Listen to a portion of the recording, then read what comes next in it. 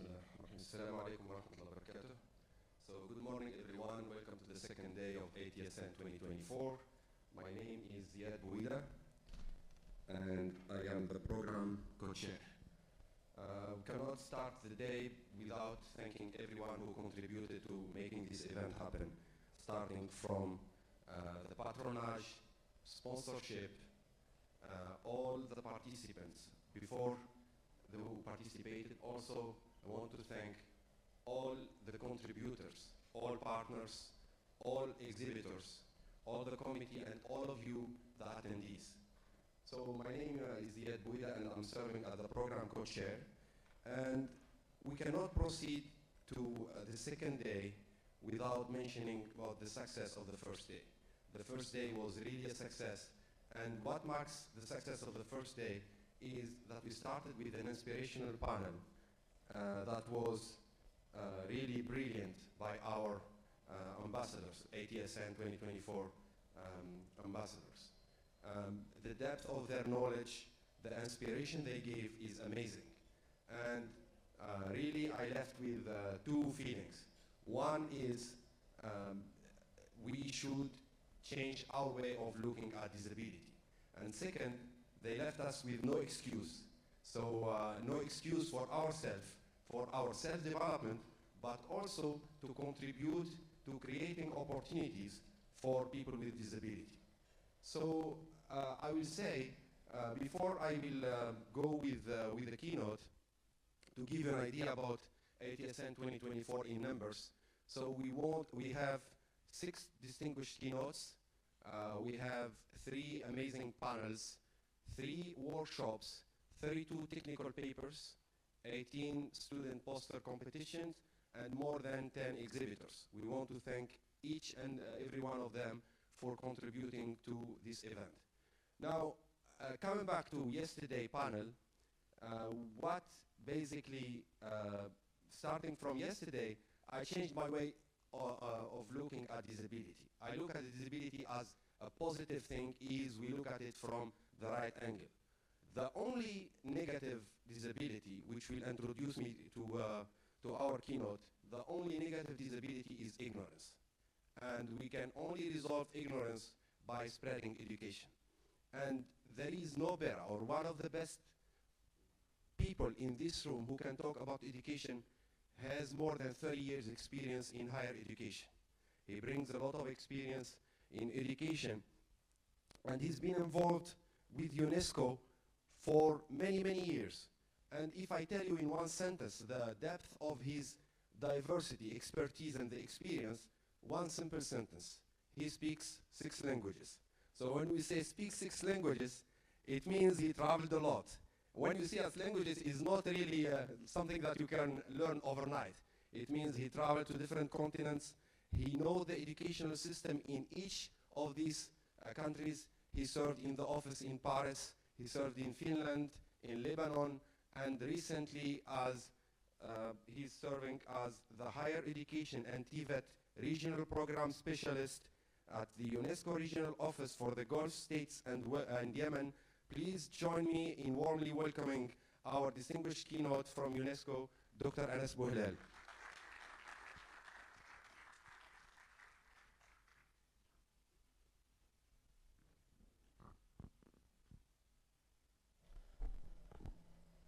Sabah al-Khair. Thank you, Dr. Ziad. So I think feeling so, after saying 6 languages, I learned the joke that the man or the woman speaks 6 languages but has nothing to say. So I hope that I will have something to say.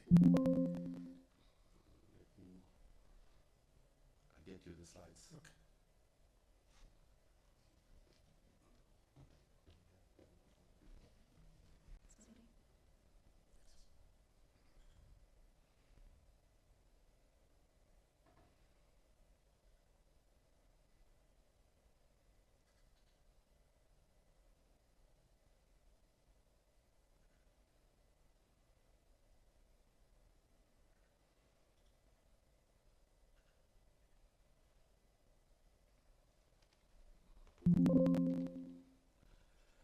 Dr. Ziad, thank you so much. Really, thank you so much for this introduction. And I think I'm pleased to listen that summarizing the first day, you were very happy with the result. And I think it's very important to see that you've had a lot of participants and very, how can I say, really very good contribution from different partners as academics and also policymakers, ministers, etc. Once again, congratulations, Dr. Khalid, and to your team. You made it in a short time, and I think, as we say in French, bravo. Thank you. And I will not be speaking more on. I was even last night changing my slides to adapt to the content of the conference, because your focus has been mostly on people with disabilities. We don't have such a program on disabilities per se, but we have a large program which is consistent on the inclusion. So this is why I will be focusing more in my presentation on what UNESCO's role in promoting the right to education and the right to the inclusion for inclusive education generally. But allow me first to, as we are in the university, which maybe you need more to know about the organization itself, which I'm representing. I'm coming from UNESCO. UNESCO, if may I ask, who knows UNESCO? So, still some people doesn't know UNESCO. So this is, I will take time briefly to introduce my organization, which has been created after the Second World War in Europe. It has been established in London after the war on 45. 193 member states. Kuwait is one of them. And Kuwait is member of the executive board as well. The Paris is the headquarters of the organization, but we have also so many regional offices in the world. One of them is the office of UNESCO. It's a regional one based in Qatar, in Doha, from where we manage all the GCC countries plus Yemen. In this office, we have specialists on the main pillars of education of UNESCO, which are education, culture, science, communication. I'm representing the education part, but the education portfolio at UNESCO is very wide, starting from the early childhood, primary school, technical education, and higher education. I'm responsible for the last two chapters, higher education and technical one. So this might bring you also, when we are talking about the inclusive education, it's not only for higher education, it's for the entire cycle, starting from even the childhood and the kindergartens into the universities. Our general director, she is Madame Audrey Auzulay, and her mandate will be finishing next year and will be starting for electing a new director general. As you can see, the language of the slide is in English and French. We have 5 languages of the organization. Arabic is one of them. So all the official languages, all the meetings, you have a right to follow them in the 5 languages. They are the recognized languages of UN. Arabic is one of them, and when whatever speaking in your mother tongue, you will have at the UN premises, including UNESCO, also the translation made in the languages which the people are speaking.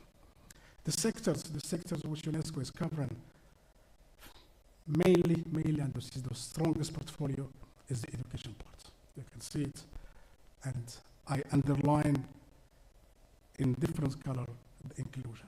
Inclusion is really at the heart of the work of UNESCO is doing, and we will be back, we'll see the historical part of why UNESCO is managing this part. The science, and the open science, water, oceanography is also the second portfolio of UNESCO. social and human sciences and UNESCO is very well known by the culture, and you can see the recognition of the cultural heritage and the sites which are recognized by UNESCO. So this is what I think you are more familiar with. And let me before to come to the topic of today, to bring you some global trend on higher education. And here, this is not only statistical trend, but also it will take us to the fundamental part of today's topic. Because regardless of the evolution what higher education globally has changed, so the number of students accessing the higher education worldwide had been doubled.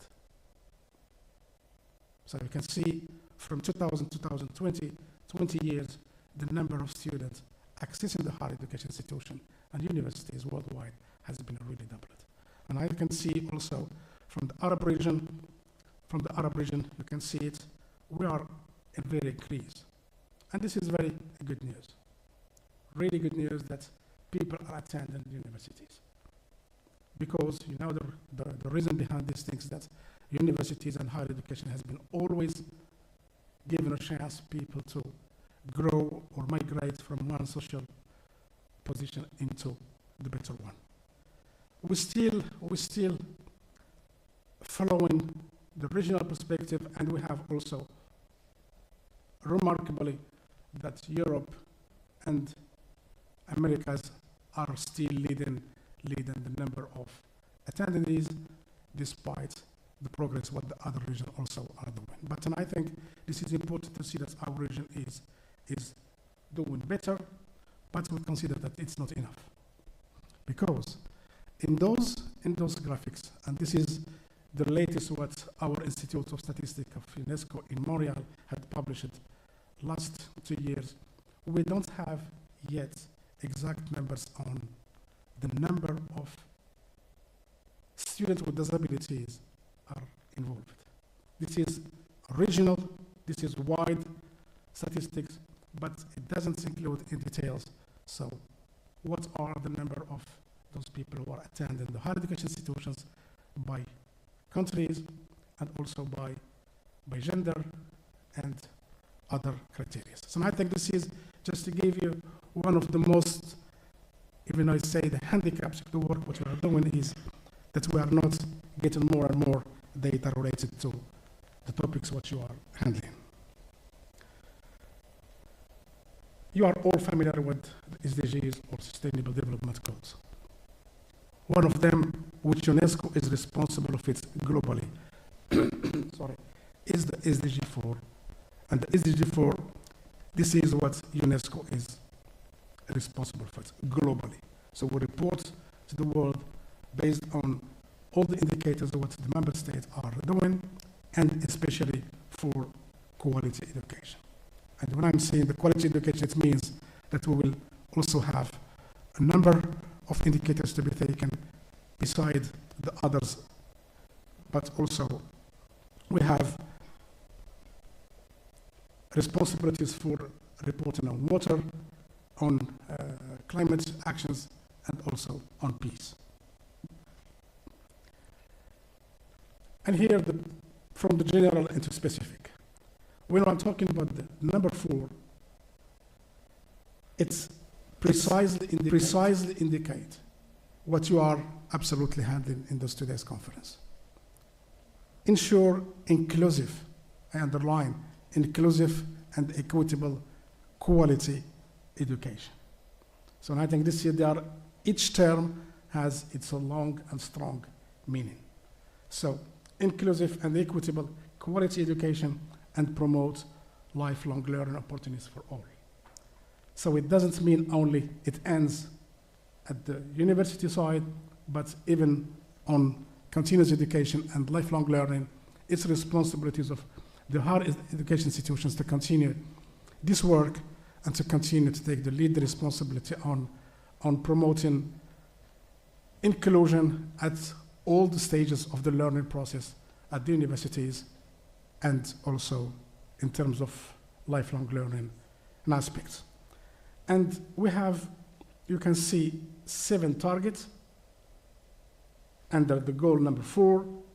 For number 3, to ensure an equal access to technical and higher education, but also gender equality and equal access for all. That means, again, we are very talking about equity and inclusion. And very precisely how we will follow or measure the implementation of those targeted is to create a safe and inclusive learning environment.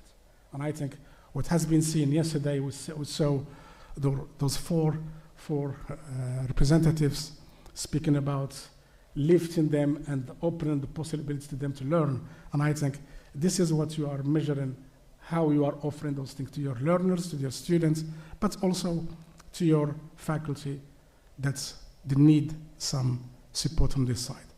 And I think it's not, as you know, the learning environment is very complicated. It is not only classrooms, it's the curriculum, it's the teaching, it's the assistive education tools, but also policies and other regulations. So please, from this introductive slides, we understand that the role of UNESCO in terms of ensuring equality and inclusive education is at the heart of our work, what we are doing, and this is what I would like to start my talk about it. Those elements which I just said are not isolated, are having a root on the declarations that we have on the human rights. So UNESCO and human rights, it has been a really root on the history, starting from its first starting time when the organization has been started. So, and I think this is what's the starting point, and this is how we are measuring the member states, including the state of Kuwait and the others in the region, how they are really implementing the rights or the human rights through the education and precisely through the inclusive education. And I think you are doing a lot of things. Yesterday the minister was saying that you are true that you are doing those things, but we have some obstacles or barriers, which we will see it later, that we don't know what you are doing, or the world doesn't know what you are doing. So I think this is where, and I think the initiative what you are taking as college is very brilliant in terms that you are promoting those such things. And I think those has to be reported. Not only one institute, but better to do it all together as a state of Qatar. You are not the only one in the country. I think you have many others institutions, University of Kuwait and others. And I think this collaborative approach by working all together, promoting the best practices of the state of Kuwait among also the others can be one of the outcomes of what you could come to work on it during this conference. What or which rights we are talking about? So we have rights in many things, but I think, please allow me to stop only onto the right to education.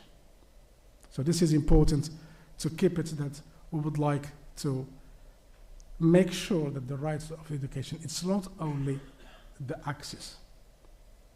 We had been many decades on supporting member states in Africa, Latin America, and the Arab states on promoting to get a place, to get an access to education. But it's not enough, unfortunately. Our region, especially in the Arab states, we are one of the leading regions in terms of young populations, which has an access and desire to enjoy, to enter the higher education institutions, but also we are suffering also from, not only for the access, but suffering from job opportunities. Those people are not accessing the job market easily, and mainly, and I think those people who are in special needs. So I don't know how the state of Qatar, of Kuwait, is managing to place its graduates in different sectors of economy after the graduation from the university, and I think this is where also we have lack of information on it, but you are not the only institution, but I think there are others from even Europe, the Nordic of Europe, that also could not match really the access of the graduates to the job market only because of their status as having disabilities or some exclusive mental, physical, whatever elements not allow them to enter the job market. And I think this is, please, that's the main message of the rights to education is a right to the education in the entire process. Childhood, early childhood mainly, through the primary, secondary, technical educations, and also to the higher education. But it doesn't stop here again, because always we are blaming, not blaming, but we are saying that the universities can be putting more work to continue those things is only after the graduation. And the continuous education is mainly focusing on the lifelong learning. And here we need to recommend to the universities and your institution to, while you are developing your programs and your curriculums, to think also about those people who are outside of the universities after the graduation. So ensure inclusive and equitable equation, which I'm repeating many times. This is the core of the Sustainable Development number 4. We at UNESCO, we are following and monitoring the implementations at every country in the world, including the state of Kuwait. We see through the reporting annually what the state of Kuwait is doing, what the other countries also are doing, and we need to collect the data on the achievement and also on the obstacles of the barriers, what the countries have in reporting through the inclusive education implementation. Key aspects of UNESCO's approach to inclusive education. What are the main five elements how we see that inclusive education could be taken in place? First, respect of diversity. So by respecting diversity, we always say that regardless of origins, religions, color of skins, and whatever exclusive elements, so we need that through our curriculum, through our degrees, through our possibilities at the higher education institutions to promote diversity. And I think, I don't know if you have an exact number of how many disabled person you have at the university. Do you have the statistics? Maybe we will discuss it today during the debate, and then we'll see how many of them you have by age, by gender, and it becomes more complicated when we start reporting on how you are really integrating those diverse people by different criteria. We promote that respect and diversity, we cannot do it alone. One university itself, they cannot do these things. And I think we really stand on policymakers at the universities, at the university itself, on the faculty, those who are teaching, and also on the students themselves. Maybe this will be discussed in details in discussion, but I think the learning or the teaching methodologies, what are the teaching methodologies using in promoting this inclusion? And I think you are better because you are placed as professor at the universities, you know what are the teaching methodologies you're using to adapt into not the massive classrooms, but those people who are looking for specific needs. And I think while I was in my university 4 years ago, I had in my life a blind student.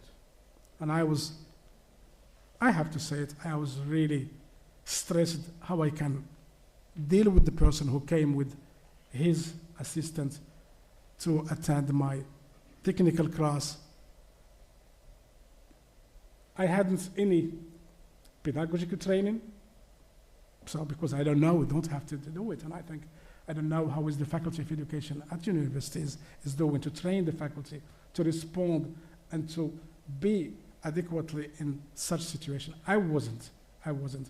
But and I think the most hardest part what I had is to be sure that this blind person, he meets the learning outcome of the class. And this is, and I think what you are doing, you're trying to promote the learning outcomes at every classroom or every program. But this is the challenge what I had through the assessment, what the assessment methodology I will be using to see that he understood really the learning outcomes of the class. This it was to me very challenging, but he left the classroom in the middle of the course. I consider this is a failure for me because I couldn't respond to his desire to continue a little bit very complicated course on technology, and I saw how he was trying to technologies and everything, trying to understand, but unfortunately, he left in the middle of the class or the middle of the course, and I still taken this as failure of myself as professor who could not meet the demand of those people. So please try not to learn those bad cases from my case. Please do it better. So I think the integrated approach is this is the heart of the things, and I think we need to learn from each other. We need to exchange the information. One university would not be enough to do it. Even what you do it brilliantly would not be enough. Please make suggestions, talk to the ministries, talk to the private sector, because what we'll see later on, that after the graduation, where those people are going to work. We have a specialization who we will not absorb those graduates. So, but at the same time, based on the right to higher education, we will not leave them behind. So this is, and I think it's very important to see. And you have, I think, very immense responsibility on the curriculum design. It's not only for designing the content, but its implementation. So this is where our mutual responsibility is taken really a huge importance. The support, the global commitment. And I think, as we've seen yesterday and also maybe today, that the state of Kuwait is doing really good things. But how those commitments, what you are taking place in the country, could be spread outside of the country. This is our role. We can support you, of course, but I think also the initiative could come from your side by extending those best practices in the region. At the GCC side, we have, as you know, I'm responsible also of the country of Yemen. The need of support in Yemen, in Syria, in Palestine, and the other countries is huge. And I think supporting those young people who are in need also your humanism, and you need also to share those best practices to support those people who are in need. Advocacy. As I say in the first beginning, we have 193 member states, member of UNESCO. That means we have a platform to share and to learn from the others from 193 countries. So through our offices, through us, when you made suggestion or request on such, you will have the response to spread your news or to get partners who can work with you on different topics. The barriers. So we would like to promote those things, but we have some barriers in front of us. Those main barriers is, I'm not saying those about the Kuwait itself, but I think the political will. There are some countries who don't, even those include those things in their political desire. And I think you are lucky that the state of Kuwait is taking these things very serious. We have seen a lot of centers established in the country for the blind people, and I think the professor from India shared with me yesterday that he had visited a very nice center for the blind people, and those things we need to spread those good news among the others. The distant work, and I think this is where I underline it, that the work to be done for getting a collaborative approach at the stage of getting students in the first and after the graduation who are willing to join the job market. And I think a discussion with the private sector and the employees should be also taking place at the stage of the education. The most I think what have been seen in many different countries, the lack of resources. Resources are human and also the financial resources, not enough to promote such inclusive desire, whatever the institution is willing to do. But I think sometimes it's not even excused, but this is what is taking in place, especially after COVID, and I think we had a lot of regressions in the financial education sectors widely, but I think if we could contribute and raise the number of percent of GDP on inclusive education, this could be really important. We may have very well designed programs, but in terms of its implementations, we have challenge. So here we need to see an adequacy between what is designed and what is implemented. And I think here we have a lot of work to do because we are very ambitious, but when we come to take those things in place, we face challenges. And I think we should ask ourselves why those things are placed. Mainly, and here I have to be very frank to you, that we don't have full data on the people with disabilities. If we have those full data, or mostly full, in some countries in Europe, we don't have in our region. Maybe the question is that we have, but we don't share, or we don't have them at all. And I think this is the difference. And we need to see why we don't share. If you would like to put the things visible to the world on the progress that we are making, so please share the data. What is the problem? What we are hiding on this? So I think through our institutions, when we are receiving the data, analyzing the data, and reporting to the world that this is what's happened at the university in Kuwait, will be proud as UNESCO that we see that the contribution of the higher education institution from the state of Qatar are doing also their own contribution. But I think this sometimes has a problem because some people in such different responsible ministries, they don't have the skills how to report. But I think please acknowledge that we don't have the skills. And we are here to do these things to help the universities, to help the policymakers, the ministries to report and to know how we do it, the reporting.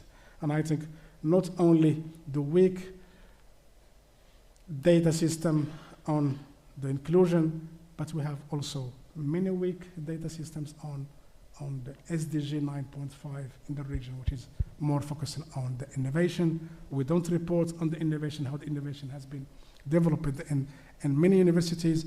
So this is where, and I think for the future, to the organizer and to Dr. Khalid, maybe you could see later on to think about data mechanisms on this topic. And I think this will be very innovative to see how you can gather the resources and the knowledge from different regions as well. UNESCO will continue to concentrate its effort on those 4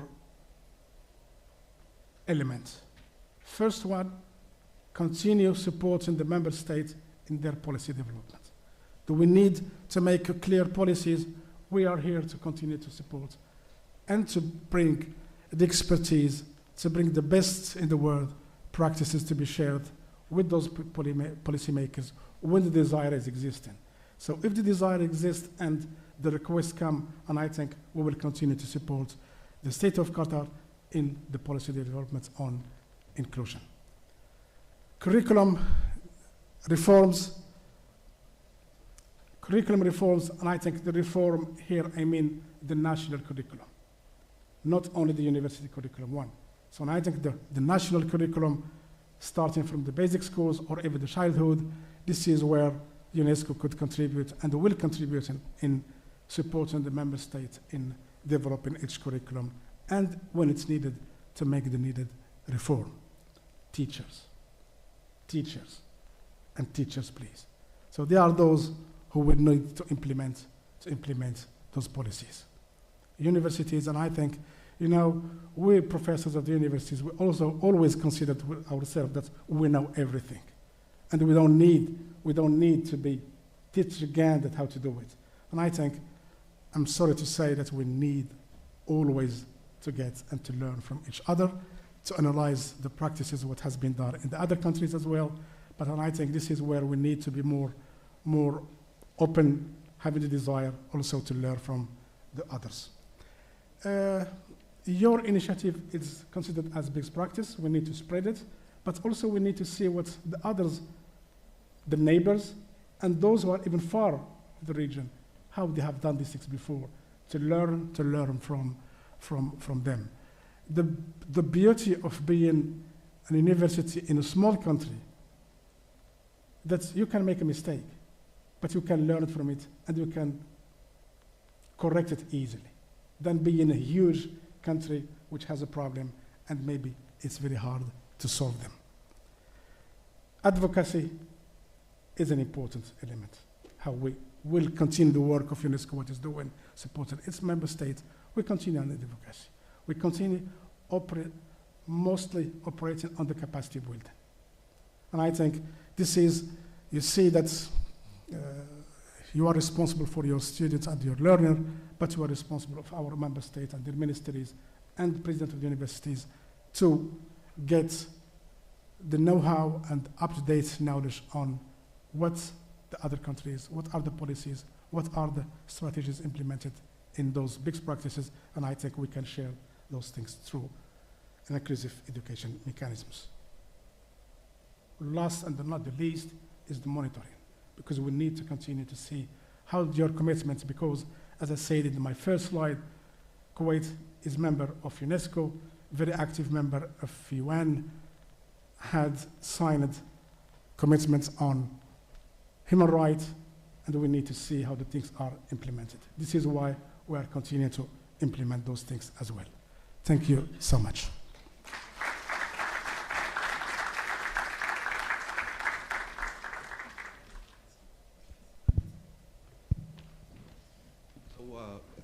Thank you so much for the great keynote.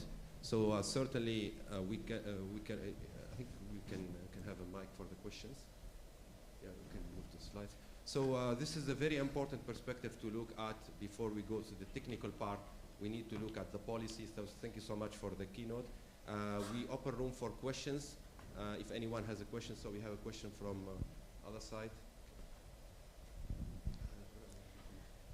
Thank you for your great presentation. I would like to ask about UNESCO.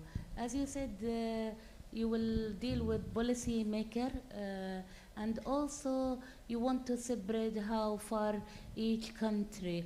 Do you organize conference at least on Arabian Gulf to see how far every country, and then they have to show each other? And I think it will encourage country to do more for special need education. And also, do you have a sort of way to encourage country to have a good statistic? I've been doing a research on autism. It's hard to find a good statistic in Kuwait about severe case, moderate, and mild autistic, and also where are they in the work, and in which school they involved. So I think you hardly or have to push country toward doing a good statistic. Thank you. Thank you so much. This is a really good question. Thank you for the question. I think for the conferences, I'm really delighted to announce to you today that the state of Qatar, where we are based, will host in April next year the first higher education conference for the ministers of higher education in the region, with experts, rectors, to debate many changes happened in higher education in the region after 20 years when the last conference on the higher education in the region took place. So I think this is a really good momentum to come and to debate those things. And one of the teams is higher education in emergencies and an inclusive higher education. So I think, you know, our region is facing a lot of challenges. Higher education emergencies, we have Sudan, we have Yemen, we have Palestine, we have Syria, and so how the people in those countries are learning. I'm talking in general, not only about people with disabilities. So especially when we're talking about those people with disabilities are forgotten because are not, sorry to say, not priorities anymore because all the learning community is priority. So I think this is where I announce this good news that please, universities from Qatar, yours, Dr. Khalid, will be invited to come to join this. And I hope that you will bring with you also those challenges to be debated and also the good practices on it. The second part of your question is very, very important. So it confirms also what I said. We are having problems on collecting the data, not only on the people with disabilities. In general, problem and issue with the data is a taboo. And we would like to face this taboos. As I said very openly, what we are hiding. I'm not putting my hand or fingers on a country per se, but I think there are a lot of good practices happening, but we don't report to. And we would like to learn how to share those data with the people, others. Thank you very much, Dr. Bohler, for this very interesting keynote. I would like to talk a little bit, and maybe if you can comment also, about the role of UNESCO in promoting open educational resources and open education in general. I know that UNESCO started from 2012 when it organized the first World Congress of OER in UNESCO headquarters in Paris. Then the second World Congress of OER has been organized in Slovenia, in Ljubljana in 2017. And recently, 2 or 3 weeks ago, the third World Congress of OER has been organized by UNESCO in Dubai. And a very important event that in 2019, UNESCO obtained a recommendation to the United Nations to promote open education. And recently, what's new, and especially in Dubai World Congress OER, is promoting the accessible OER. It's not enough to promote open education resources, since this content is digital, open content, but also it's very important to have this content and these OERs accessible with conformity to universal design, and the web content should be in conformity with the web content accessibility guidelines to facilitate the access of people with disabilities to this educational digital content. So can you comment a little bit about this? Because I think UNESCO is playing a big and significant role in promoting the access to people with disability to digital content. Thank you. Thank you so much. Thank you so much. Really very important question. And we are proud that we are doing good work on OER. And we are also promoting many things when we're in debating with the member states and from the region. And I have to say, we are having also challenges. First, you are from Tunisia. The best, and I can say the best, one of the best virtual universities in the region is in Tunisia. Based. Second university is the Arab Virtual University in Syria. Third, we have also in Kuwait, and we have also in UAE. What is the problem that we have? Content exists, learning pedagogies are also taken in place, but the problem that we have, the recognitions of the qualifications. So many Arab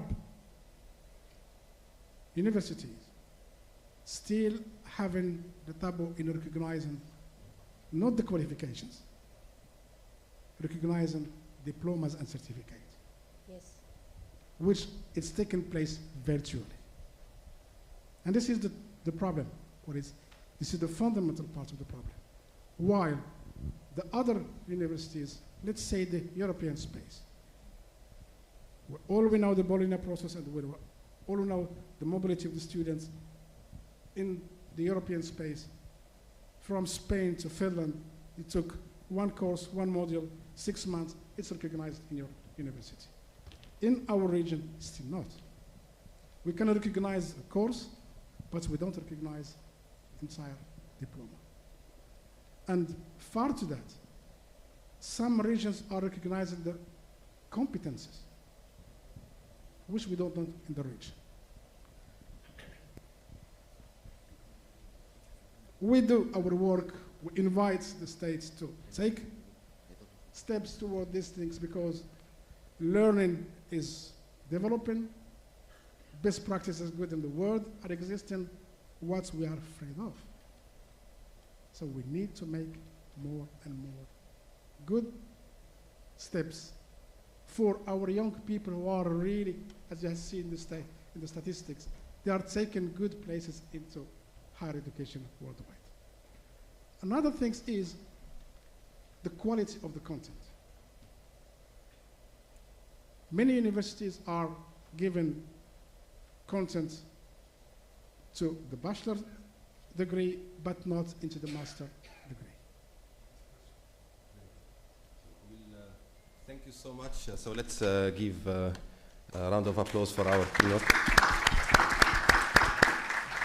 So we'll move to a very interesting panel, and before let's award you first.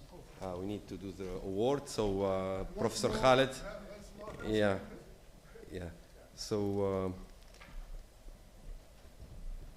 we'll have the award for our keynote. I'm very generous. And maybe you will get another one after the panel as well.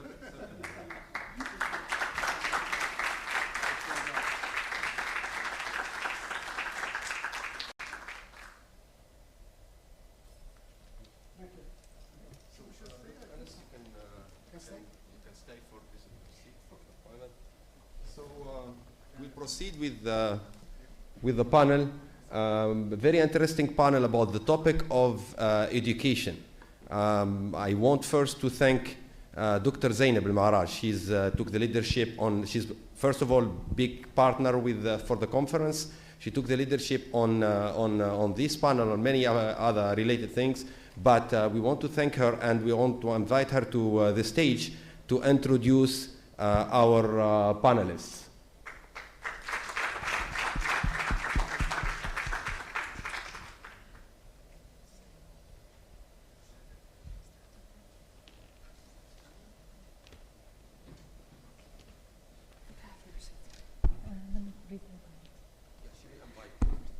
Assalamu alaikum, everyone, and welcome. Thank you for being here to participate in the panel. We're really excited to invite to the stage, in addition to Dr. Anas, Ms. Amal Al-Sayr. Ms. Amal Al-Sayr, hayakallah.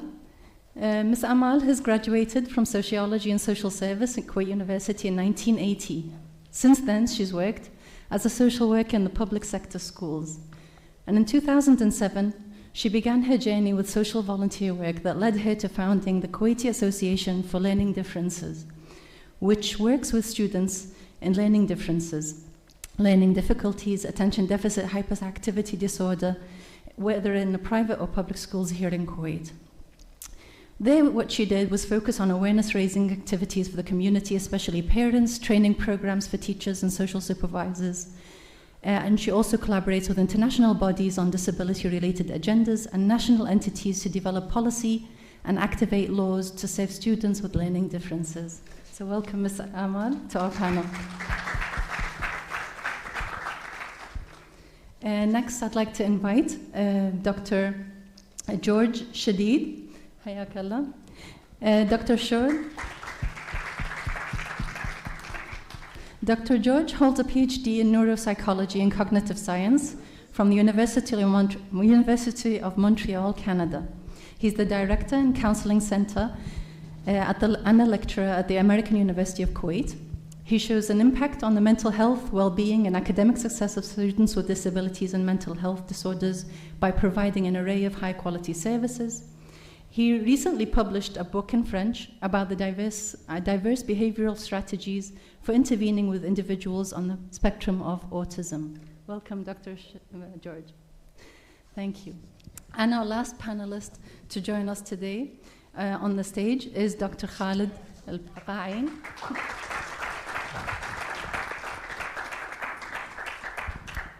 Professor Khalid is the founding president at the Kuwait College of Science and Technology.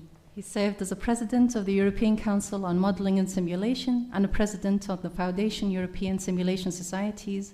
His academic career spans over many countries like Hungary, Jordan, Italy, Germany, and UK. Dr. Khalid also acted as a consultant to many international technology companies and as a fellow of the British Computer Society and fellow of the German Alexander von Humboldt Foundation. He's also a patent holder, book author, thesis supervisor, and reviewer, and received many recognitions, most notably from Her Majesty the Queen Elizabeth II and the Order of Jerusalem for many of his contributions. So welcome, Dr. Khalid.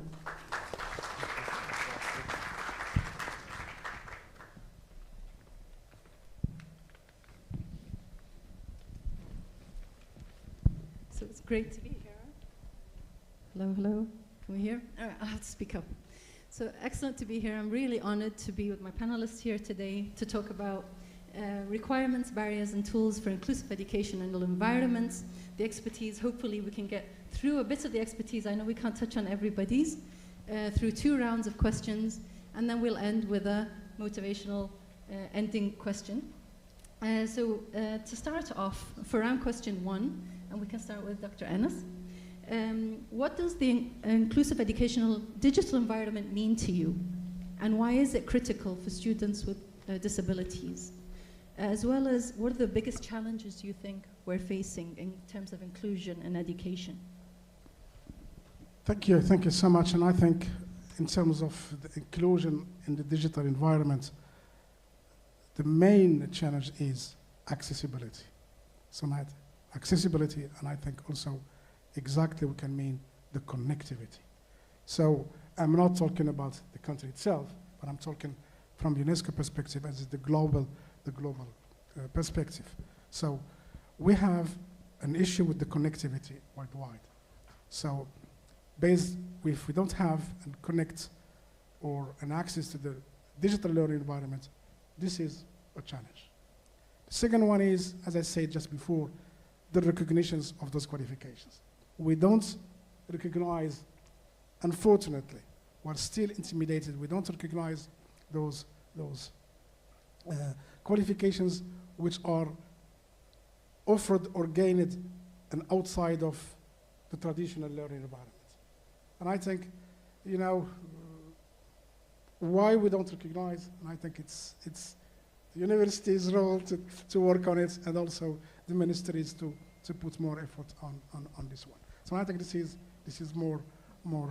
The second is also the policies taking place. So I think the policies, ministries, and the link to the university in terms of implementation. And the third, employees.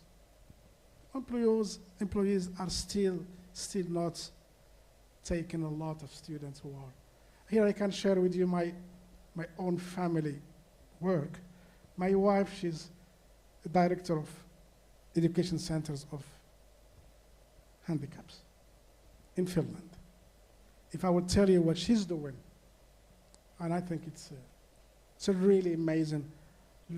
Students are learning language, students are learning technical professions, students are taking also placement, good placements at the bank or promoting the services, etc. So there are a lot of things to be promoted. Yeah. Thank you. I totally agree. I believe, like when you said, as well as policies, Alhamdulillah, Kuwait is one of the advanced in terms of people with disability policies, and it's putting them into place that we have the challenges mostly, and it comes down to awareness as well. So thank you for your input on that. So Ms. Amal, I'll translate the question for you, because I know you're going to respond to us in Arabic today, is that correct? I'll try and translate to people whoever need it through when Ms. Amal is finished. Ms. Amal, ماذا تعني البيئة الرقمية التعليمية شاملة بالنسبة لك؟ ولماذا هي مهمة للأشخاص ذوي الإعاقة؟ أيضا في وجهة نظرك شنو أكبر التحديات اللي تواجه تحقيق الشمول الرقمي في التعليم اليوم؟ شكرا لك دكتورة زينب، وشكرا دكتور زياد على التنظيم، أيضا دكتور خالد وكل القائمين على كلية التكنولوجيا على دعوتي اليوم. أتشرف أني أكون من ضمن يعني نخبة من المتحدثين. أول شيء أنا أمثل الجمعية الكويتية لاختلافات التعلم، كانت إذا تسمحي لي بس أسوي هذه المقدمة. Kuwait Association for Learning Differences تعنى بكل المتأثرين باختلافات التعلم، ولما نقول كل المتأثرين احنا نعنى بولي الأمر والطالب والمعلم، احنا نعتبرهم ثلاث أضلاع لمثلث العملية التعليمية، فنحاول جهدنا أن لا يسقط أحد من هذا الاهتمام اللي تقوم فيه الجمعية على مدى سنوات. وأشكر دكتور أنس على يعني التأكيد على أهمية التعليم، لأني أنا يعني أدفوكت لتعليم الأشخاص من ذوي الإعاقة التعلمية على مدى 18 سنة، وطبعا تعرفون 18 سنة it's a long time in my age so it takes a lot of time to advocate and to fight for the students. Before we speak generally about the disability, we need to focus on the hidden disability, and that's the big challenge for everybody in the education sector, either teachers or the students. And when I say hidden disability, I mean the people with learning difficulties and with ADHD. And I think all of you knows the effect of this. سوري أنا قلبت إنجليزي لأن حسيت الحضور يعني will be يعني will be more appealing for them. وصلحوا لي لأن إنجليزيتي is not يعني so. شكرا. Thank you على التشجيع. So we focus on the hidden disability ليش? Because we believe that nobody will be interested in supporting them or even understanding what they're going through, because nobody can see the dyslexia or dyscalculia or dysgraphia or even the symptoms of ADHD. People usually will call it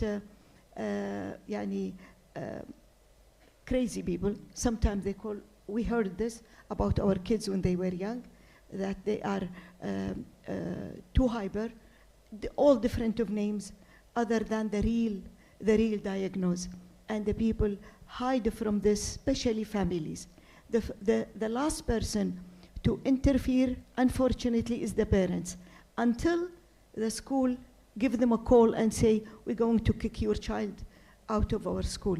Despite of his intelligence, even if his IQ is average or above average, they are so ready to kick him out because he's not in the norm spectrum or the standard student who sits and just follow the instruction.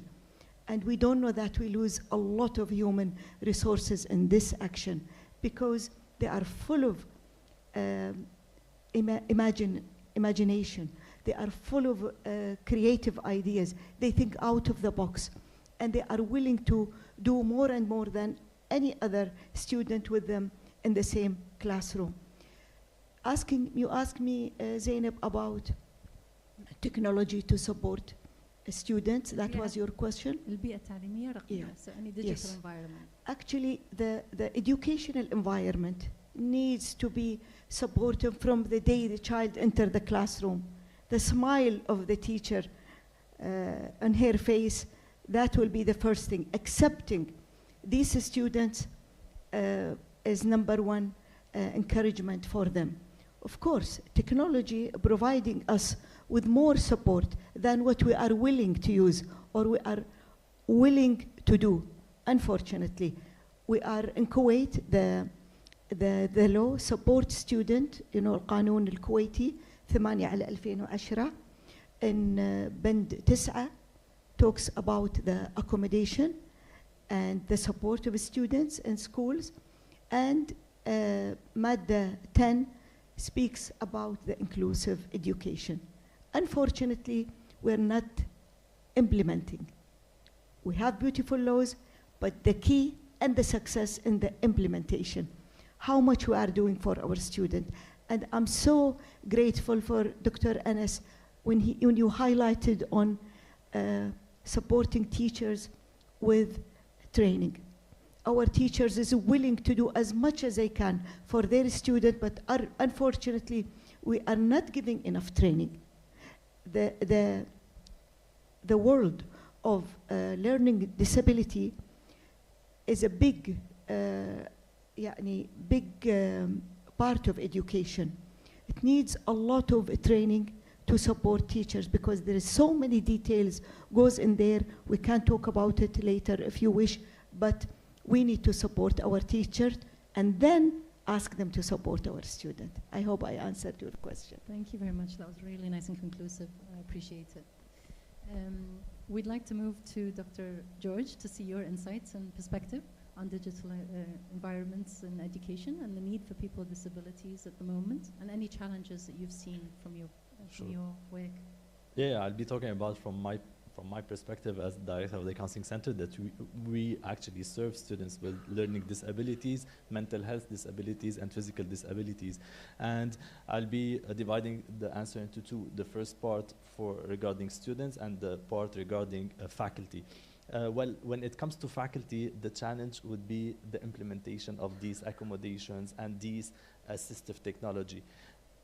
Many professors are resistant till now to let students use, for example, voice-to-text or text-to-voice tools, or even use a computer instead of papers to do their exams. We face also challenges regarding how, they lack information, they lack knowledge, and they don't know how to help students manage with these assistive technology. When it comes to students, we have also the taboo that Dr. Anas talked about. They are scared to come and ask for assistance. They don't want to be labeled. They are scared of their future. So there is the taboo, but there is also the loss. When they arrive to university, it's a new environment. In schools, I know very well the work of Mrs. Amal Sayer, and we know that in schools they are prepared to be helped in a way that they will perform, they will finish their tasks, but when they arrive to university, there's another environment where they have to be independent. And this is the most challenging point. They arrive and they want to do it by their own because they feel that they are adults, and then they feel that, okay, how do I access Moodle? How do I go to Banner? How do I use my iPad? All these tools that we can also provide with the Writing and Tutoring Center and with all the accommodations that we can offer. But with that, they are not ready yet to be independent because exactly we did not prepare them how to use these technology, assistive technology. Totally agree, and thank you for sharing that. In terms of the teachers, you mentioned just the reaction and not being prepared, right? Sometimes, yeah, the resistance, lack of information, lack of trainings. So we go back onto the institutes, the stakeholder that needs to pay attention. So thank you for closing on that. We'll come back and touch on it on the next part or the next round. Dr. Khalid, the same question. From your perspective, what do you think the challenges are in implementing digital environment inclusion, as well as what are the needs of people with disabilities in your opinion? Thank you very much. I must say that before yesterday, I was a different person. I didn't know much because my knowledge, although we started this conference and things, my knowledge, my understanding of disability was limited to a certain extent. Since yesterday, we learned a lot about that there are different types of disabilities. We have from the mobility, sensorial, and then cognitive. So when we look at this, so the task of saying that supporting disability in general, it's a very wide task. And I think it's a big task to put on any organization in one go. And this is, again, supports what Dr. Anas said, is about no one organization can do things on its own. From our perspective, of course, from day one, we recognize the importance of supporting cognitive disabilities. And we have a counselor, we have assessment at the beginning, at admission. We try to accommodate as far as a young university can support, because, of course, the priorities for many universities, including the oldest one, private university in Kuwait, AUK, even including Kuwait University, which is the big university, priority was to get the basics done. So when you focus on the basics, sometimes these key elements of looking at minorities, at special needs, becomes in the back of the queue. And we must admit, I think this is a problem in all universities in Kuwait now, that we have not reached the maturity level where we start looking at the caring for everyone. No one left behind. That was the logo of the ambassador of the UN yesterday. She said that this is our slogan, should be no one left behind. We have not. Of course, I can repeat the same thing that everybody said, that about challenges, or not only about providing the access, because I think in this university we reached a quite high level of providing accessibility for people with mobility. So we have graduates from our university who was on wheelchair. We had graduates who had some disabilities in sensorial sense. We provide support, we provide a lot of things. But we are still far away from getting there because of the reason of that we have not taught our teachers how to do the proper job.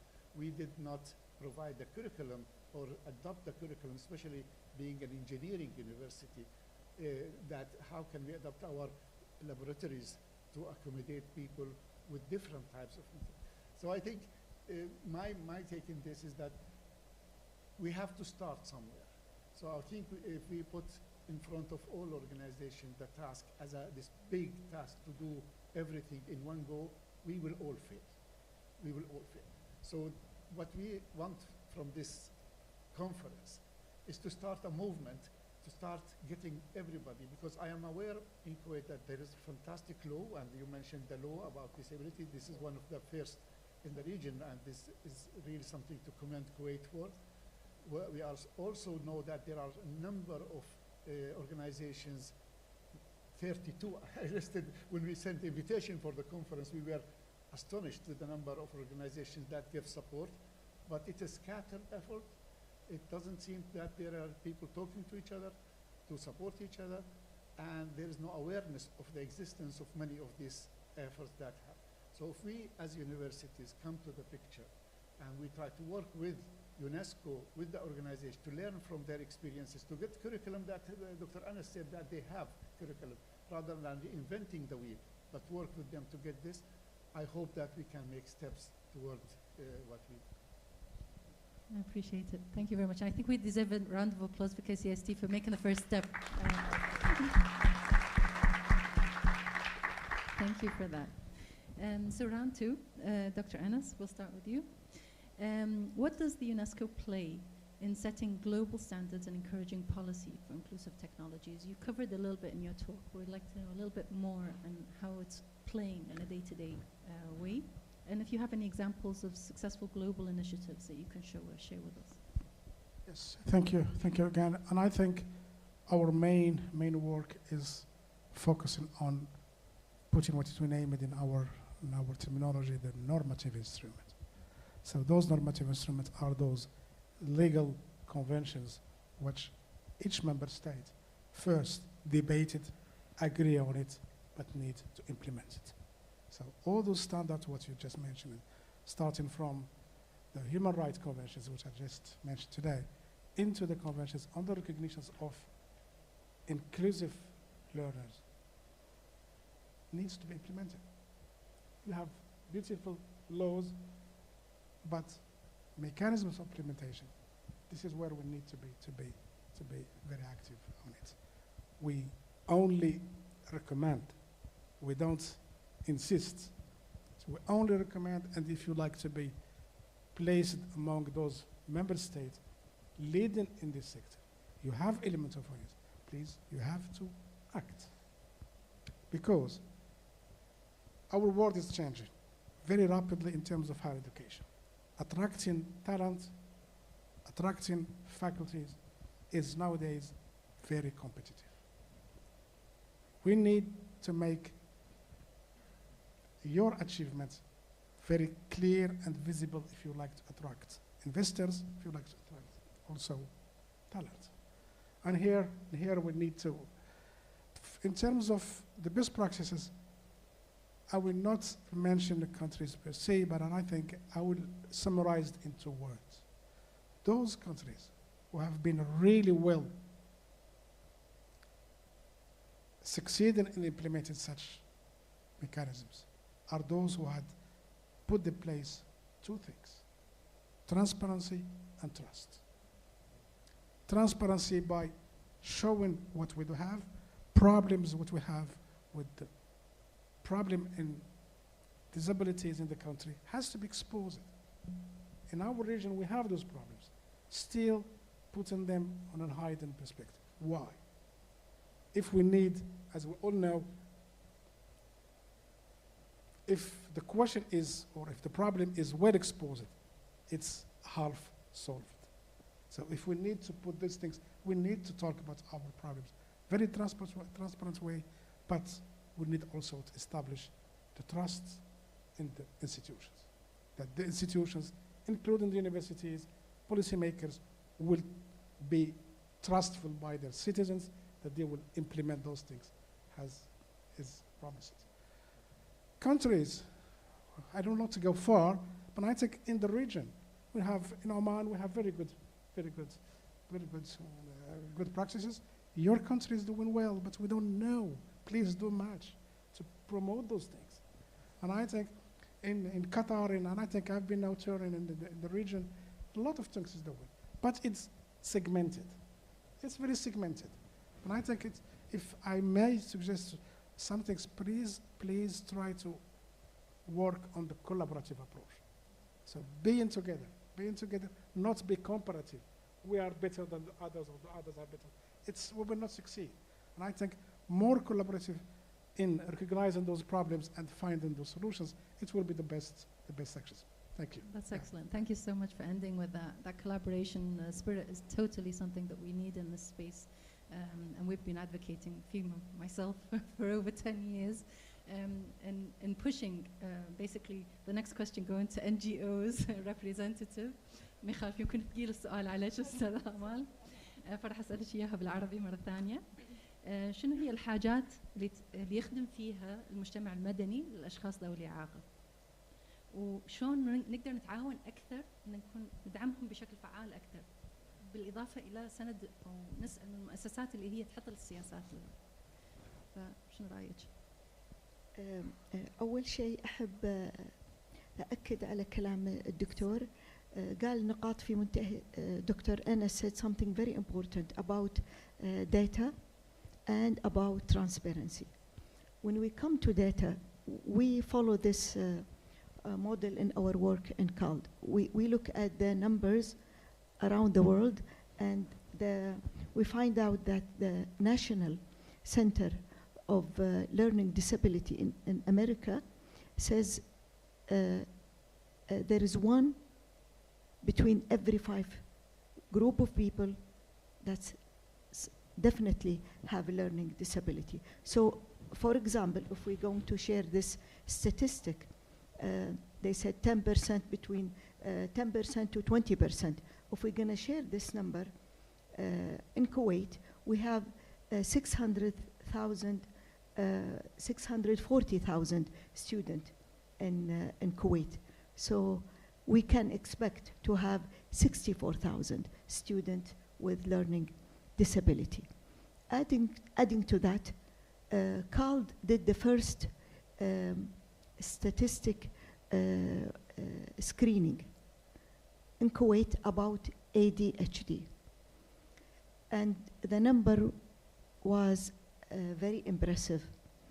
the result shows that 30% of the students in schools, they have the potential to have ADHD because it was just a screening. All these numbers, all these students, we have their data.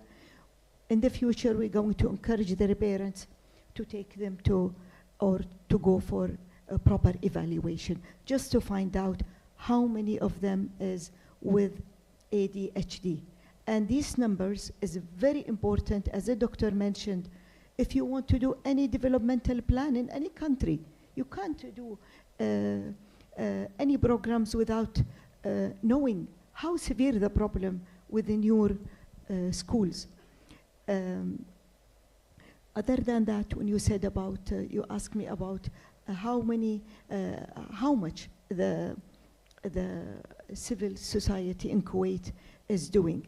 I think we are doing an amazing job. We are fighting for the rights of our people with disability, in all kind of disability. If you search or Google in the website, you will find that there is an association for every kind of disability in Kuwait. There is association for learning differences. There is association for blind impairment or a deaf impairment or walking disability and autism, all kind of, there is support and there is people fighting for them. All we need is the collaboration between us and the decision makers in taking the brave steps supporting them. I think in Kuwait, we are not exaggerating to say that we have all the potentials. We have all what it takes to support our student with disability 100%. We have the ability to be a model for the world, not only for the Middle East or for the Gulf area, but all we need is the decision making. And the civil society is willing to help. Proudly, I would say, when the doctor spoke about empowering and encouragement, we announced 10 years ago and still going on the first Teachers Distinguished Award for the teacher for special education. And I can't tell you how excited the teachers to join that and to feel that somebody is behind them, somebody is thinking of them and appreciating the effort they do in the classroom. And we need more and more of these awards, not only called Award of Distinguished Teachers. We need more, and we need to encourage everybody who's really believe that this is important part of our society. We need to support them, and this is our duty. We are not giving them any favor. And I hope from this member, from this platform, and of the, I encourage the doctor of calling everybody to be a support and advocate for them. Thank you so much. Shukran. If I may add one, just it comes to my mind as best practices in terms of examinations. When a learner has been detected that has a disease on, let's say, ADHD, some universities place in policies to give more time for the exams. So I think this is the solutions. This is something what you are coming up with, that we can, those people, they need more time. Of course, you need the medical doctor's statements that, or psychologist, or who is stating that the learner is facing those problems. So we gave more time for the learner to respond. And I think this is a challenge in the digital environment. Digital environment, as you place it, this is counting the time. So how you place that the clock doesn't log on the time which is desired for everyone. And I think this is technically can be solved, but when the policy is placed. So I think those are good examples, but which we learned, personally what I learned by meeting many people are doing good innovations on that. And I think learners nowadays, with all the digital progress that we have, they still need the touch of the teacher. Those people who are in special needs, they need even more. So I think we have to be ready to share our experiences, to be more close to those people who are in need of the human touch. Thanks. Thank you, Dr. Anas, for that addition. Totally relevant. We do need everybody, and it takes many to keep our students to succeed, and hopefully that's where they reach where they want to go. And I'd like to thank you again for your amazing insights into the NGO side and all of your efforts, and probably recognize them. And I'm sure we all appreciate all of this effort, and some of the students might be even at this university who may thank you for that. Thank you. Dr. George, so your question is, what are the cognitive and emotional barriers that neurodiverse students face in digital learning at your institute, and how can technology, educators and institutions better address them when it comes to the learning tools, buying them, procuring them, and so on? Exactly. So as we mentioned several times, it starts with policies. So for that, last year I did the exercise. This is interesting for you, Professor. I compared all universities in Kuwait, how they deliver their accommodations. But what I went through their websites. So I wanted to see if they publish already, so if it's an open access and there is transparency.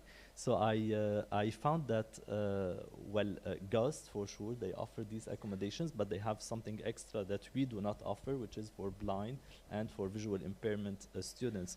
At AUK, we offer around 15 accommodations. Last year, we reviewed them as well, and we integrated them as well in our policy. Because we found that students nowadays are more relying to technology, especially when it comes to writing, spelling, even taking notes.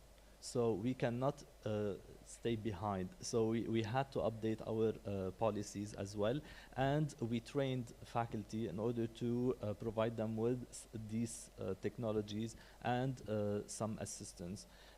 We also started a new program, which is Buddy System program. So for all neurodiverse students who are struggling to integrate the environment, to adapt to the environment, we provided them with another student who is a senior student in order to support them in this journey. So they will have faculty who are trained, they will have students as them, so they don't feel the label or the shame of coming and approaching a staff or another faculty. And in this way, our students are working, so they are paid for these hours. At the same time, they are helping students with learning and physical disabilities. But for sure, the emotional aspect is very important. The amount of stress that we see, the amount of anxiety that we see is huge. So we have to deal with this. That's why we offer them as well counseling and a follow-up. We kind of mandated at the beginning, so we asked them, okay, we are offering you these accommodations, but these accommodations just by themselves won't be helpful if you do not come and get the counseling with it. So you will reduce the amount of anxiety you're feeling by talking about it, by adapting your new skills, by learning how to integrate the campus and to adapt to these courses. So we're trying as much as we can to facilitate this, to facilitate the access for services and to support them by exactly providing strong policies. When we have policies, as we are all saying, we have to apply them. So it's not a choice anymore. It's a right for the student, but also there is the how, which is the procedure that comes with the policy. Excellent, thank you for that. And I totally agree. I believe utilizing even the existing expertise, we have so much in Kuwait recently that are being highlighted to understand how to better navigate that space. Would be amazing to understand. We'll talk about this a bit more outside, inshallah. Dr. Khalid, and this is the end of round 2. How can universities in general drive innovation and adoption of assistive technologies into their curricula from your experience here at KCST, including infrastructure, and what challenges are they facing? Yeah, thank you very much. Just let's start with exactly. I appreciate what Dr. Anas said about adding time and having policy. Probably it's not published, but this is essential, and we have been adopting this. So all students, when they come, they register in case they have disability of any kind. And in our examinations, for example, if we have this policy from day one, that given more time, and even sometimes a point of absence of class in case of anxiety. All these things have been implemented from day one. But we were happy to learn from your experience, because at the end of the day, we need to get together and we learn from each other to provide our students with the best practice. Innovation. I think from our side, this area of assistive technology has been a core of many projects that we did in the university. And the exhibition that you may see outside demonstrate that we had many projects that the students have been doing for helping students with different types of disabilities. So we at the moment do programs in high-end engineering, so it's electronics and communication and computer science and computer engineering. So these areas are the core areas of assistive technology. So AI and robotics have been the core of what we do. And I'm very proud of our faculty. They embraced this challenge from the beginning of the university, and we have a wide range of projects. Embedding this into even curriculum at early stages is important, at least making sure that the students are aware of such a challenge that other people may have.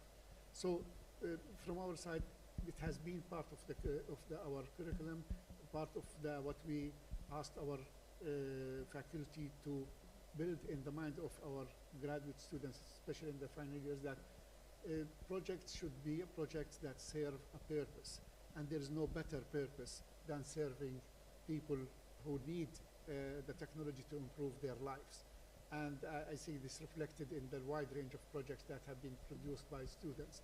Some of the projects may not end in a product, but for me, many times, is the awareness and being aware of what these people suffer. It will encourage them to get more and more of the understanding and supporting to others. Yeah, definitely. So the empathetic aspect is something that a lot of us go to or moves us, I believe. And we've been on our agenda for very, very long, trying to increase awareness in that space, especially at an NGO level, when it comes to empathy. But then I guess from what you saw yesterday, a lot of people from disabilities are more advocating their right to be seen as equals and not as subordinates or cases of charity and so on and so forth, which is something that we really want to build our awareness into and into our policies as well. Probably we will do more through this forum. We are establishing an annual event similar to what said about encouraging final year projects in universities. We will do an annual competition, and it will be a generous prize for the best competition for projects that serve disability and in all kinds of disability, whether it's on the wide range, because we don't want to limit it to one category. But this forum, in this afternoon and the final session, we will honor the winner of this time. It was a small competition, 18 poster, 18 projects. I hope next year will be more, and in the few next years we will go to regional level, where we make sure that all universities are competing to do the best for disabled people. Thank you very much for that. To end our panel today, I have one question, our takeaway question from everybody, because it's keeping us from our coffee break, long-awaited coffee break. So what is one actionable step that you would recommend to advance digital inclusion in education this year? Very hard question to say. Yes. And I think technology is doing amazing and offering amazing solutions. We are in a region very well known and rooted in the care. We learned and we've been educated how to care to each other. Please develop whatever robotism you like, but keep the care. We need that our people with disadvantages, or what names you name, they feel that we are caring of them through the education, through whatever facilities you put. And I think this is the message that I would like to take about. Thank you. Thank you. Thank you for sharing that, Dr. Anas. Ms. Amal?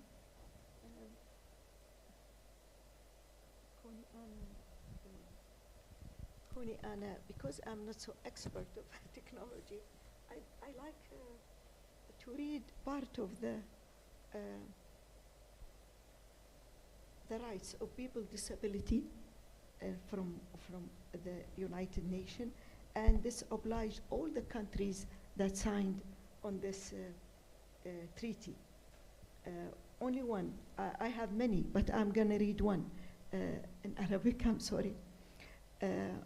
ضمانا لإعمال الحق، هذه مادة 24 من القانون الدولي لحقوق الأشخاص ذوي الإعاقة، في بند 4 تقول: ضمانا لإعمال الحق تتخذ الدول الأطراف التدابير المناسبة لتوظيف مدرسين بمن فيهم مدرسون ذوي إعاقة يتقنون لغة الإشارة أو طريقة برايل لتدريب الأخصائيين والموظفين العاملين في جميع مستويات التعليم، ويشمل التدريب الاختصاصيين بالإعاقة واستعمال طرق ووسائل وأشكال الاتصال المعززة والبديلة المناسبة والتقنيات والمواد التعليمية لمساعدة الأشخاص من ذوي الإعاقة. هذه فقط مادة واحدة، وكثير من المواد في القانون الدولي لذوي الإعاقة ملزمة لكثير من الدول الموقعة والمصادقة على هذا القانون أن تقدم كل الخدمات المطالبة فيها لخدمة أبنائها من ذوي الإعاقة. ممتاز، شكرا جزيلا لمشاركتك هذه ويانا on this panel. Thank you. Dr. George, how about you? I think we have to stay curious to see what's going on, what's going around the world, and to seek opportunities for students with any kind of learning, physical or mental health disability. We are, especially for those who work in management, it's our role to stay informed, to go and seek other new opportunities, other assistive technologies, and to exactly stay updated on what's going on. Super. Thank you for sharing that, Dr. Professor Khaled? The big message is that we need to collaborate, we need to work together, and when it comes to people with disability or no disability, we need to deal with individuals as individuals with whatever their circumstance they have, provide them the support as much as we can.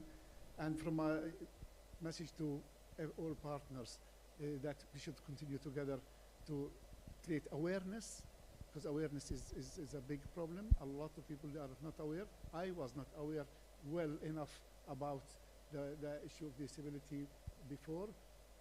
So during preparation for this conference, I learned a lot, and I think a lot of people in positions like mine need to be educated about this more and more, and together to work to make the policies put in practice. The policies are there. Thank you very much, Dr. Khaled, for ending with that message. And that collaboration is open to everybody in this room. It's not limited to one certain person or one certain group or entity. This is a collective effort for awareness, for advancing equality to access to education, as this panel had promised to deliver, and I hope we did. Thank you, Professor Khaled, Dr. George, Ms. Amal, and Dr. Anas for being with us today. Thank you very much. Thank you, Dr. Zainab, for making this event or the panel happen. We want to thank all our panelists, diverse from decision maker, policy, NGOs, and counseling, and also academic and president of KCST. So we don't have room for questions now, but during the coffee break, our panelists will be available for extra questions. We have already gave the award for Dr. Anas before the panel, so we'll finish awarding Dr. Zainab, Ms. Amal, and Dr. George now. So please, Dr. Zainab. Yeah, after that, you take the whole picture, yes.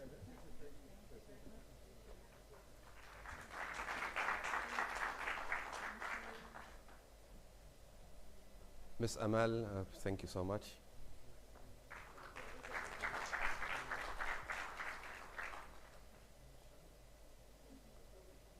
Dr. George Shadid from AUK.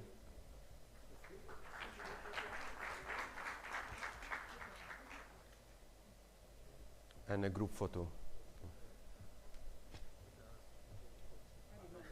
It's here.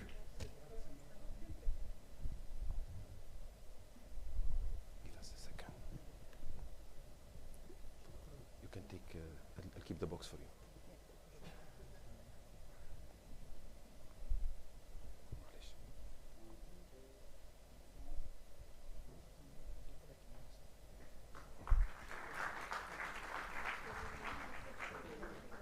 So thank you so much.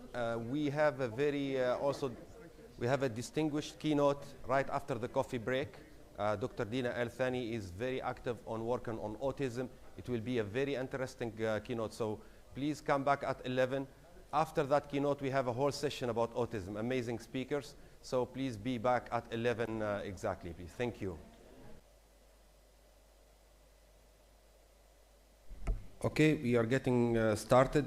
So first of all, I want to thank Dr. Dina Al-Thani for accepting our invitation to take part in this event on assistive technology for people with special needs. So let me introduce our keynote. Dr. Dina Al-Thani is an associate professor at Hamad bin Khalifa University, HBKU, a very renowned center for research, focusing on graduate studies and expanding also for undergrad. She's the co-founder of the eSense Center of Excellence and the head of Information and Computing Technology Division at the College of Science and Engineering at HBKU. She was awarded her MSc in Software Engineering and PhD in Computer Science from the Queen Mary University of London. Her research areas of interest include accessibility, inclusive design, human-AI interaction, and e-health. Dr. Al-Thani is now actively publishing her work in highly ranked journal. She has a very strong collaboration with many partners worldwide, including many also partners in Qatar. We had the chance yesterday to have one of your partners, Dr. Ashraf Othman, as a keynote. So please, the floor is yours. You have 30 minutes. So after 25 minutes, we can open room for questions. So thank you so much for joining. So let's have a round of applause for our keynote.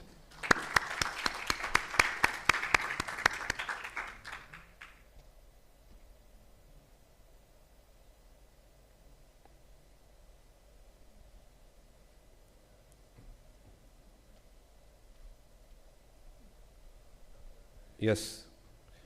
Yes, Dr. Adina, sorry I introduced you while I'm muting, so the floor is yours, you can get started. Thank you very much, Dr. First of all, Assalamu alaikum wa rahmatullahi wa barakatuh. It is with great pleasure and honor to be participating in such a very important event happening in our beloved Kuwait. So I would like to thank firstly the organizing committee for their very kind and generous invite for me and as well as my team member who will be presenting as well today. So we would like to thank them on behalf of Hamad bin Khalifa University. As I might have been introduced, I didn't hear it. So my name is Dina Al-Thani. I'm an associate professor at the College of Science and Engineering at Hamad bin Khalifa University. I'm also the head of Information and Computing Technology Division at the college.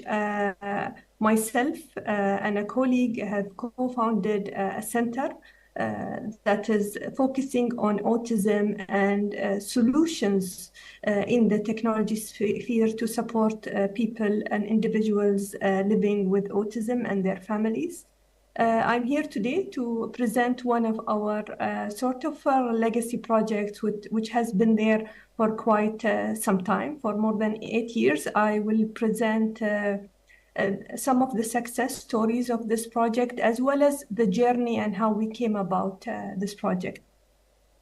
So before starting, I would like to acknowledge the members in this project, basically Dr. Balqis, who was at some point my PhD student, and this was basically a project that she focused on in her PhD. Following that, basically myself and my colleague Dr. Marwa Qaraq were her co-advisors. Following that, we actually got a number of grants and many publications, some of which I will shed light on today. So just a brief introduction about autism. Autism is a lifelong developmental disorder that actually presents itself in a number basically of symptoms and behavioral basically characteristics. Some of these are relatively basically focusing on the sphere or affecting the sphere of education and learning of the children of autism. For example, basically paying attention, and that's a project basically that we focused on and that I will be presenting today. In addition to that, sensory processing challenges and different factors that affect the attention of children with autism during learning. Nowadays, what we've seen in the development of technologies has become an important factor when autism basically when autism learning and autism education is facilitated. We've learned from experiences around us and from research. Computer-based technologies can be of a help and sometimes will not be of a help. So how would we assess that? And how would we look at that? So this is basically the core aspect of the project I'm presenting today. In the initial phases of this project, we were actually meeting with teachers, specialists, in an educational setting at Qatar Foundation. And this was a school for children with autism. It's called Rinad Academy, and it focuses on basically curriculum, basically based approaches for the schooling system of children with autism. In our workshops and meetings, actually more than 8 years ago, when we started this project, many teachers were telling us, well, I cannot know if a child is giving attention during learning, and it would take me as a teacher a few weeks, if not months, to realize how this specific child gives attention. Because usually with autism, you will not see the typical sort of behavior. So they would not share gaze sometime, and they would not nudge their head if they are listening and they're giving attention. So that was sort of our research problem. It stemmed from our conversations with teachers and specialists in the school. And we thought, well, AI is a tool that we could employ to help us understand how they give attention, how we can capture their attention in the realm of language delay, emotional, different aspects of emotional, basically understanding and also communicating. So we thought AI could be of help to understand and recognize emotion, as well as attract and assess attention. So why autism in particular? We all know that the prevalence, and I think most of the session after me will be talking about autism. So this is not a new information for us. Autism prevalence has been increasing for several reasons. And I personally believe also the advances in screening and diagnosis has also attributed to this increase. So here are some studies from the US and also from the state of Qatar and also from the Kingdom of Saudi Arabia. And the studies here in the Gulf areas is actually very recent, and it shows this sort of gradual increase. And as I said, it might be contributed to different factors. One of them is the efficiency in this region and in screening and the real effort put in by the different governments in this region in actually looking at screening from early age, from prior to school age. So another aspect that I believe it is very relevant to this region is actually the availability of services. This is something actually we as well in the state of Qatar, we look at seriously. There is a scarcity of basically services available in terms of behavioral intervention, educational intervention. This is a recent study that is issued by Harvard University in collaboration with institutes in Dubai that shows basically the services availability and also highlights the shortage. And the shortage actually related to different factors that I will not be discussing today. I just want to highlight that technology could address the gap, and we have a belief basically that technology could be a solution of this of addressing the scarcity of expertise and also the scarcity of professionals in the field of whether therapy, evaluation, diagnosis, and also education. What motivated us? So basically, as I said, it is the hype of sensing technologies and the hype of AI. I come from human-computer interaction background, where most of the work I do is evaluating human behavior when analyzing basically the different signals and behaviors of the human. So we look at physiological measures, brain signal, eye movement, and similarly with my colleagues within this research project. We also know that sensing technologies are used in education, transportation, as well as in clinical diagnosis. Nowadays, technology is a fundamental part of different practices within the different venues of lives, from education to health and even leisure. So that's why technology and AI in particular and sensing technologies were sort of a moving factor for our group. And we thought, like, why don't we apply it? So our research project was focusing fundamentally on developing methods to measure attention. And secondly, to look at the applications of AI and developing basically machine learning and deep learning models for the assessment of attention during learning.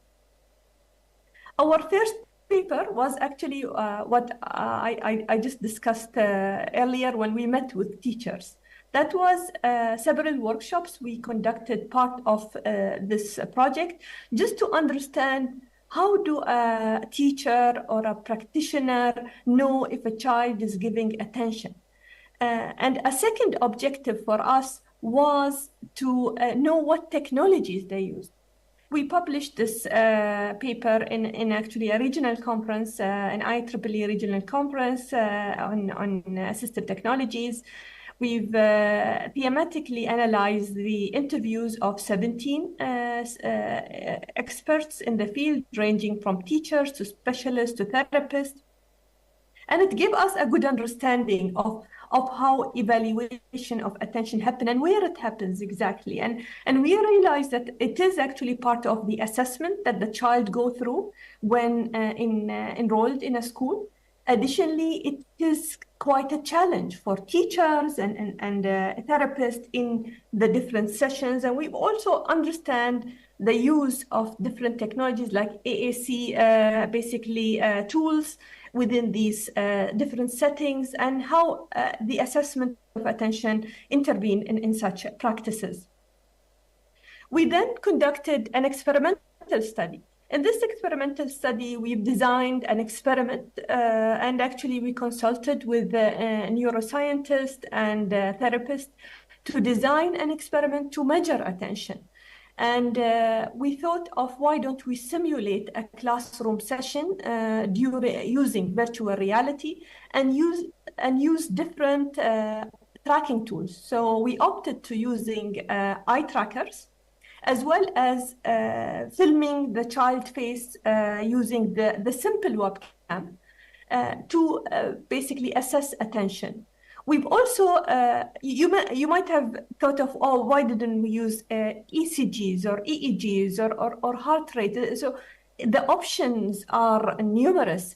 We opted to use non-intrusive for the certain reason that children with autism might have challenges with sensory processing, and using tools that are not attached to the body might be the most comfortable, because in the end of the day, this study is based on the participant and the users, and for us as researchers, their comfort is key to be able to assess whatever we want to assess. And in this project in particular, we are assessing attention. We've used a standardized attention measurement test. It's called CPT, Continuous Performance Test. It is used in clinics, in medical setting, not only for autism, but in general to assess the attention of individuals and know the level of attention.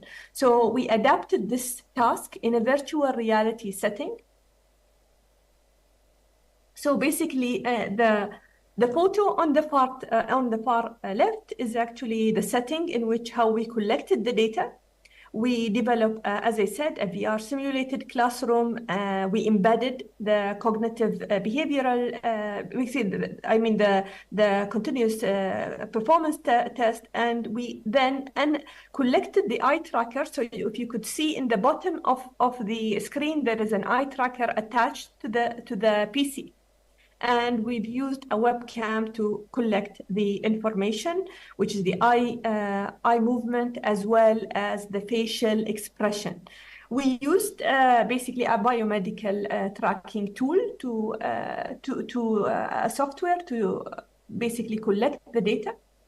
Initially, the data collected was for 46 child, 20 autistic, and 26. I'm happy to say, as we speak now, the number has doubled.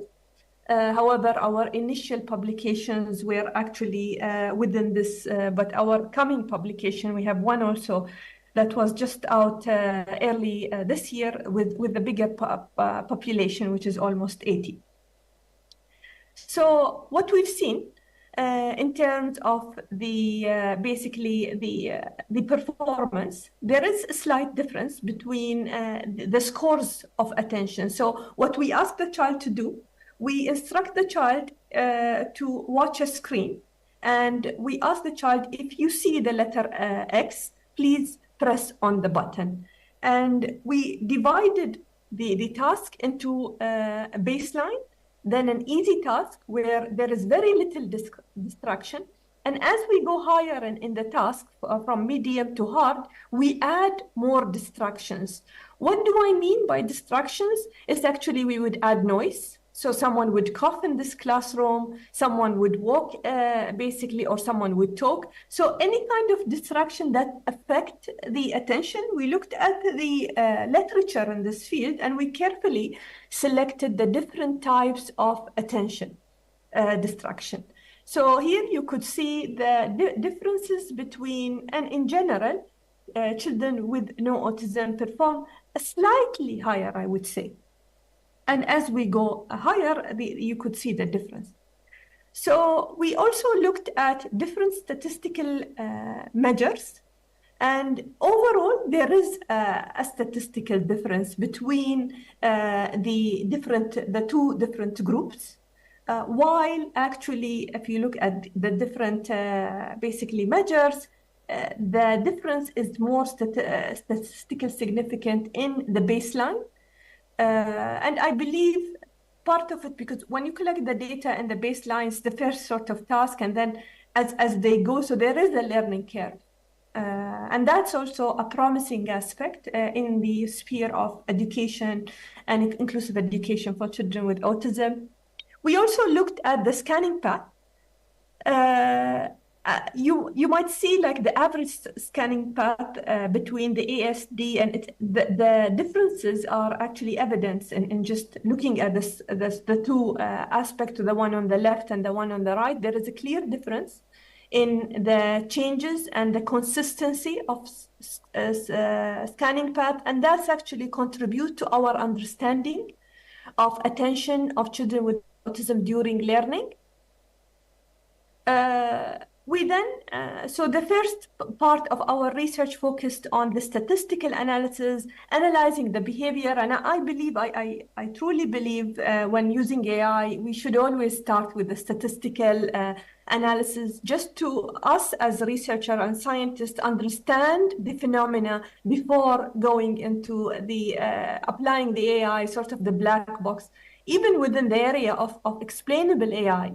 I think it's and the AI model explaining itself, I think it's very, very important to know and understand our data. And that I always stress to my students, it's always should be the first actually component. Even if we opt to use AI, we should first understand the data. And in this project, we published heavily from the statistical analysis only. And that's for us to build a foundation of understanding of how attentional behavior happens. So not to neglect the statistic and also the qualitative component of the research. Following this sort of having a good understanding of how things happen and how attention exhibits itself during learning for children with autism, we've looked at different machine learning models. And also we've employed different deep learning models as well. So the focus here is to look at the different ways of applying these machine learning models. We've also looked at the different features that correlates to attention in autism in particular, because as I said, from a qualitative perspective, in children with no autism, is the eye focus and the head nudging, but with autism, it might not be the case. So for us, feature extraction and feature ranking was actually an important component. So we looked at the different attentional behavior. We also, something that is interesting in this work, actually, we compared between person-specific machine learning model and generalized. And what we've seen and what I will be showing here, the generalized model performed perfectly with typical children, with typical developing children. But with autism, the personalized method, and that's actually bring us to the point that with children with autism, there is attention, but it is individualized and it is different from one child to another. And that's an information we put forward in most of our AI-based basically research papers.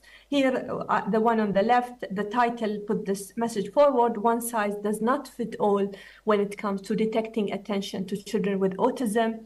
We've also tried hybrid models where we actually look at different modalities. So for example, eye movement, facial expression. In our very recent work, we looked at also head movement and head pose estimation. So this is sort of our system structure. So we do the data collection, we do the annotation by different basically researchers in the team. We then do the data extraction, and we use binary classification in such cases where we have attention and non-attention. So the attention is not annotated by the press of the button. So once the child presses a button and there is an X on the screen, that means that he or she have spotted the X and he or she is giving attention. So that's sort of our assumption here. So as I said, we found our most interesting finding basically when it comes to the difference between the specific and generalized model.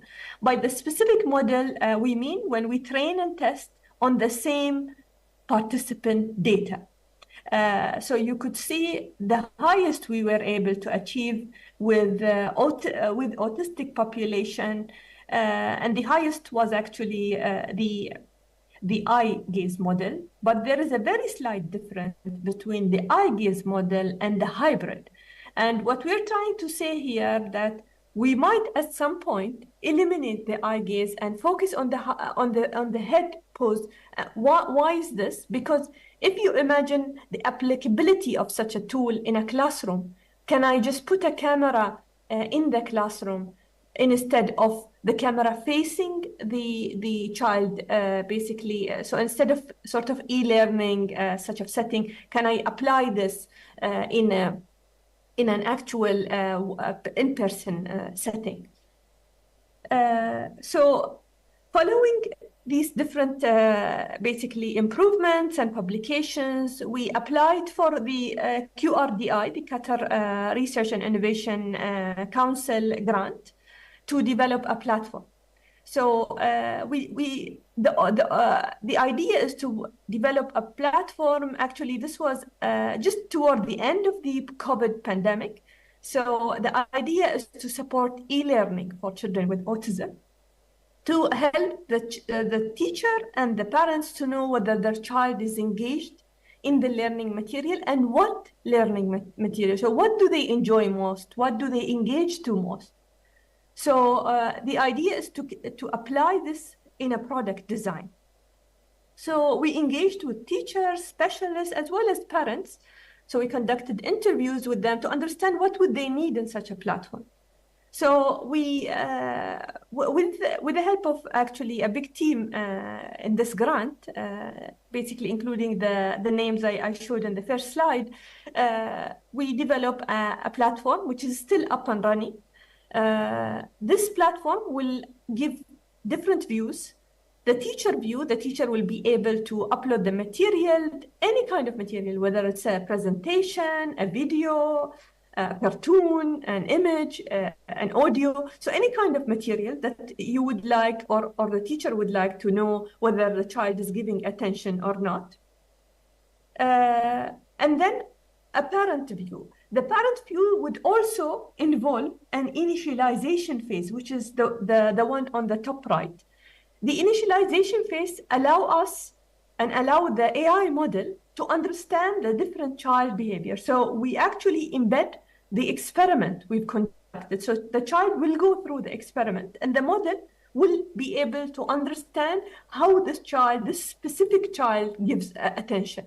Following that, we have this profile of the child, and any material that the child will interact with within this platform, the AI model will be able to detect when is this child is giving attention and how much. And so it gives multiple reports, starting with the frequency of engagement, when exactly this child is giving engagement, and how. You might see some names, but the names actually in this, we are just piloting it. We did not use it in a real setting. So these are just different names we came up with just to pilot it with teacher. We only pilot the product with the teachers and specialists. No children were engaged in the platform development. You will also look at, see some reports that look at the time. So when exactly, so for example, the image in the middle, when exactly in this session the child was giving attention, and the teacher can also see the score of the accuracy of the model, and also how many time, how long it took, and how many time they clicked different buttons. We also show the gaze recording of how the child look at and where do they look at the most. One of our final, basically, publications of this platform, we were able to publish the work of evaluating the platform, as I said, with experts, in a conference paper where we looked at it, only the design perspective of the platform, and whether the HCI researchers and experts were able to see this platform as an efficient and user-friendly for our next phase to evaluate in school settings. So these are the different sort of basically aspects that we've looked at. We used basic heuristic evaluation with the experts, looking at the visibility of the system, the errors, and the different aspects, and highlighting how we could address this. So our next step of this project is clearly looking at the transparency and the explainability of the models. As I said in the beginning, we started actually looking at the statistical and the qualitative aspect of this experiment for us to understand the behavior. But our next step is for us to understand the outcomes of the AI. Explainability is a crucial factor of any AI model, so that's something that our group is looking at. Also, basically applying it in a pilot, in a school setting, to look at the consistency of the outcome of the AI, assess the interpretation of our users, and also its acceptability and the understandability. To this end, I reached to the end of my project. I just want to show some achievements of this project. So this project received a US patent. Alhamdulillah, more than 2 years ago. We were also able to present it to key policymakers, and basically here is a photo with Her Highness Sheikh Moza bint Nasser, who's the chairperson of Qatar Foundation, as well as officials from the UN and officials in Qatar. We are actually able to communicate our findings to policymakers within the National Autism Plan at the Ministry of Public Health here in Qatar. We received a Qatar National Research Fund to develop the platform, the one I displayed. I would also like to acknowledge the different parties contributed to this research. MEDA Assistive Technology Center for their continuous support in consultancy and expert exchange, the different schools where we collected the data in, as well as the Qatar Autism Society, the parents. I always say the parents have the biggest thanks from us in this and in other research groups, because without them we cannot go forward. And of course, the Qatar National Research Fund for their current and the previous support to all of our projects. I would like to really thank the organizing committee, and please feel free to ask any questions, as well as one of our colleagues in the research group will be presenting in the next session. So please feel free also to ask him some questions since he is there in person.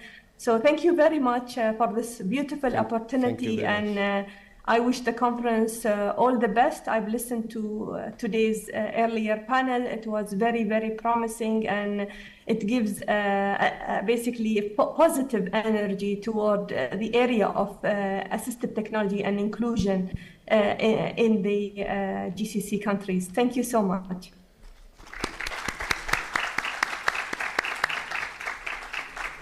Thank you very much, Dr. Adina Al-Thani, the head of Information and Computing Technology at the Department of Engineering and Computer Science. So thank you so much. I appreciate it. Sorry I missed the introduction at the beginning. I thank you a lot for accepting our invitation. We had your partner yesterday presenting, and thank you also for sending your students to be part of the conference. So we have room for one question if anyone wants to ask. So we have Dr. Thank you very much, Professor Muhammad Jimni from Alexo. Thank you very much, Dr. Al-Thani, for this excellent presentation. I would like to congratulate you for this significant contribution to understand and to propose significant solutions and platforms and tools. You already published many papers, and I think there is a very interesting achievement to understand this kind of disability, that we need more and more research to understand how to deal with this disability and how to deal with child with autism. My question is about the data, and I think when you should use machine learning and AI, I think the big challenge is the availability of a big data and a big amount of data. So have you an idea, and how do you comment this challenge? Have you, for example, access to some international data sets? Is there some data sets available outside Qatar and outside the Gulf region? Because I think it's very important also to know and to understand and maybe to study the context and the localization. I think to deal with a child with autism in Gulf region is maybe cannot be independent of the region. For example, this kind of disability in Europe or in United States certainly is different, and there is many specifications that we should take in consideration to deal with this kind of disability. So can you please comment this aspect, and I would like to congratulate you again for this significant contribution. Thanks a lot. Thank you very much, Professor Jimmy. It's such an honor to know that you like this project. Yani, mashallah, your work has been a pioneering in the world, in fact, and the many initiatives you've taken forward. So to answer this question, this is a very, very valid question, actually, and we've always had different discussions on this aspect. So at our ATSN Center, the idea is to engage with the local, basically settings and do the data collection from here in Qatar. However, as you clearly said, it's very important to engage with a different institute, and that's actually something we are carrying forward. We have several projects with different institutes around the world. For example, in the UK, we have a grant which actually MEDA Center is a collaborating institute, and where we are looking at play and engagement. We will have one of our basically teammates will be presenting the results today in the conference. Also, we have different projects with the Seattle Children's Hospital in the US. So our aim is to extend. Unfortunately, there is not much of open data set due to the sort of the specialty of and the privacy and confidentiality aspect. So there is actually only one data set that actually available in the realm of autism in terms of children faces. So due to privacy, the availability of open data sets is usually very scarce. But we are in keen interest to collaborate with institutes in the region, as well as in institutes in the West, basically, whether it's in the Western American sphere or as well as in Europe, and also in Asia. We had some initiatives with Malaysia, for example. So we are in keen collaboration, but the thing with this data set is quite sensitive, and it's very hard to exchange, but we are trying to create collaborative projects with these different institutes. Thank you very much. Very good. Thank you so much, Dr. Adina, and we hope to have you in person in the next edition of this conference. We have a token of appreciation for your talk, an award that will be delivered to you by your student. So I invite Muhammad Hijab to the stage to take the award on your behalf. شكرا جزيلا.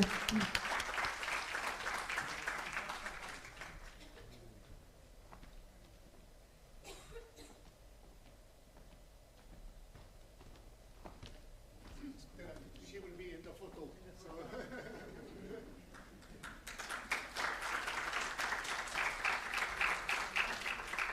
thank you very much. Thank you.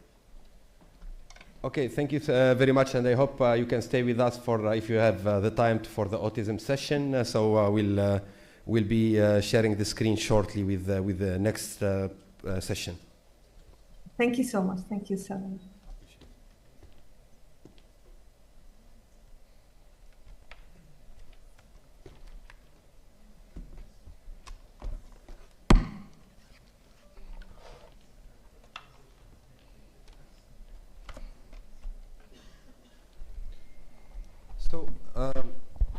Yeah, the next session actually is very interesting. Very good researchers on mainly women researchers, which is great. 4 out of 5. Mohammed Hijab saved, but you are supervised by a woman, so I really appreciate that great work. Dr. Zainab Al-Ma'raj will speak first. Very interesting. We have kind of unique talks on the ethics of AI on the talk. One, Yona spoke yesterday. I'll introduce and then we can join about the risks of AI, and today we'll talk about the ethics. Dr. Hanouf, together with Dr. Hanouf Al-Hammadi, together with Dr. Mariam Al-Kandari in joint work, they will have a paper, and then Dr. Mariam again with another paper on autism. Dr. Shayma Shirazi, very big addition to the program. She's also a medical doctor and certified with autism. She will talk about that. And then we'll have Dr. Muhammad Hijab, the student of Dr. Dina, who will present last. So I invite Dr. Zainab to join us on stage for her presentation on the ethical challenges of AI. Thank you.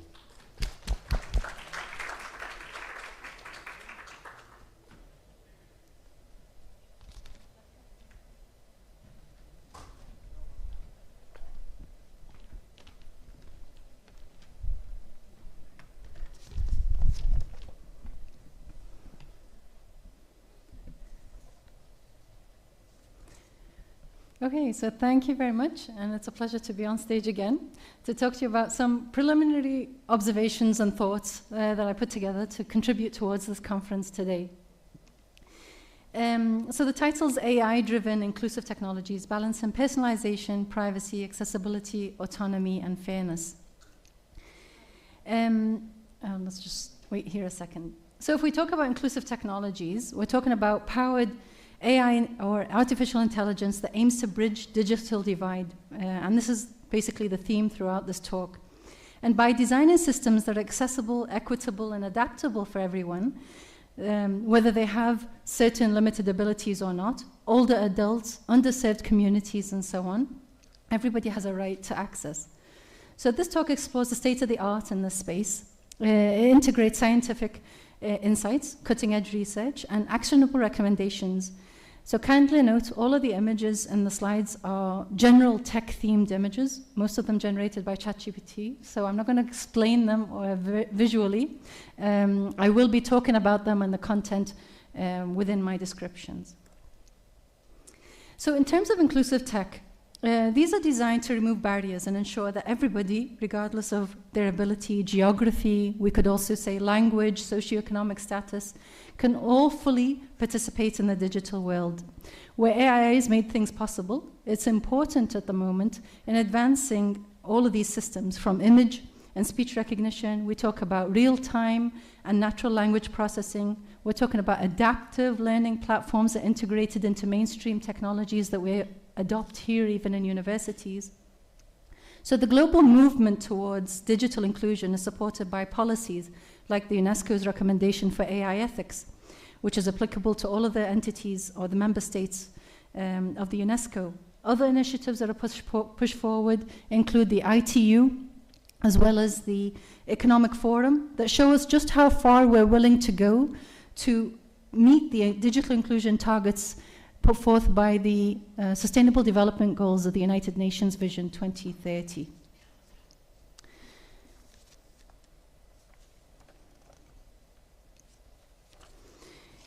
If I talk about digital exclusion doesn't just create gaps in connectivity. It results in isolation. It results in economic challenges and increased disparities. And we often refer to this as the digital divide. So for those who don't have access to basic digital rights, the risk of isolation or social isolation and unemployment increases dramatically. So this affects billions of people. And this year alone, under the UN report that revealed that 40% of rural populations globally lack accessible and reliable internet, that limits their availability or ability to access inclusive technologies, including those for education and healthcare or telemedicine. So this inclusion is not just a technological issue, it's a societal one that worsens inequalities in education, healthcare, economic opportunities, and many, many more. And if we plan to address these barriers effectively, AI-driven inclusive technologies can be our ally in fostering equity on a global scale. So who isn't talking about AI at least 5 times a day? The state of the art when it comes to inclusive AI includes lots of things that we talk about, like ChatGPT, Claude AI, Gemini, I don't know, they're the ones I talk about at least, which enhance accessibility by offering multimodal outputs. Others include robotics, AI-driven wearable technologies that adapt to user preferences. But if we look at it from a bigger picture, there's some things we haven't figured out yet.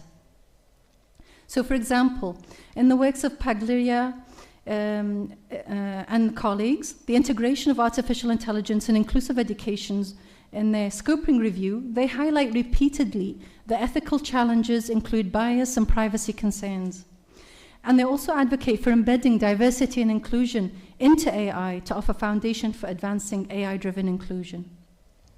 You have the work also of Shams and colleagues, AI for all, they say, and they systematically analyze real-world AI incidents related to diversity and inclusion, and they reveal patterns of bias in applications like in hiring tools and facial recognition, and they call for equitable AI practices.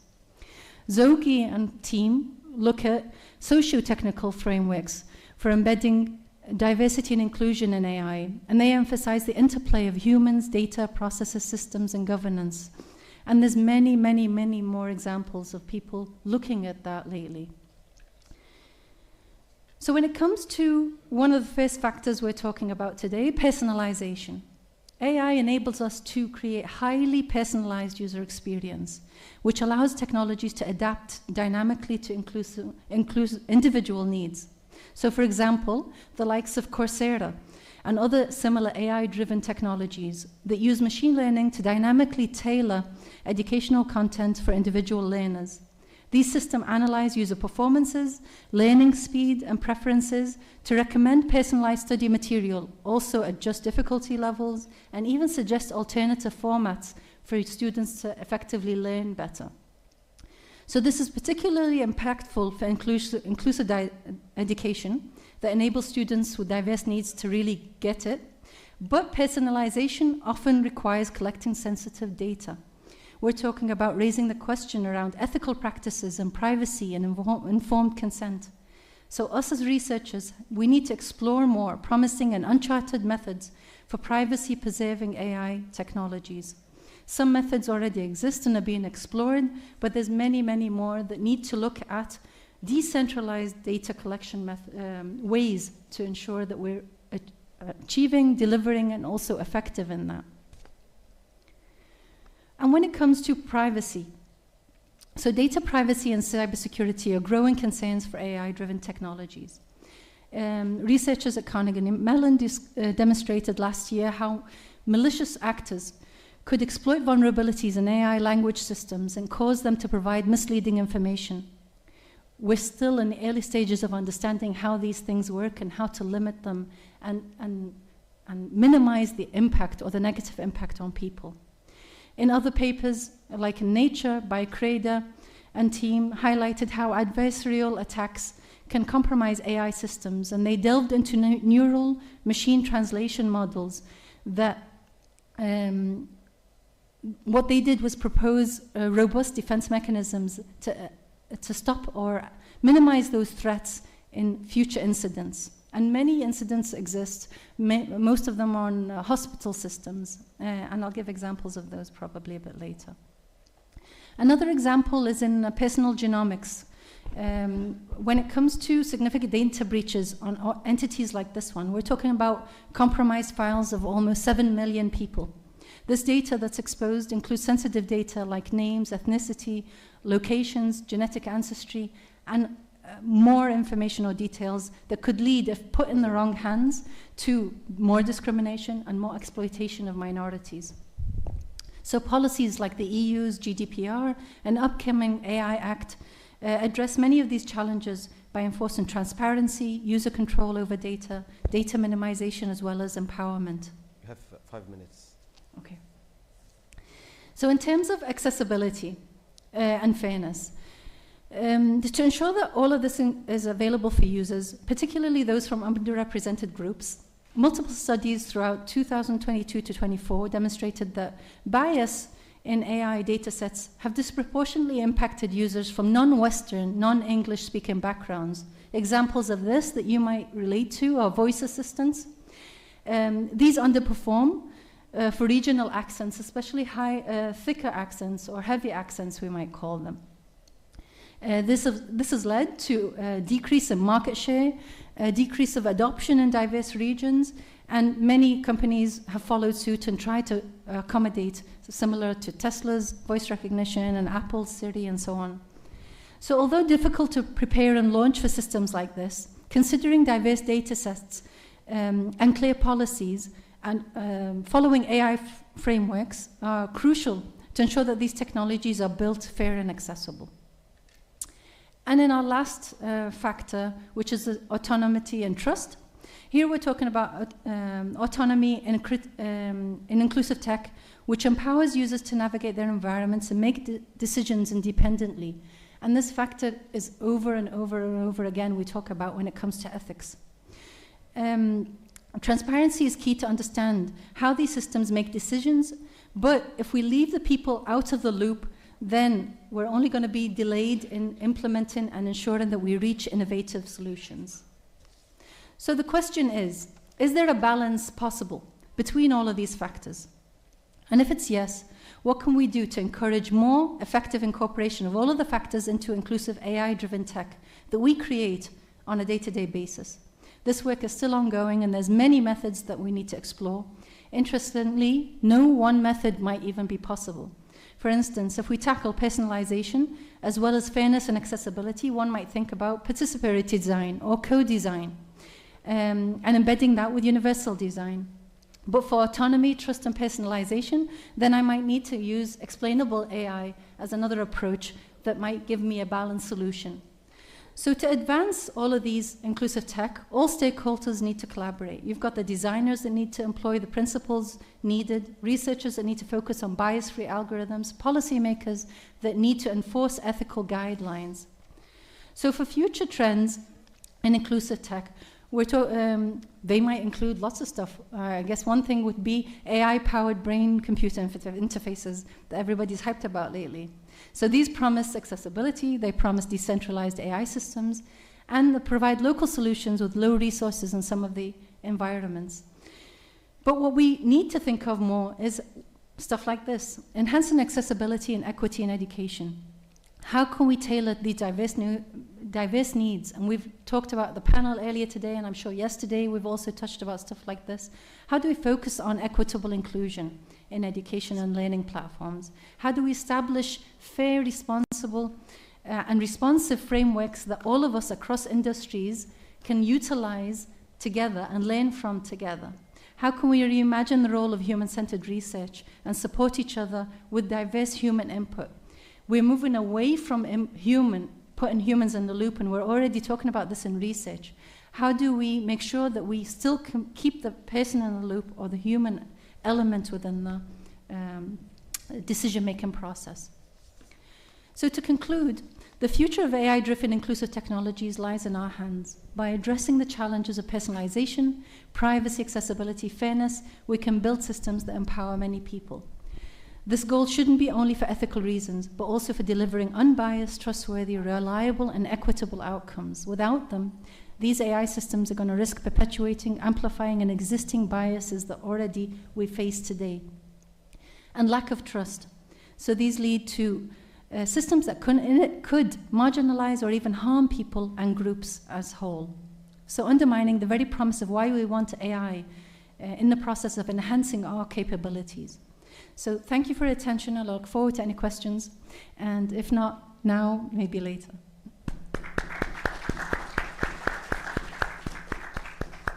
So any questions? So I have one question, room for one question. So we have someone here with the mic.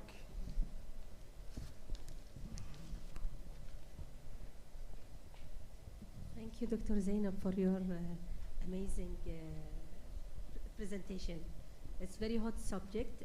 I'm highly interested in research in academia and also to perform high performance in my work on daily basis, you know, for emails, for they are very precise, I believe. Out of my readings, I'm a research. But I ask, since about the trustability issue, exactly for that concept. As you know now, ChatGPT is a leading OpenAI tool. And I believe many trusted, accredited also entities and companies are going under their umbrella, like PubMed, Scubus, and these things. You know, they are very highly and reliable resources. What's your answer, you know, about the issue is misleading and reliability? They are going now all under the umbrella of ChatGPT. So if you're talking about research specifically, yes. In terms of trust, the more, like, let's talk about AI systems in general. How are they getting better? The more data you give them, the better that they can respond, right? The more insights that you give them, the more that they can connect the dots, which is essentially why we built AI to start with. It was to replicate our brain processes and how we interconnect our thoughts naturally. So when it comes to research specifically, I don't think that the percentage of mistakes is as high as other things when it comes to AI systems, and that's why they're embedding them within systems like Scopus and other ones. The built-in services that are built on AI in those specifically, because their data sets are clear, they have it, it's concise, they know what they're looking for, so that your results are going to be predicted with a high percentage of like accuracy. Yeah? Any other questions? So I think I want to thank you, Dr. Thank Zainab. you.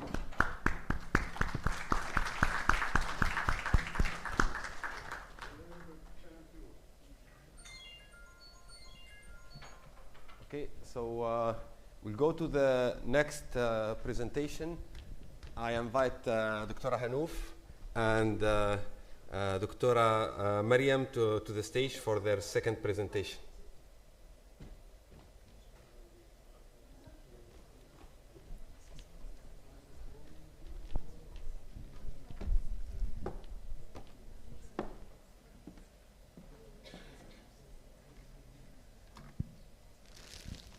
Hello, everybody.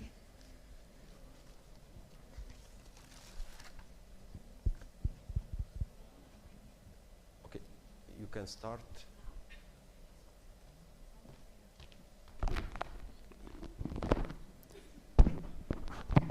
Hello, everyone. I hope our talk is going to be special because it's combining technology and also health. AI-assisted health and fitness, a new era for special needs children. And I'm Dr. Hanouf Al-Hamadi from PATE, and my colleagues and also my friend, Dr. Mariam Al-Kandari from Kuwait University. Hello, everybody.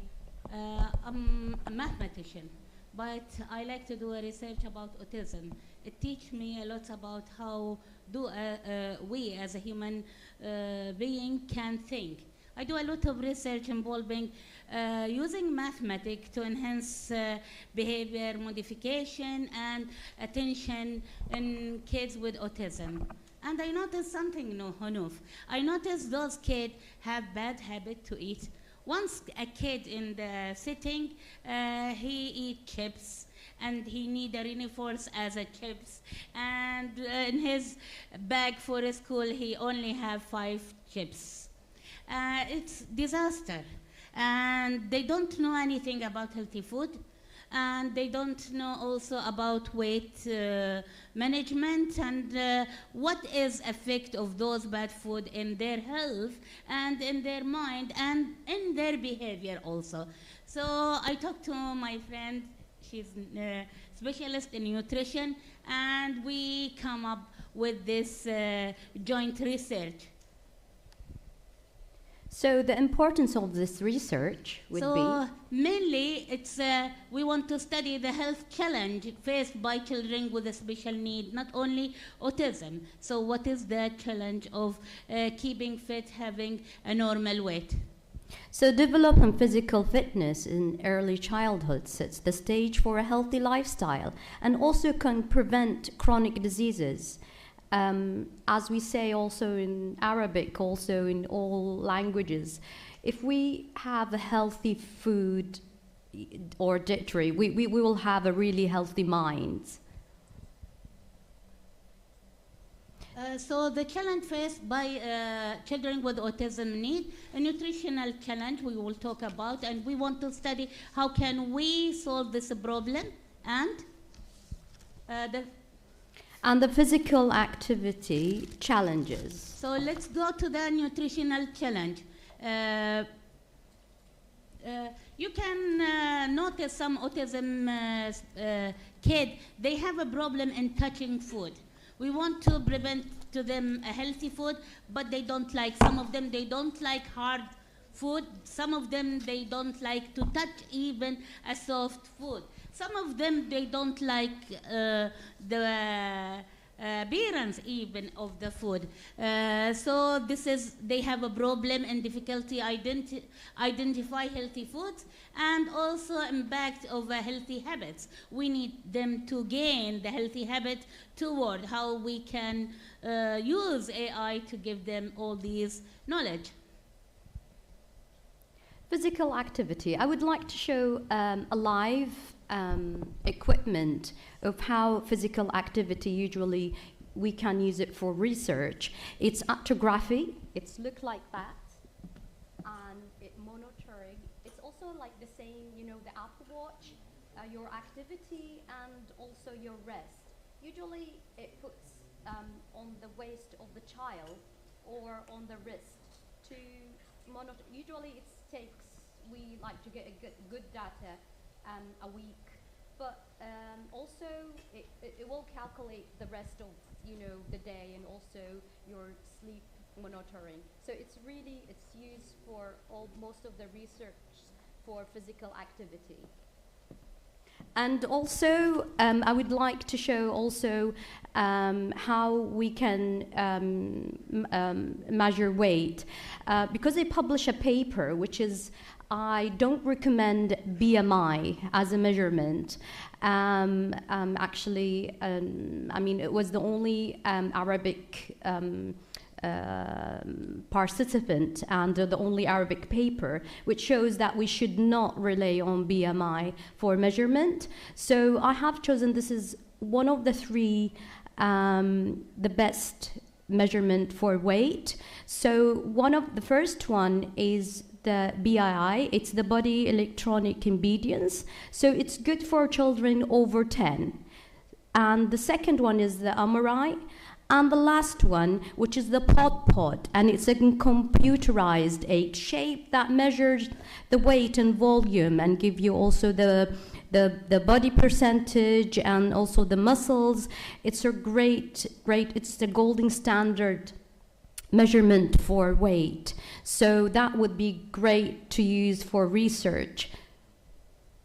And also, we have the growth chart, which is known in the World Health Organization, also in the CDC, for children 2 until 20, which is classified as children and adolescents in the World Health Organization. So what is our research objective? We want to develop an AI-driven model to teach children how to choose healthy foods. When we increase the awareness of energy balance and also a right dietary information and also the activity, what it will produce a really computation that a better academic performance, also fitness, physical fitness linked to improve cognitive function. Description of our proposed model. We use AI to empower our model So we use visual and interactive learning about healthy and unhealthy food. We use VR, we use robot, and also we recommend using some app AI. And also, as you know, the autism kids and special need kids work toward getting a reinforce. Using a reinforce in their education is very critical in having a good program. So we allowed the AI and visual VR to give them some games, promote some games that they like. So at the beginning, we study all the cases and what is their suitable reinforce, not chips. No, we want a suitable reinforce, like games, and we allow them to play the game after they gain any improvement. Also, we need an accurate way to analyze nutrition intake and also tracking physical activity. And that's, of course, to avoid chronic diseases. And also encourage parents to use these AI. I would like to show there's a research in University of Leeds and Imperial College. They already organized an app called My Food, and also it gives you an accuracy for how you choose your food and what kind of calories and fitness. That's one of, you just have to barcode. Again, when it was mentioned that don't use always ChatGPT to do for you the diet, because it's not really trustable. It doesn't have a lot of variety. It might lead you to a disaster diet. A key advantage of our model is the user is friendly for children. You see, in this conference, a lot of children like to work with robots. It's very, especially autistic, because autistic kids avoid to work with people, they like to work with things. So they will be happy, and it's friendly for the children and caregiver, because sometimes the kids with autism or special need kids, they don't like the way or the sound of some therapists. So it's a friendly one, and also it's a promote positive behavior through rewards, and we stick on giving reinforce in each stages. AI track the weight changes over time with weight goals, and also it will encourage families and also the child what is the right meals and what's the time. Previous studies, as I said, previous studies have done a lot of applications which universities they started to do a research on, and also based on also medical. They use biomarkers and also plasma. So please don't use any application which is not approved academically. Also, from my previous research on the teaching autism, some math programming, I get a lot of knowledge about how can we get attention and preference of the child with autism. How does it work? How does it work, Dr. Maryam? What kind of practical function of this model? What do you think? We need also to track weight and physical activity. It's hard to work with autism kids, but we know from our previous research, we do many research before, to engage children with attractive. And this is the first research on using AI. And you know, a lot of special need, almost also normal kids, even us, we love to work with AI. So it's attractive, kid-friendly in programming. We would like to show you some of the programs. Usually there is one, the first picture shows a Japanese boy which is putting his tray, which shows that what kind of calories, items, that if he's just, so it's more educated. Also, there is the calorie counter. You just have to scan your meal. It shows. And also there is a program called Rainbow. That's a good one for children. And also which shows the portion size. It's not only healthy food, also the portion size we take every day. Okay, let's talk about our model. Our model, we have AI, and we want to help some special need who don't have a normal weight, and he don't not have enough knowledge to maintain a good, healthy meal. So our model will do three things. First, we have to observe the kid. So we observe his preference, his problems in the food. Is he picky eater or not? And we have to use AI observation method and to study all about it. The program, as I work more than 15 years with autism kids, I noticed that the program will be successful if the program will be successful if we observe the kids' preference, and it will if it is individual program. And then we teach the kids the learning by using report, by using AI app, to teach the kid through all these AI program, to teach them to choose healthy food. And also we teach them, if you eat more, what will happen?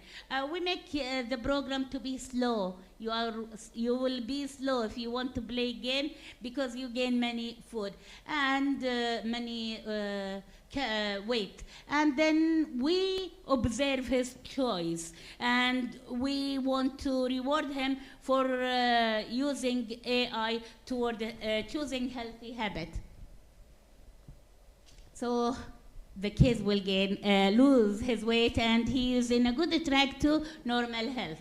Yeah, we also want to point that Kuwait is the first country in the world to suffer from obesity. So, so we need really to control weight.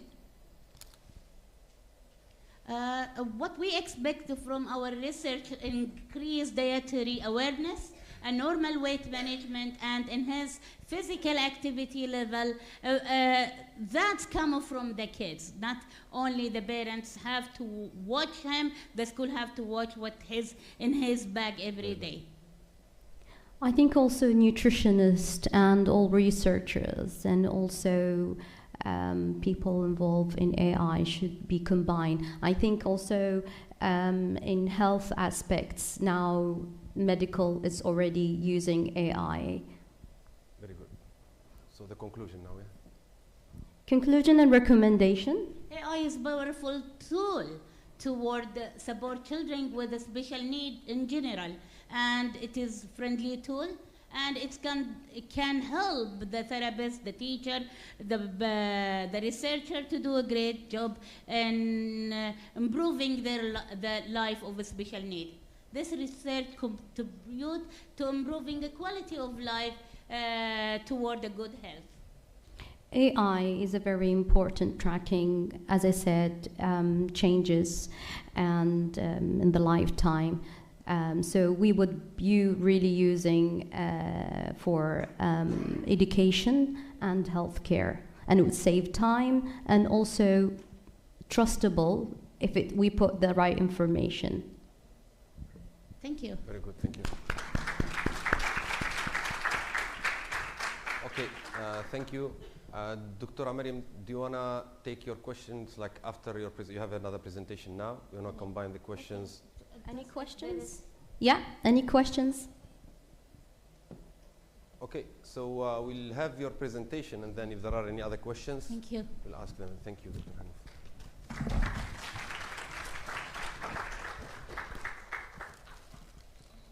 So Dr. Mariam will stay on stage.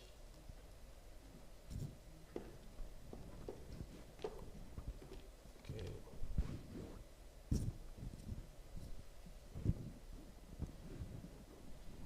This is your presentation. Okay. Hello again. a mother told me a story about she wants the best for her autism kids. So she know that Johns Hopkins University doing a great research in autism. She's from Kuwait. She take her son to the Johns Hopkins University. She met with Professor Linda. Professor Linda asked her a strange question. The kid is approximately 14 years old, and she asked her a question: What is your child think to work when he is 20? And the mother was feeling strange question. Even me, I don't think about him getting a job and he can work. So it's a very strange question. The mother is not even think of her child to have a work, and you want him to answer you this hard question, which is not come in my mind. I'm care about life skill and other thing. In fact, we prepare for work from childhood. Everybody, a lot of things we use it now in our job, we gain it from like a confidence, safety issue, all these we gain it from young age. So today, this a new research, I'm doing a lot of research now in parallel to my mathematics research. I'm working, by the way, in operational calculus and fuzzy logic, and in a lot of research in education, especially for special need autistic. So having a good life for autism or special need mean prepare them to have a job. I don't finish preparing them to life skill at some age and there is no map for them where they can work. Okay, after finish the school, you will sit in the home. So today talk is about AI for autism, innovation framework to improve daily living, and I mean it, employment opportunity.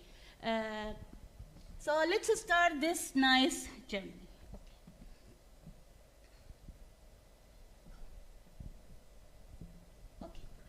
Artificial intelligent AI offers a lot of transform. Artificial intelligent AI offers transformative opportunity for individuals with autism. So this research focus on improving the quality of life and social integration and prepare the individual for a great job. The study objective of this research begin with develop the framework to enhance their life with focusing on preparing them for a job. So support social integration for individuals, support their way of communication, whether it's verbal, whether it's with picture exchange, whether it's with the device. So the methodology, we read a lot of a previous study, and especially we have a lot of basic study that help us to know how can we deal with a special need, especially autism. And analyzing existing assistive technology. So we analyze, we have what our framework we want to consider, and then we analyze the existence assistive technology toward having all these goals. And then we create our framework for individual with autism. Our program, we put some main point, especially safety come first. So with a special need, when you talk about safety, it is for individual, so you have to concern about their safety. If any emergency things happen, whether they will leave the place of work and they cannot return back. And then the life skill and practical training and early employment training. What is the employment need as a basic? We can create from in the school during having a program. So I really find from this research that we have to push the special needs school and the trainer, so they have a basic program from the beginning, maybe at 10 years old, to have early employment training and the community integration. As you know, autism spectrum disorder is a developmental disorder that affects communication, behavior, and social interaction. Many things we need them in the job, but some jobs they don't need social interactive, like working with a computer and in design.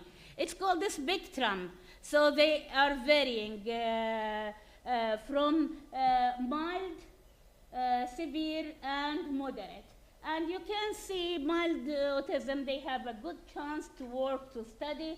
Severe, they have almost in Kuwait. I tried to find severe autistic in work, but as we discussed in this conference, we don't have nice data. The data is important because then you can feel what is the problem, how huge it is, and then we have to have a support from the government to solve this problem. So data need to be is a trigger. We have to have a lot of data from all concerned. The challenge face us communication difficulty. With a special need, especially autism, it is difficult. They have a problem in expressive and receptive language disorder. So we have to work in communication difficulty and also social interaction issue. And for every individual, some of them like far distance, don't come near him. And so we have to notice what is the social interactive issues and repetitive behavior, because we have to choose a good job for every individual, because those with repetitive behavior might harm themselves in some jobs. And sensory sensitivity, we have to deal with all these. And now I will show you the hard thing. You have 5 minutes. That, the special need find a good job. Let's look at the data. In United States, 14% of adults with autism are employed full-time. In Australia, 38% of autism people are having a full-time.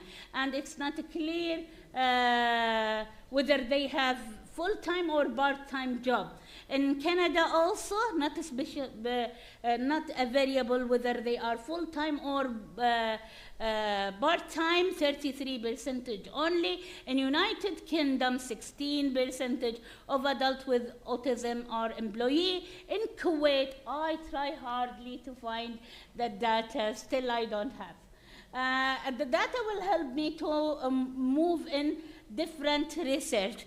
So, and I think the numbers can be, if we find, especially for moderate to severe, as I talk to many mothers of kids with autism, they are frightened to leave their kids in a job atmosphere. So if we prepare a good program and we choose a good place, people will encourage their kids to go to job, but we need to do this research.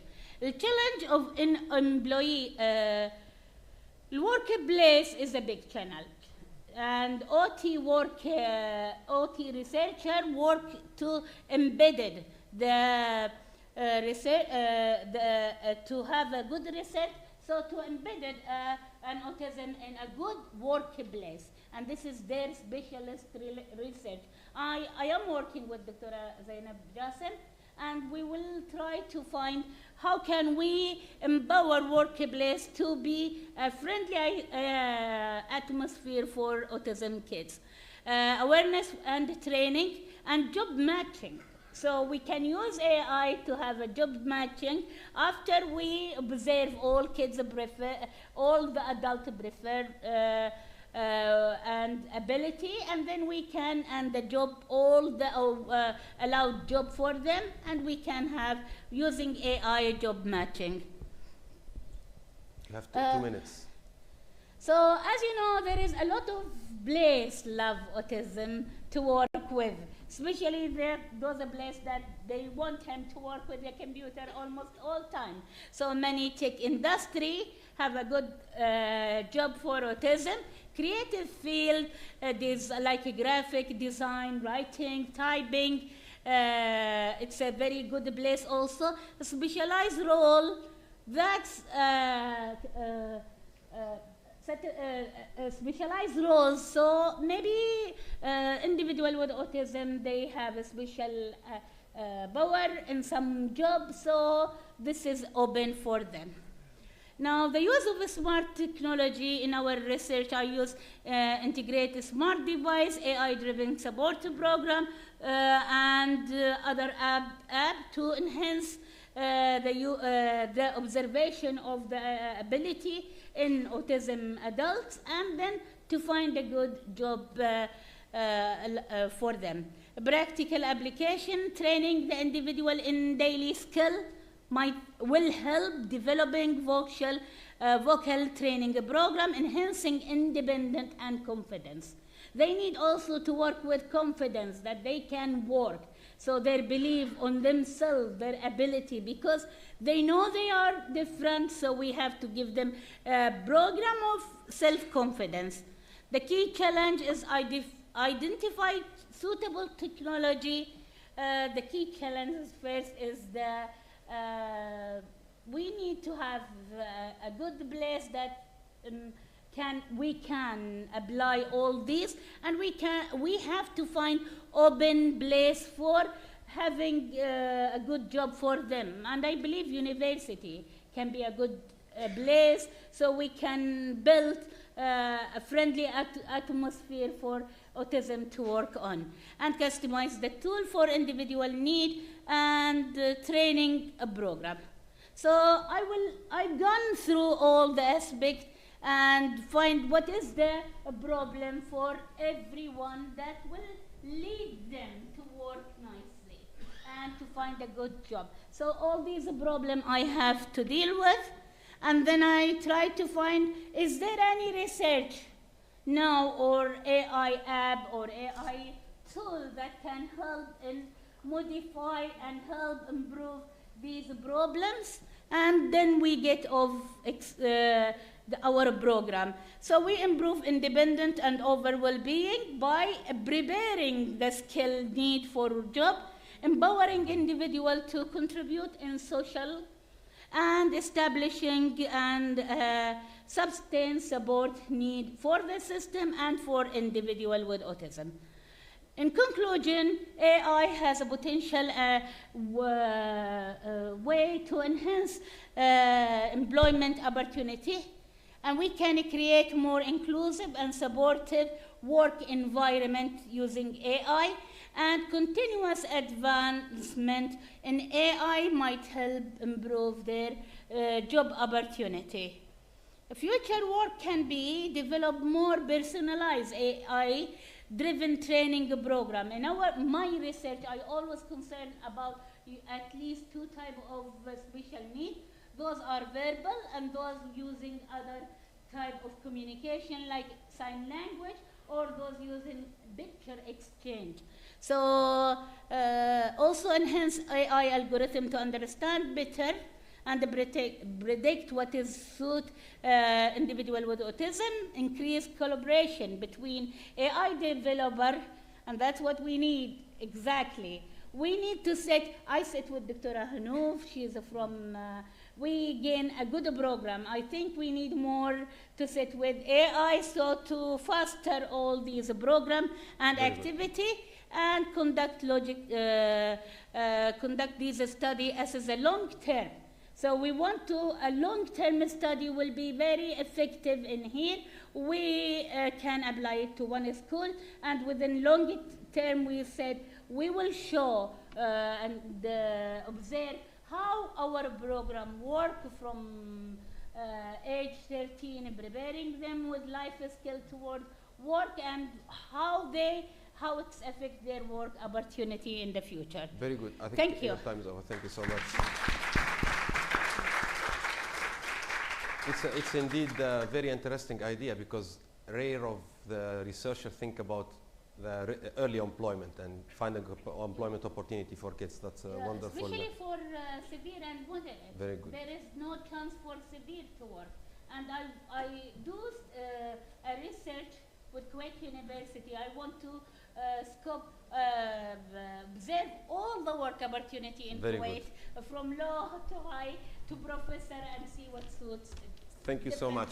Thank you so much. Thank you. We'll, because for the interest of time, we'll go with the next presenter.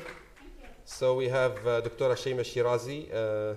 She is a certified autism specialist and family medicine consultant. She will talk about the role of augmentative alternative communication system in children with autism.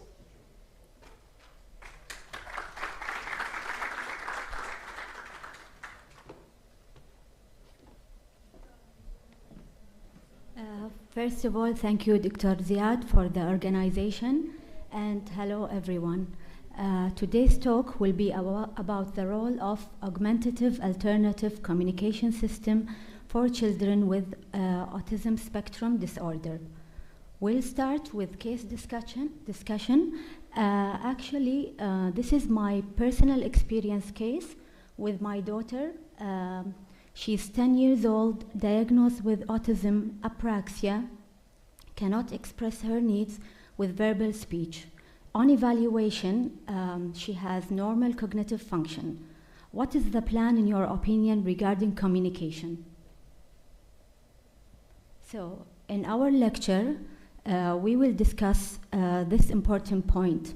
So, to define the AAC, it is all forms of communication that are used to express thoughts, needs, and ideas other than speech. These includes unaided, so tools are not required, such as facial expressions, sign language, and gestures. Aided tools and technology are needed, such as in high technology, voice devices, and low technology picture exchange communication system, PICS. Who are the groups we can include in the AAC communication system? As we have previously said, all autistic children who are unable to express their needs and thoughts in any way, so they are the candidates for AAC. But before we start the AAC, a patient has to be evaluated according to his cognitive function. So we cannot start a higher level for a child with limited cognitive function.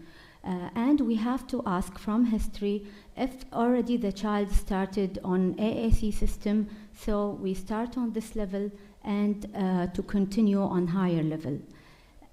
Also, as we said, we have to identify the current level of communication. Is he is communicating already, and how he is communicating? Is it by sign language, gestures, or he has already a device? So to be continued with the aided AAC with the low technology, as we said, an example is PICS, communication boards and visual schedules. It has a lot of advantages, which is affordable, not cost effective, and easy to use. But on the other hand, there are no auditory feedback and limited vocabulary. We can see the picture of exchange the PICS system.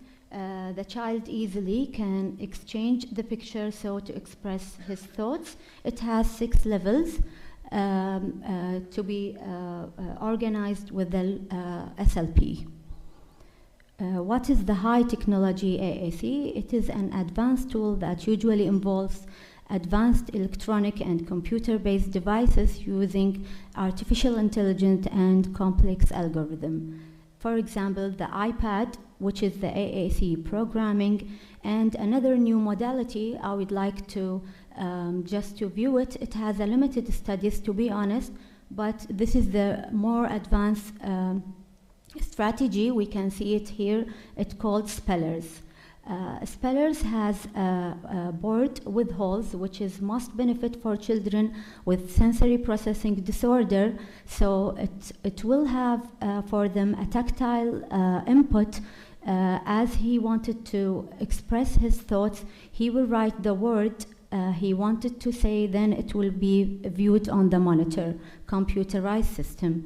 So on the other hand, we can see the AAC system, which is a programmed system, very useful for the child. And we can see here the advantages to mention again and disadvantages regarding the high technology AAC. It is applied in daily life needs, auditory and visual feedback, providing cues, supporting learning, speech and development, enhances communication function. Disadvantages, it's very cost and expensive because most likely it's on computerized and need very expensive fees. Sometimes difficult to transfer, as we have seen these spellers, it's very large to be transferred. And to go on the medical side, some devices or some medical conditions, they cannot use devices as a stimulus for seizure or epilepsy, or it may affect the sight. So finally, we have a self-experience with one of the parents. She would like to express her self-experience for us. Mumtair, if you can just say your experience for 3 minutes. You can give her the...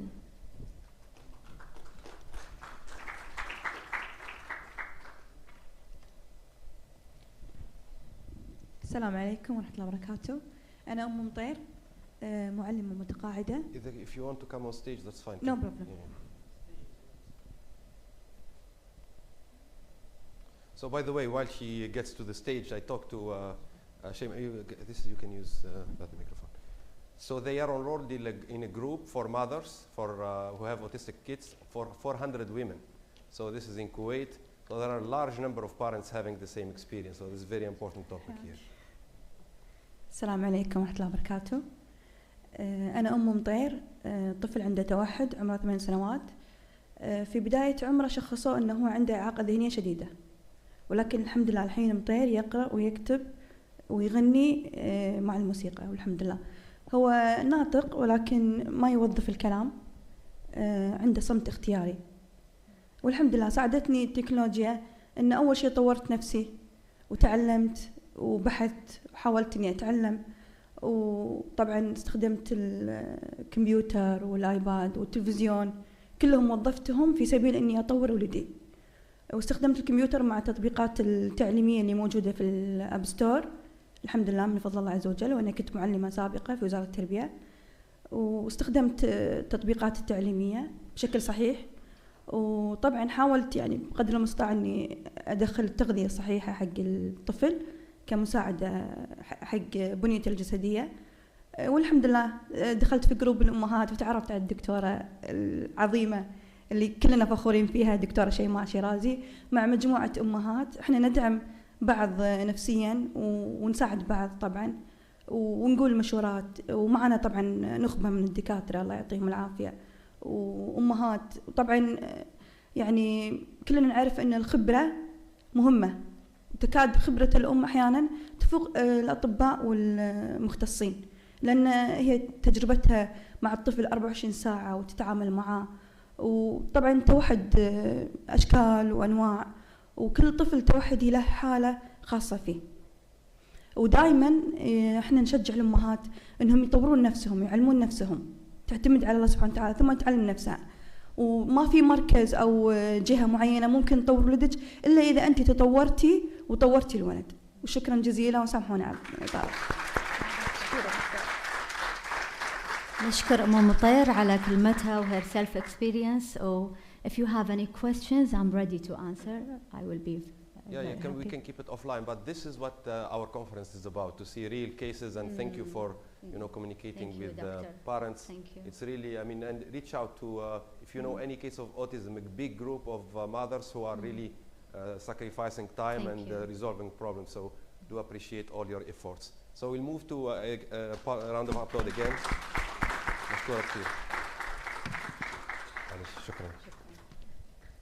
So Muhammad Hijab, our last speaker for this session.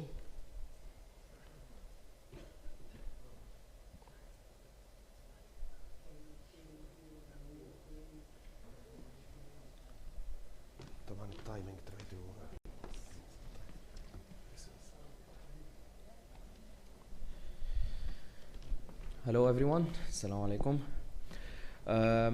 So it's an honor to present here, and especially after these 4 main wonderful women in the field. So I'm the last guy standing here. So I'll present today our current project. It's a larger project that has been happening for 3 years so far. The current stage is the stage that I will talk about, include how we are exploring engagement and joint engagement in particular within autistic children. So I will share a few insights and a few statistical analysis that we have so far. So first, I come from Hamad bin Khalifa University, where I proudly conducted my master's and PhD there. It's a research-based university that mainly focuses, established on 2010, and the vision is to be an innovation-based entrepreneurial university leading education and research. As discussed previously by my advisor, Dr. Dina, about the ATSN Center of Excellence, it's part of CSE, the College of Science and Engineering under HBKU. This center is a world-class center that aims to contribute innovative technologies to enhance in the field of autism. It has mainly, over the next 5 years, we are mainly focusing on some research tracks such as the personalized learning, AI-enhanced cognitive function assessment, and early screening assessment. Please visit the website for more information about this center.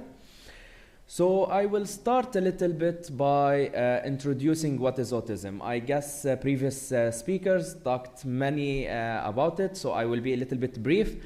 So autism is a lifelong neurodevelopmental condition with several appearing symptoms such as communication and interaction skills, repetitive behavior, and so on. In Qatar, same as worldwide, we have 1 in 87 children are diagnosed with autism. And studies have discussed the different viewpoint of autism community and to respect the point of view of most autistic advocates, we will refer toward this presentation of autism as autistic person, which is a identity first language as they preferred. So going to the next definition of a play. Play is, we were talking many about the right of children during these 2 days event. So one of the main right for children also is a play.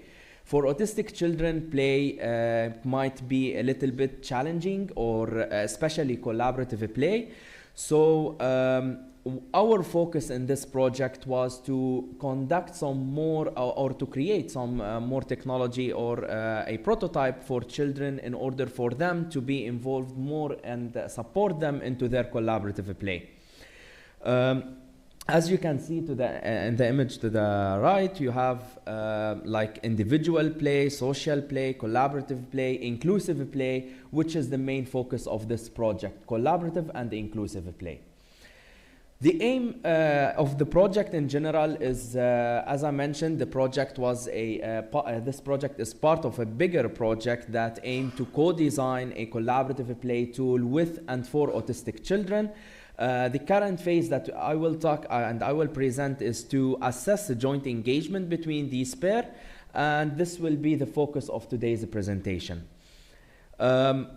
Before going to the current stage, I want to discuss what is co-design, since that was the big chunk of the previous part. Co-design is part of participatory design, where we involve the end users, which is in our case our autistic children, toward designing their own prototype with our help. So the children, as you can see in the image, which is created by Sandra and Stapler, where in the classical framework or classical design, we had the insights from the user, the researcher created or understand these and related to theories, and then they gave the report to the designer and the designer designed it.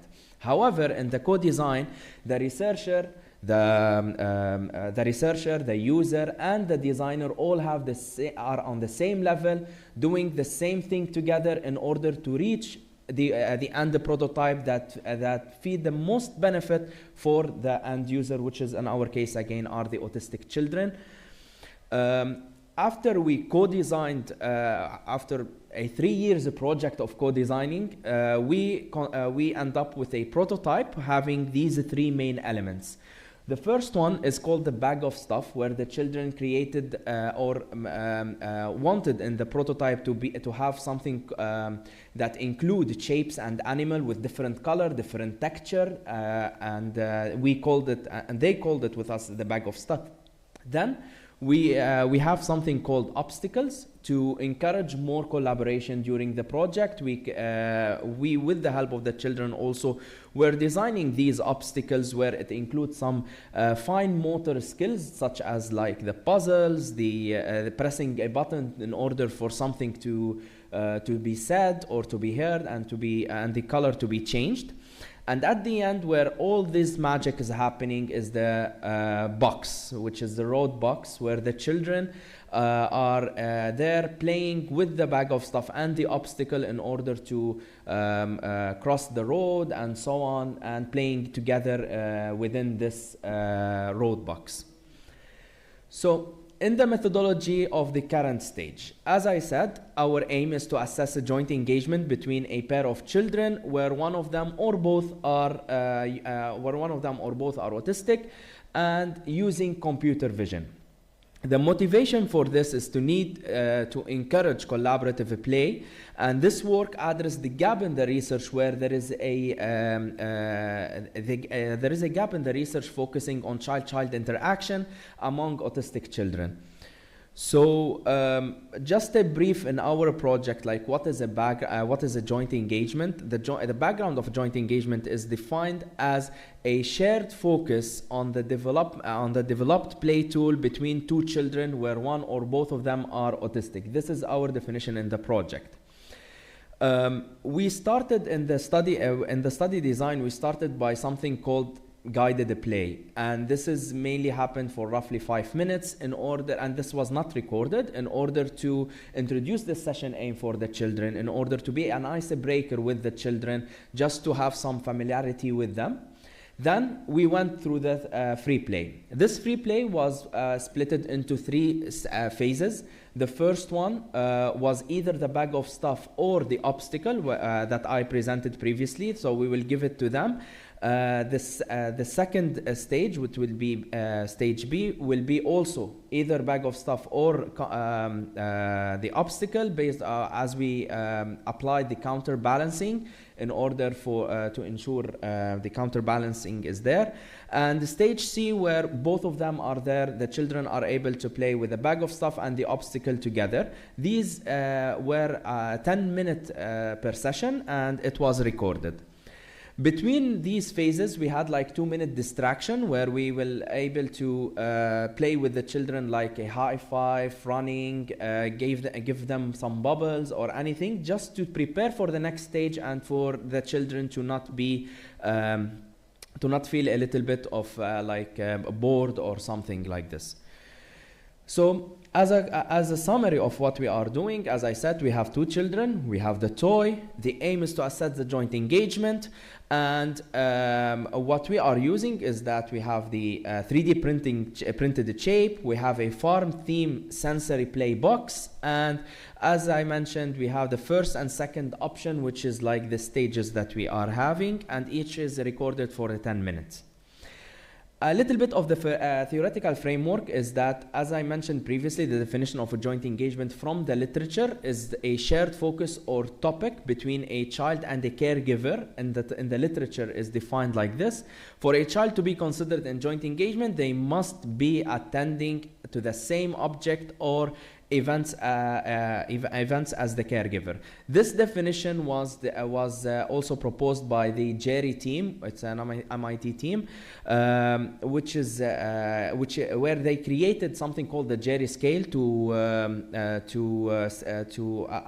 assess the joint engagement and rate the joint engagement. And as it mentioned, it's the Jerry scale is the joint engagement rating inventory, primarily designed for rating video-based or video-recorded observation of children. our adaptation or our version of the Jerry scale is the following, where we met with the Jerry team for several sessions in order to create with them this scale to meet our definition of a joint engagement and our aim. And it's, as I said, as you can see, it's a Likert from 1 to 7, and it is based on quantitative, which is how many seconds per 5-second interval the children are engaging, and the qualitative part is how can we rate qualitatively this rating scale. For the analytic methods also, we use the child pose estimation using media pipe. We gathered 32 points, which is the shoulder, elbow, wrist, and hip of the children in order to map it with the Jerry scale and to define our data set of these two and start and analyzing them. I'll jump to the result for the time. I'll jump to the result. It will. I'm mentioning here small statistical result, few and statistical result of what we have so far, since it is an ongoing project. So as for the participants, we have 26 male and 10 female so far. We are still recruiting and doing some more studies about like some data collection. And the number of raw data that we have so far for the groups is a total of roughly 92,800 raw data, which is after cleaning the data. So what we did is that the 10 minutes video we divided into a chunks of 5 seconds interval videos, and we rated these 5-second interval videos. And after combining after mapping the media pipe data, which is the data extraction of the child pose estimation, and the labeling, we had a final of 92,000 raw data. The first classification that was discussed with the Jerry team and was happening in mind is the distribution of engagement level to 4 different classes, which is the no engagement, as rated as 1. We have the low engagement rated 2 and 3, medium 4, 5, and high 6, 7. And as you can see here, the distribution, the data is definitely unbalanced, and we are managing this data and discovering more classification in order to see which one is the optimal to continue with it, and definitely after the meeting with the Jerry team and discussing this with the main scale team, which is the Jerry team. As you can see here, the distribution of the engagement level within the groups or on the groups, you can see that most of the group are mostly no engagement to low engagement, more than the groups that have medium and high engagement. For our limitation that we have so far, I guess it was also discussed by most of the presenters, where there is a challenges in recruitment and challenging in communicating with autistic children. For the future work, we are aiming, as I said, to apply more computer vision techniques and machine learning algorithm to assess or to classify the joint engagement level. And we are planning to conduct some various classification technique to achieve the classification technique that achieve the most highest accuracy will be selected. I should acknowledge here the wonderful research fund, which is QNRF, Qatar National Research Fund, that funded this project from the beginning since 2021. They are funding this project, and also Mada Assistive Technology that played a big role in cash support toward this project. And many thanks also for Autism Parent Platform, Shafallah Center, and Maktaba for assisting us in the recruitment. And just a side note, Autism Parent Platform is similar to the doctor before me was saying about the group of autism parents here in Kuwait. It's similarly but in Qatar, so it would be nice if there is some collaboration. And thank you so much, and ready for your questions. Wonderful. So it's a great session about autism, and we thank again. We'll wait if there is a quick question. Else you have, so we have Professor Balakishran was asked a question. The ratings that you showed, they were, somebody saw the video and rated them, or they were rated manually rated. Okay, amazing. So we'll invite our speakers who spoke in this technical session, starting from Dr. Zainab, and please, all the speakers join to get recognized. We'll get you recognized one by one, and the professor for sure.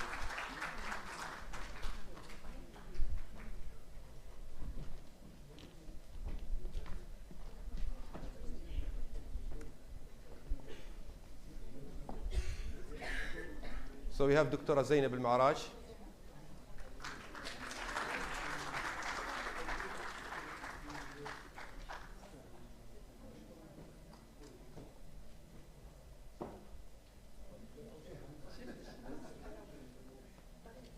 Dr. Hanouf.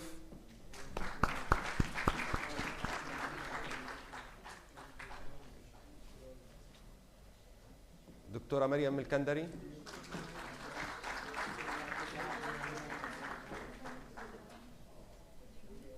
Dr. Shayma. Dr. Shayma. We have Dr. Shayma.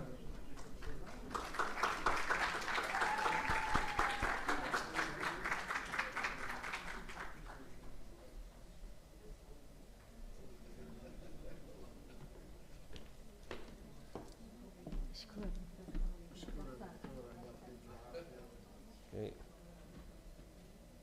And Dr. Mohammed Hijab.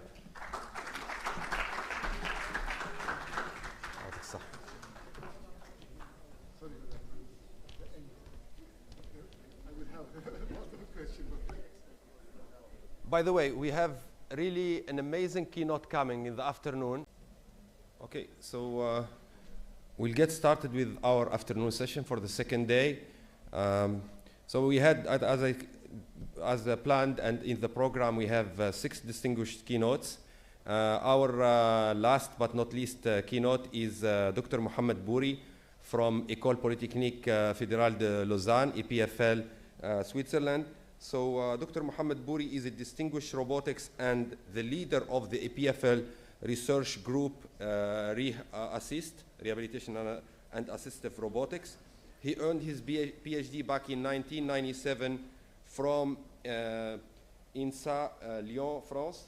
Dr. Bouri is renowned for his expertise in the development and control of advanced robotic systems, particularly in the field of medical robotics. His work primarily revolves around rehabilitation robotics, lower limb exoskeleton, and that will be discussed today, and surgical applications.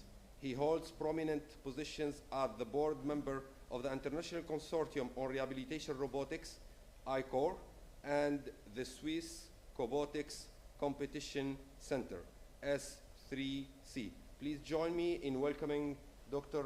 Bouri on stage. شكرا دكتور زياد.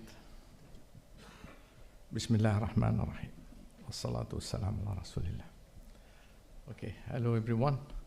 It's my first time in Kuwait, and I'm very happy actually to join you. So in my today's session, we will speak about robotics. We will speak about robotics. We will also speak about technology for rehabilitation. And I'm really happy to share with you throughout my different projects my experience, and also to share with my projects. Since 1961, the first robot, industrial robot, made, robotics is continuing to progress and to be widely used and widely progressing. If we have to choose a keyword about robotics, we will say that robotics is all about motion. This is probably the main aspect, which is making all the kind of robots developed around motion.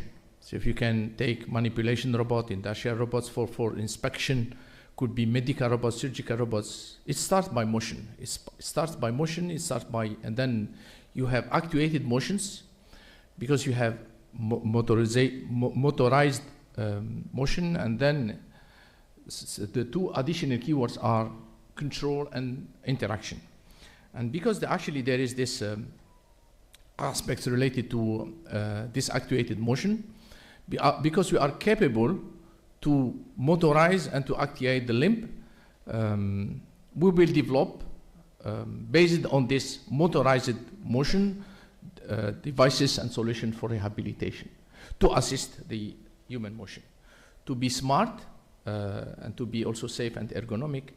And probably one of the most important aspects is that more and more we are trying to be bio-inspired by human, using machine learning techniques in order to develop the bio-inspired and personalized solutions.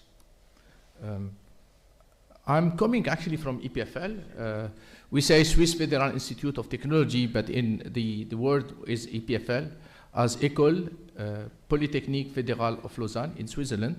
Just rapidly saying, so Switzerland is a country of 9 million people speaking 4 languages. Among with you have French, German, Italian, and the last one is Romanche. Okay, so it's not English, it's Romanche. And by the way, Romanche is it's minority language spoken by 0.5% of the Swiss people, and while being a national language, just between brackets. So, as I said, actually, I will speak today about robotics and exoskeletons, and I will start by highlighting few of my projects. This one is related to surgical robotics, in which we do, as you can see, we do manipulate 2 robots using our feet, while being capable to manipulate our 2 hands. And this is what we call 4-handed manipulation project. The second one is related to this one, okay, on my left, is related to implementing robot-guided thrombectomy, in which we have to guide the guide wire to penetrate the blood clot with the objective to extract the blood clot. And here we manage actually the interaction between the guide wire and the blood clot. The last project is probably this one, which is a really new one, which is related to developing robotic intubation.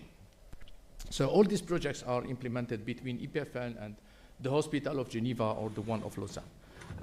I will highlight now maybe 3 projects related to rehab and related to electrical stimulation that I will not discuss today. The first one that I'm implementing with the Hospital Ain Shams in Cairo is related to developing rehabilitation approach in seated position using electrical stimulation in closed loop.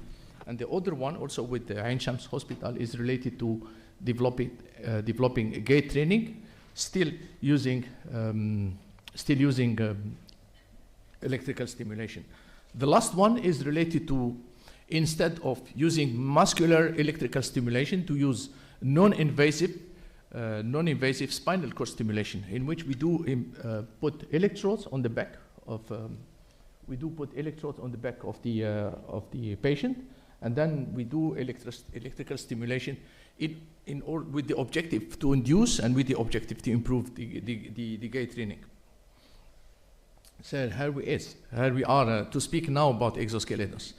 I will try to make you traveling with me throughout introducing exoskeletons, and I will probably share with you actually how we did come to exoskeletons, that you do understand, especially for the students, for the researchers, you do understand how we did come from robotics to what we call orthosis, then to exoskeletons. And then after doing that, actually I will speak about enabling gait using these lower limb exoskeletons, and I will speak about 3 challenges which are related to balance control, echoing, and for stroke rehabilitation, and then at the end outdoor activities. If I have time, I will probably also share with you at least one slide related to another exoskeleton, which is called e-walk, which is the e-bike of walking, and I will share it to you. Okay, probably this is the most interesting definition that we did get from Silkepan. Silkepan is complete paraplegic is T10, which means that from the vertebra T10 she doesn't feel and she doesn't have any motor capability. And the one of the TV channels asked Silkepan, how do we define an exoskeleton? Now when I'm sharing with you how she defines it. It's in French, but the translation is on the slide. Un exosquelette, au début, moi, je ne savais pas non plus ce que c'était. J'ai cru que c'était l'exosquelette des insectes. Ça s'appelle aussi comme ça. Mais dans notre cas, c'est un robot qui permet aux personnes comme moi, qui sont donc paralysées des jambes, du bas du corps, de se remettre debout et de remarcher, de refaire des mouvements avec toute cette partie du corps qui est paralysée. Okay, so what is really important in this definition from Silkepan is the enabling walking. So exoskeletons are devices, are suits, let's say, robotic suits. We can also say robotic suits that are enabling, first, walking, second, verticalization. They are assisting the movement of the limb using motors with the objective to enable and to provide walking capabilities. The word actually is constructed using exo, which means external to the body, okay? And skeleton means that it's rigid. So we have this rigid suit, okay, which is interfaced with the limb, external to the limb, which is actuated with the objective to transmit forces or movements, okay? At the end, we have solutions that are capable to be tailored, that are capable to be adjusted, to be personalized in terms of mechanical design to different people with the objectives to walk again. And this, we do it for people with complete paraplegia, to walk better, could be for training and for rehab, okay? Or to walk more, and could be for other kind of exoskeletons. I will probably show this to you. Okay. This do not confuse with what we call, because this is really also important, soft exosuits, just for people who are aware about exoskeletons, soft exosuits that are not rigid and that are capable to transmit forces only in one direction. And now let's say that there is a wave of exoskeletons for different kind of applications, different kind of objectives, could be for industrial applications, could be for daily living, okay, or could be for rehab. Now I will share with you our experience, just you understand actually that nothing starts from nowhere. And you see actually that the project that I will share with you today, it did start in early 2000, okay? Which means that I'm sharing with you something like more than 20 years of projects. So we started first actually with what we called orthosis. So the orthosis, by the way, is another word to define exoskeletons, because orthoses are also devices that can be actuated using electrical motors to transmit these forces and movements. So here we see that this is one of the first projects that we did have in having this motion maker, which is also actuated at the hip and the knee. And then we did develop another project, which is this walk trainer using this mobile frame, also to enable walking. Okay, also to enable walking. After that, actually, we did start in 2012 a project used to develop a hip exoskeleton.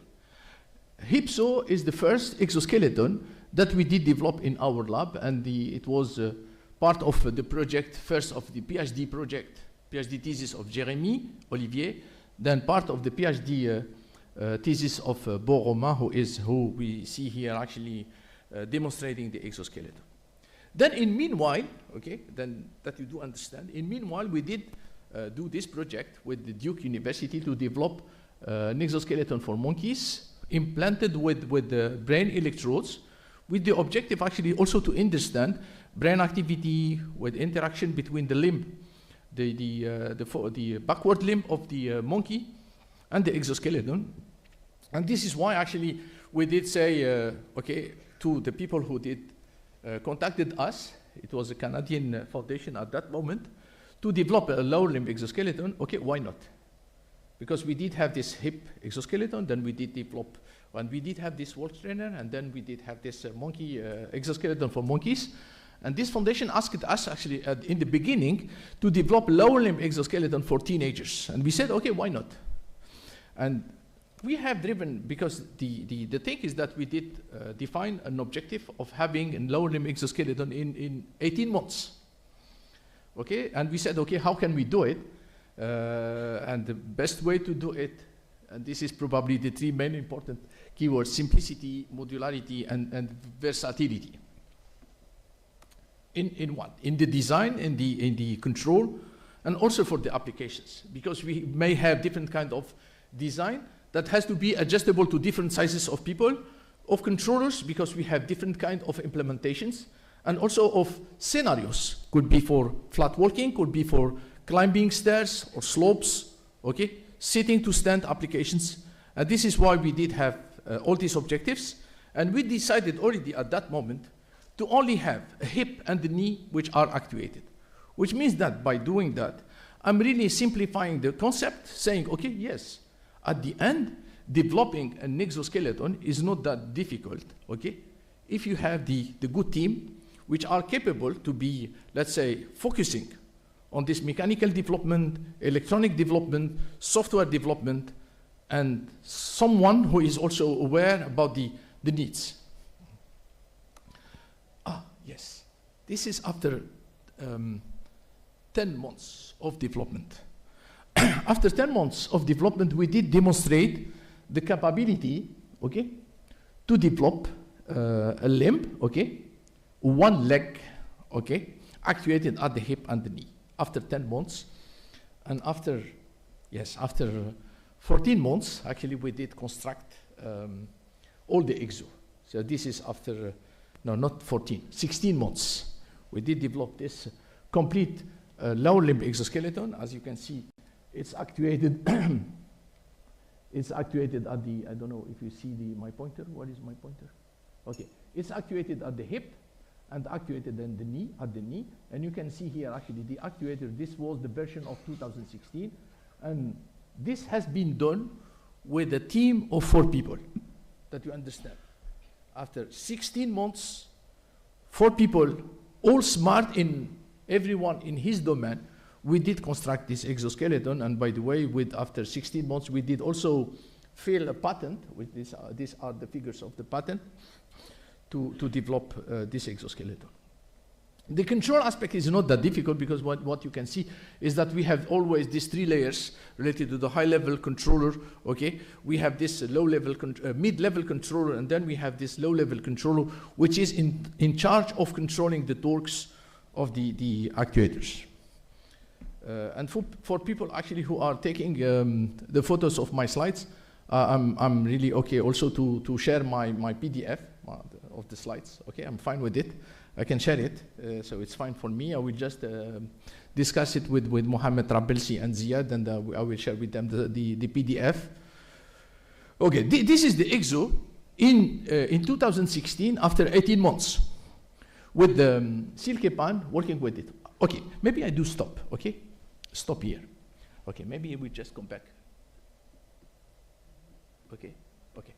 Here is the control, how we do control this exoskeleton. Here you can see actually that Silke Pan is managing actually these 2 buttons, okay? The 2 buttons in order to choose the walking mode. Is it a fast walking mode or is it slow walking mode?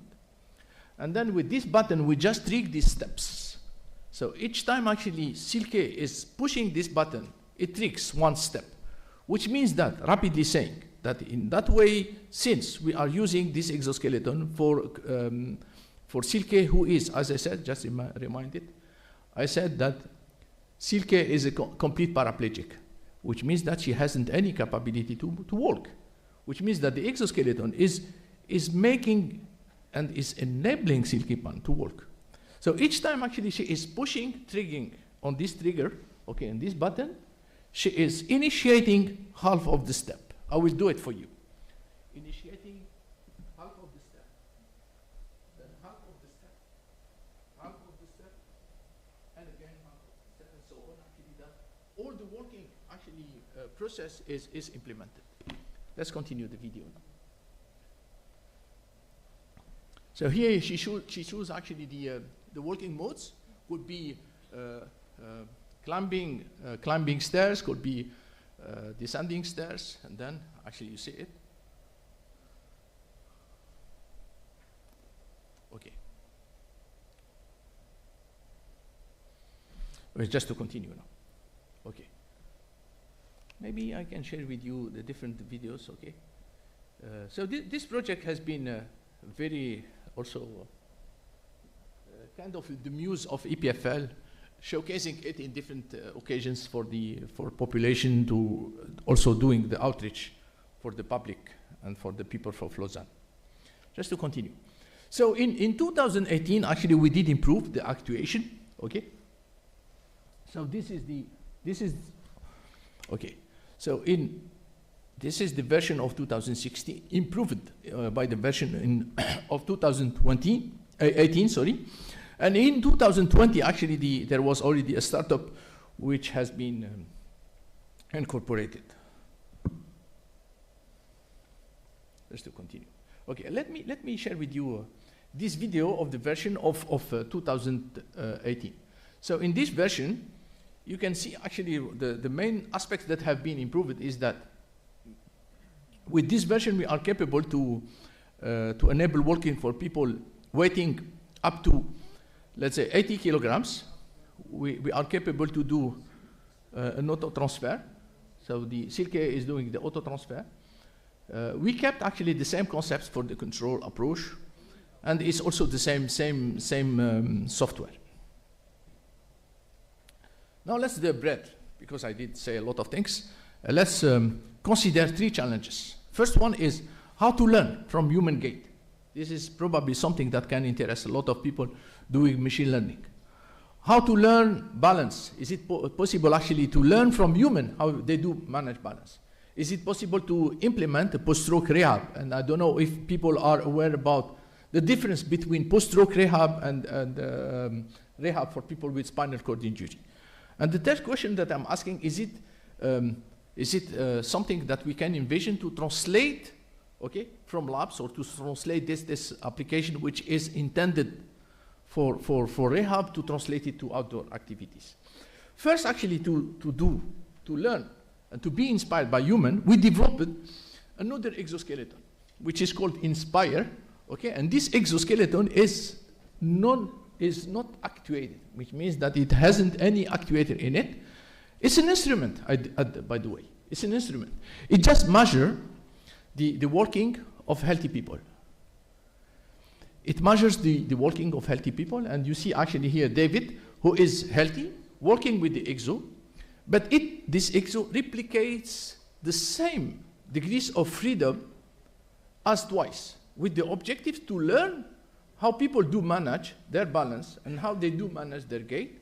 And then we did this proof of concept by learning how we do manage the sagittal balance, only sagittal balance.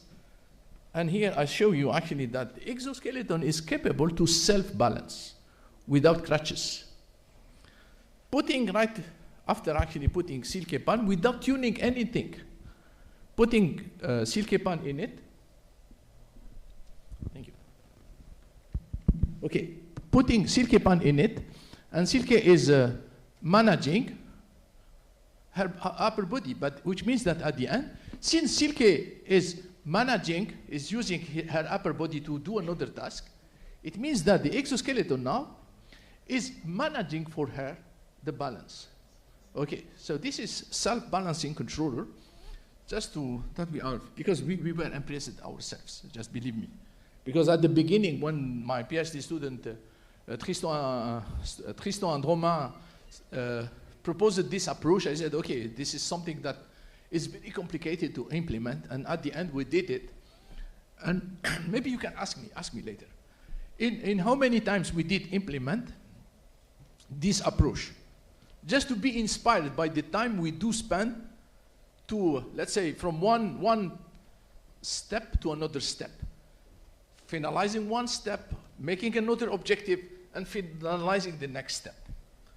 Okay, just to continue with the, probably, Yes, I'm continuing with okay? This other challenge of stroke rehab. Okay, the other challenge related to stroke rehab is that people with stroke have this half of the body which is impaired and half of the body which is non-impaired. Which means that if you do make someone working with the exo, he has to be capable to work with this non-impaired limb while being assisted with the impaired limb. And here I'm just showing that the exoskeleton is capable because Jemina is healthy. Jemina is one of the PhD students. So she is working actually with the exo while the exo is not actuated, which means that we are capable to work with the exo while not being actuated. And here I show you actually that we did implement this echoing strategy. This was in the clinic of Villa Beretta in Italy.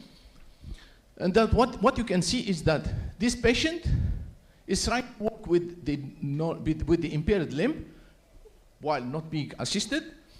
And in this other video, you see actually that we have this echoing, or maybe you can also call it mirroring, which means that we do mirroring of what happens in the non-affected limb to mirror it on the affected limb. And then we can envision different control approaches by making a dosage of the assistance and improving or modifying the dosage of the assistance throughout the therapeutical sessions. And then I have maybe, okay, a few slides. I will show you now, third challenge. You remember, we said first challenge, can we be inspired by the human? Can we learn from human? We did develop this exoskeleton named Inspire. Can we translate or implement post-stroke rehab? And I have shared with you something which is called echoing and mirroring. And the third challenge that I asked you is related to translating to daily living and flipping the disabled, because now actually instead of having the environment which is adapted to the disabled, we have this device which is flipping the paradigm, which means that it's making accessible different environments. This was in the train, and this was actually just outdoor. And the last one is by trying to enabling a dream of Marta. Okay, Marta is a paraplegic of 23 years old, and he did ask us and discuss with us about his dream. So his dream was actually to do ski touring, and we said, okay, why not? And we did implement adapt, because at the end, okay, we have the exoskeleton which is capable to enable walking, okay, on flat ground. And the question is it possible to implement ski touring? Okay, so engineers, all of you, or most of you are engineers, you think about it and you say, okay, we have to do probably two things. Probably to develop or to adapt the exoskeleton. Ziad is noticing me that I have 5 minutes. Okay, I will do my best. Okay. Okay, so I said, we think about adapting the exoskeleton. Adapting exoskeleton to the skis, okay, first one. Second is to adapt also the control strategy to implement the path of the ski touring. And we did it. This is what we did. And this I can already say that we did it in 2 months by adapting the tibialis segments to the ski boots, and also by adapting the ski boots to be fixed to the exoskeleton. And Romain, on the other hand, actually did adapt the path of the ski touring. So we did adapt also this.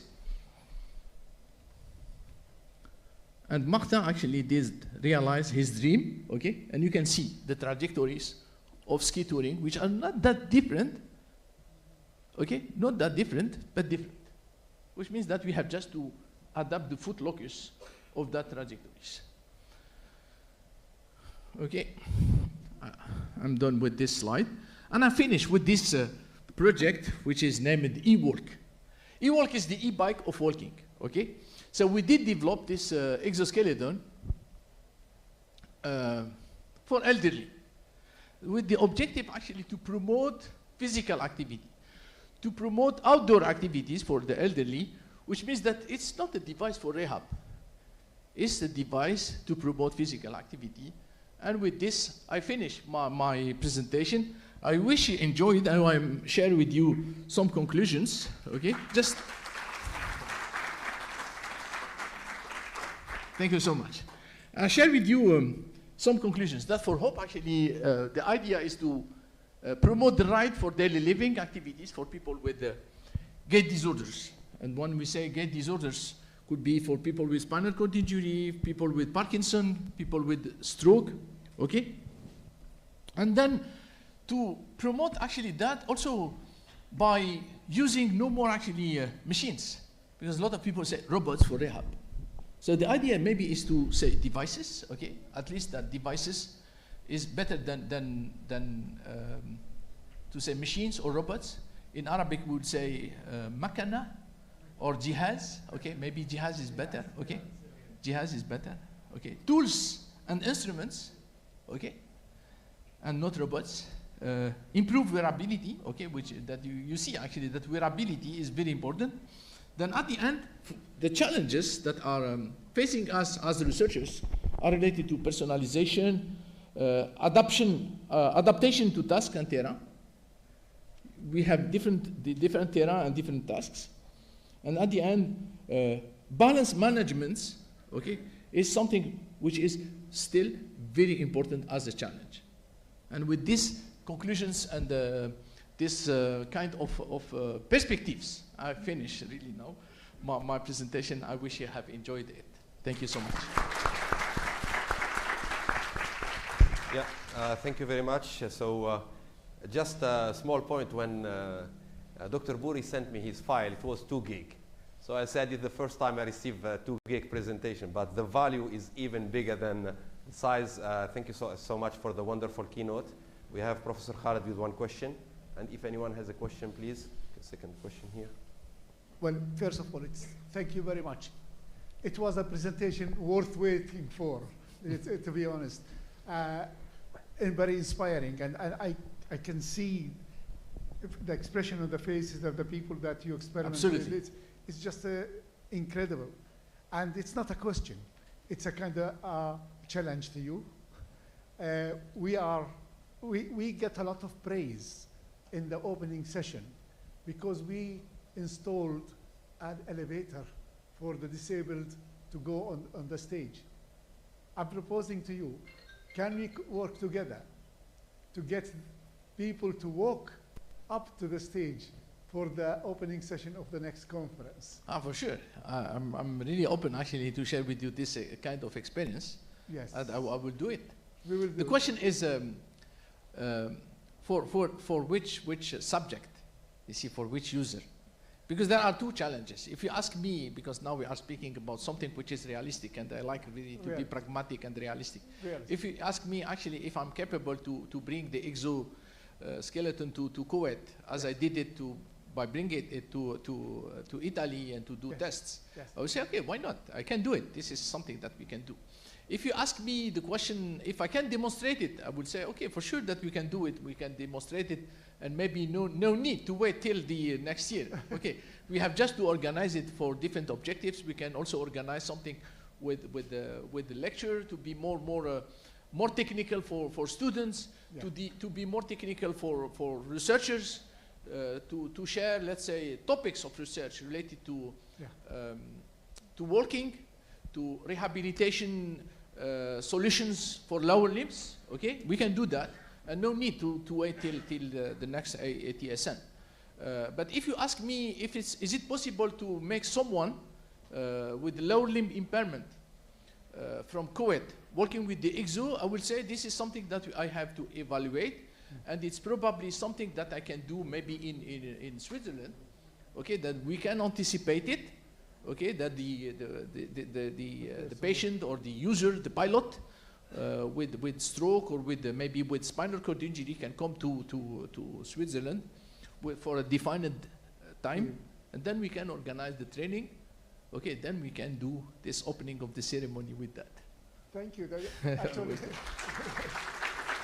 basically you answered the subsequent questions. I was my further question would be, would you share some experience with our students in a prolonged? So you answered that. Yes, I answered.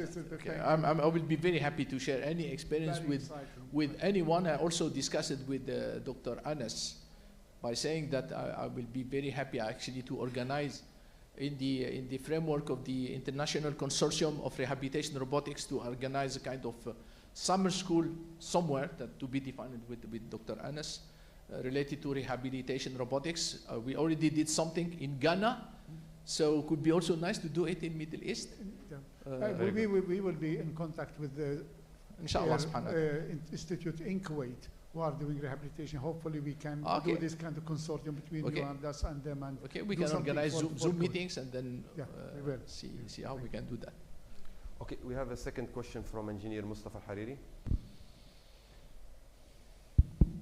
Thank you, Doctor, for the nice and interesting presentation. I would like to ask about the exoskeleton, the twice. Is it possible to add an option to control the triggering method by the voice, especially for people having disability in hand or their fingers or limbs? Dr. Khalid or Khalil? Engineer Mustafa. Mustafa. Yes. Mustafa. Mustafa, you are asking about two aspects. Okay. The first one is related to voice control. Okay, I would say that voice control is a technical issue. Okay, I would say, why not? Okay, as well as you would like actually just to replace one command by another one. Okay, I say, okay, if this is a technical issue, so why not? But in this technical issue, there is another issue. Because if you say for someone who is not capable to control his hands, I would say, okay, why? Does it mean that he is capable or not capable to manage the crutches? Because for now, crutches are important to manage the gait. Okay, but if you tell me, okay, that it's for someone who is still capable to manage his upper body and use his hands to manage the crutches, but not necessarily the fingers, there are other control capabilities or control modalities in which people are managing and controlling the exo using the posture by inclinating more on the right, by inclinating more on the forward in order to trick. So there are other modalities other than the one which is related to pure buttons. So no need to voice control, but other kind of control modalities are probably better. Thank you so much. You are welcome, Mustafa. We have a last question. It's a last comment from Dr. Latifa Al-Anezi. She's working on rehabilitation too. السلام عليكم دكتورة لطيفة العنزي من قسم العلاج الطبيعي جامعة الكويت. Thank you very much, Dr. Mohammed, for your presentation, for your lecture. You gave like an introduction for my next talk, which is now immediately I will go to the stage. I just have a comment for Dr. Khalid. After my presentation, you may direct your proposal to me after that, because actually, yes, no, it's fine. Yes, because we are in Kuwait also, and I'm familiar with the people who you invite already in the first day, and inshallah, after my presentation, we can give you an inspiration about our robots. If it's tool in your presentation or device, it's a robot. And I will be very happy, let's say. Yeah, we will collaborate and we will talk more about it. I'm doing research actually. When I say, I generally do not say my robot. Yeah. Okay. Yeah. Even if we did it. Yeah. But for me, it's technology. Yes. It's technology available for people with lower limb impairment. So whatever is this technology, okay, wherever is it, okay, as well as it provides actually this capability to walk, this capability to verticalize, capability to climb stairs, okay, and do other kind of tasks. This technology is welcome. This is probably the most important thing. Yeah. Then your question. Yeah, no. Thank you. You haven't any question? Yeah, Okay. thank you. Thank you so much. much. Thank you very much. So, token of appreciation from ATSN 2024, Professor Khalid will get on the stage with the plaque.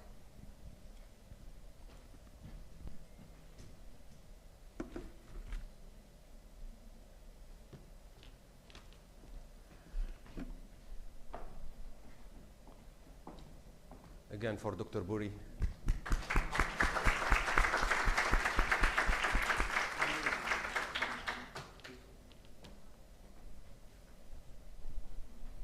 It's a very interesting topic.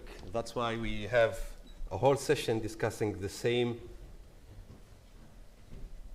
topic. So we have 5 presentations, 2 in person and 3 online, all very interesting and related to the topic of rehabilitation and exoskeletons.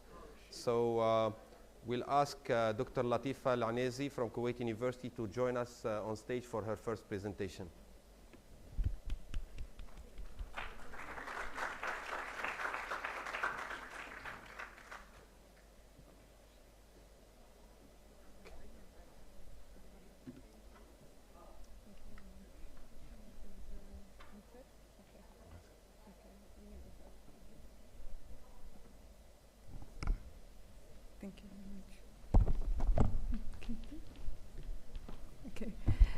بسم الله الرحمن الرحيم والصلاة والسلام على سيدنا محمد خاتم الأنبياء والمرسلين. Good afternoon everyone. السلام عليكم ورحمة الله وبركاته. Dr. Latifa Al-Anezi from Physical Therapy Department, Kuwait University. I will present for you the protocol of our recent research, which is innovative rehabilitation, HAL robotics, and physical therapy for neuromuscular and musculoskeletal disabilities, which is a randomized control trial. I will take this opportunity to thank Kuwait College for the science and technology for this conference, and hopefully inshallah this is not the last one. So next time inshallah we'll be here and we present the result of this randomized control trial, hopefully. Thank you very much. So in a brief about myself, I got my bachelor in physiotherapy from Kuwait University and my master and PhD in physical therapy musculoskeletal from the University of Sheffield in UK.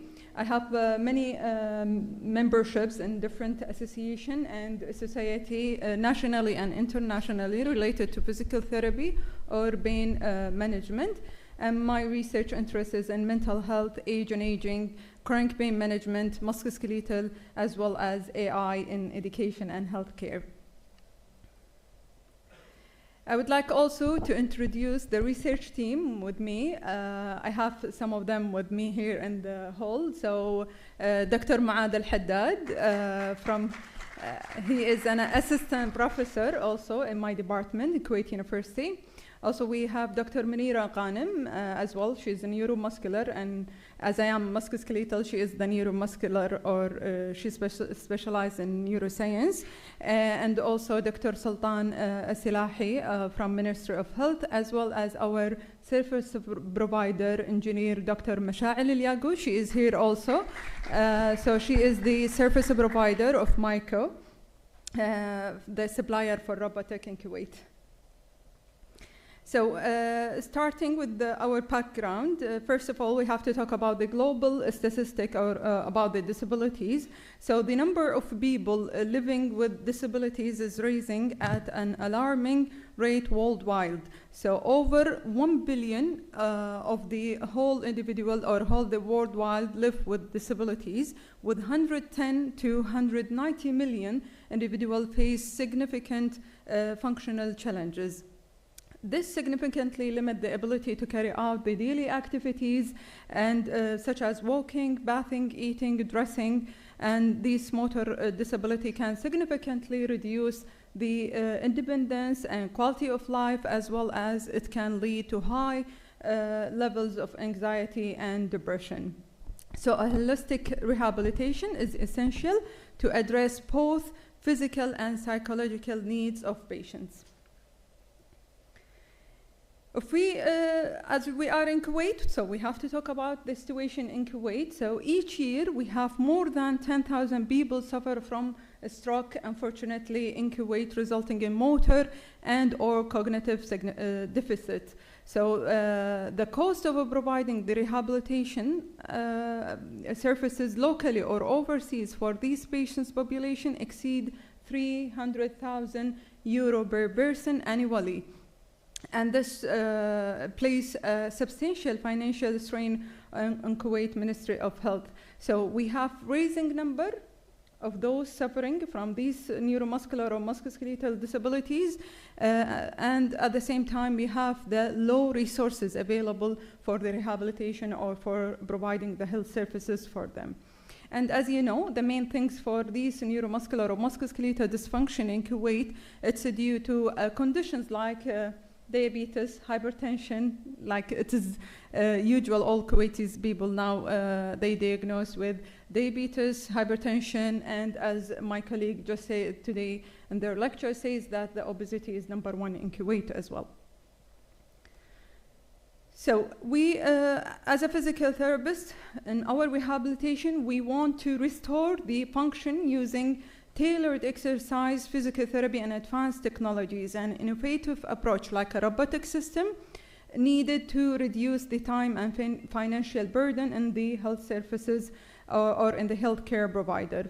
This will improve the treatment outcome and enhance the strength and the coordination, and as well it will empower the patients to carry out their daily task, okay, independently, and boosting the self-esteem and social integration. What is HAL? HAL is actually hybrid assistive limb, okay? It's developed by the Japanese company Cyberdyne, okay? It is a robotic exoskeletal for mobility, impairment after stroke, spinal cord injury, okay? And it's provide real-time feedback and support through the muscle bioelectrical signals, okay? So it's read the mind. It is personalized and interactive therapy, enhancing the patient's compliance and participation, and it enhances the gait speed, balance, muscle strength, and daily independence, as well as to track the patient's performance for tailored therapy plan. As you see here, this is during our training. Here in this picture, I'm wearing the HAL, okay, for the lower limb. Actually, during our training here in last August, Sonia from from Germany, she came to deliver the training for us and my research team, okay. She was a certified trainer in Cyberdyne. And we actually, me and my co-authors, we all of us wear the HAL, wear the robotic, either for the lower limb or for the single joints, upper limb or lower limb, and we feel it because this is what we want to know about it, how it's feel, the heaviness of it, the weight of it. So this will help us to understand and then educate our patients as well. So before we proceed, we have to provide you guys with an evidence about the usefulness or the effectiveness of the HAL or robotic. So either in neuromuscular disabilities or musculoskeletal disabilities. First of all, we go for neuromuscular. So units in 2018 studied the effect of HAL therapy in gait coordination and performance in patients with ossification of the posterior longitudinal ligaments after surgical decompression. They found significant improvement in gait speed, coordination, and parameters, especially in acute patients. However, this study lacked the study lacked the control group and specified follow-up period. It wasn't clear. So this is a limitation in this study. Also in 2019, Tanaka evaluated the effect of HAL robotic gait training on 11 chronic stroke patients with hemiplegia. And they found significant improvement as well in gait speed, stride length, and cadence. However, the lack of a control group and variability in training frequency limits the ability to compare the HAL training with conventional methods and determine the optimal training frequency. In regards to the musculoskeletal disabilities, we have this systematic and meta-analysis study that conducted 2022 that comparing the robotic assisted rehabilitation with conventional rehabilitation in patients who underwent total knee replacements. They found that HAL training significantly improved pain level and gait speed in total knee replacement patients, along with secondary improvements in knee range of motion, quadriceps strength, and functional assessment. However, the study highlights the needs for further high-quality, large-scale studies to confirm these findings and to evaluate the long-term impacts.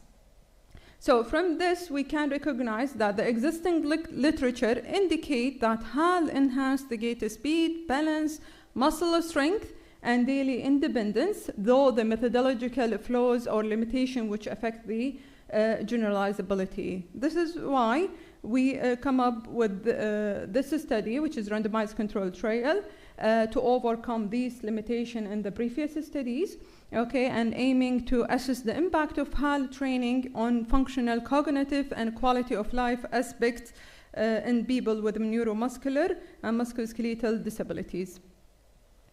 So this is our research question. What are the effects of HAL therapy in people suffering from neuromuscular disorder or musculoskeletal disorders? And we hypothesized that people with a neuromuscular or musculoskeletal disorder who receive HAL along with conventional therapy will show better outcome than those who receive only the conventional therapy. And alternatively, we also hypothesized that those with neuromuscular and musculoskeletal disorders who receive HAL and together with the conventional therapy will show similar outcome with those who receive only conventional therapy.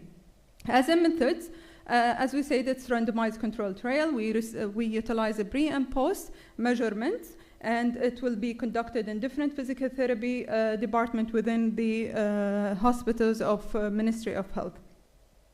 So the inclusion and exclusion criteria will just give you an examples because he's pointing for me, Dr. Ziad, all the time. So we include, as an inclusion, those who are diagnosed with osteoarthritis or a stroke, neurological dysfunction, male and female patients over 18 years old, Kuwaiti and non-Kuwaiti. We exclude those who have difficulty wearing HAL due to joint deformity, contracture, or those who have difficulty following the instructions due to mental or cognitive disabilities.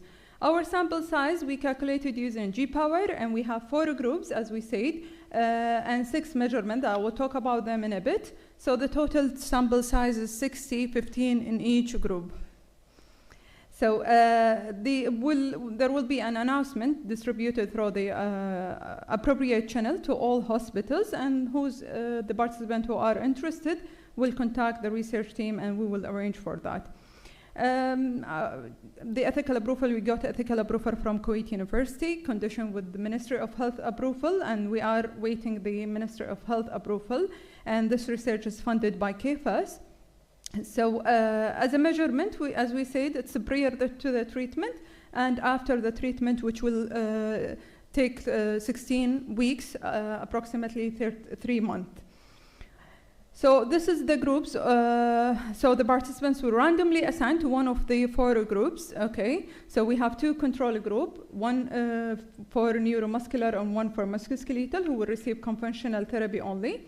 And we have experimental group, one for musculoskeletal and one for neuromuscular.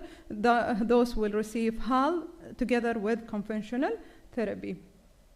As instrumentation, all participants will receive short questionnaire for the demographic data, and then we will take this measurement for them. First of all, time up and go, as you know, which will evaluate the mobility, balance, and fall risk. Gait speed to assess walking speed over 10 meters. Paired balance scale, which assesses static and dynamic balance. Functional independence measures, FIM, which assess functional independence in self-care, mobility, communication, and social cognition. Also, we have the SF36, which measure the health status and quality of life. And the last one is DAS21, which is assessing the stress, anxiety, and depression. As a statistical analysis, we will use SPSS version 29 to assess our data. Repeated measure ANOVA between and within subject will be used, and the p-value will be equal or below 0.05. So I will take you to some of the videos during our training and some cases that we have of the patients that we assess and treated using the robotic or the HAL. So first of all, we have this stroke patient, 61 years old male, diagnosed with stroke. He presented for us with muscle atrophy in both legs, a drop foot, and inability to walk. And we provide him with 6 sessions of HAL intervention, 1 hour per session, and then the patient was able to walk with assistance from his family member. After 18 sessions of HAL intervention, the patients were able to achieve independent walking within the house. Another patients I treated by myself, which is ONE. As you know, I'm musculoskeletal, my background. So this lady presented with, she's 58 years old, female, presented with osteoarthritis, having pain in knee and difficulty in praying and walking. And I used with her 3 sessions of HAL intervention. Patient was able to walk without pain, and 2 sessions of single joint, and I will show you the single joint in a bit, which achieved independent walking. So here the patient is walking, sorry. So here she's walking with the HAL, which is for the lower limb. It is heavy, to be honest, so we have to give a patient rest in between or between sessions, so we prefer 2 sessions per week. Here, I'm walking. I used to try it with me and also Dr. Ma'a, Dr. Munira. All of us, we use it and we wear it. Okay, here in Markaz Hamad al-Sagar and Adeliya. So all of us use it, and we use different mode. We train on it and feel it actually here in Kuwait. This is the single limb joint. This is for lower limb, and we can put it also for the upper limb. This is me wearing it. Okay, so thank you very much. I'd like to acknowledge Kuwait University Research Sector for their support, as well as KFAS, Dr. Amina Farhan, and Dr. Ali Boumojdad, and Dr. Maytham Safar for funding our research, as well as our service provider, Dr. Masha'al, Maiko, and the Cyberdyne Japan. Thank you very much, guys, and I hope you enjoy it. Thank you. Thank you very much. So we'll open the room for questions.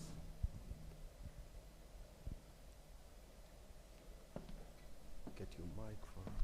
I think I can do without the microphone. But yeah. Thank you very much. Very inspiring, and I'm very, very happy to hear that you're starting this work, and I'm happy that this conference has given you a platform to announce it. So we're looking forward next year, hopefully, to inshallah, to share the result of it, inshallah. The result of the demonstration of this fantastic work. When we started looking for the conference with my colleagues, we could not find much activity in Kuwait, but now it looks like we are doing a great job. Thank you very much. And so you said about the 60 people. So you haven't started yet the recruitment. No, so actually, you are just we, as you know, Minister of Health ethical approval is sometimes taking a long time. So we got the approval from Kuwait University, and also the KPS, they support us to rent the robotic because we can't buy it. You know, we pay for the rent of the session. You know. So, and now just when we get the Ministry of Health approval, then we will start immediately our research, inshallah. وياك يا رب. تسلم. الله يحفظك دكتور خالد. Thank you so much. Appreciate it. Another question from Dr. Yes, thank you so much for your presentation. I would like actually to have your opinion, your medical doctor opinion. Okay. The HAL from Cyberdyne has different implementation scenarios. And one of the common scenarios in Europe, at least, is using the HAL with a treadmill. Yeah. And as I see, actually, your scenario is on overground. This is how you have your What choice is it? actually. Say it again, please. Your scenario actually means that because you have explained it actually the protocol, but I haven't understood actually the scenario of implementation. Would you do it overground? Yes. Or would you do it as Cyberdyne is doing it in Europe, using a treadmill with the body weight support? This is probably my first question. Yeah. If you did adopt that we not use the treadmill with the overground body weight with the body weight support, if you can just explain actually why did you make this choice? Second, also as a medical doctor, with respect to the different inclusion and exclusion criteria, what is the control modality? Means how people are controlling the exoskeleton. Yeah, I will two questions. answer. Yes, exactly. Regard to the first question, if we decide, and maybe my colleague can answer also, feel free to, if you want to add to this question. Actually, we even during our training, we start with the stroke patients, or even one, I didn't mention it because of the time, there is another case for spinal cord injury. He presented for us after 2 years of this road traffic accident, and he was young, 27 years old, and we start immediately with him. The thing is, we will not use a treadmill at the beginning for the stroke neuromuscular patients, and for musculoskeletal patients, we prefer for the, like we train them, gait training using the HAL, as I did with the ONE patients.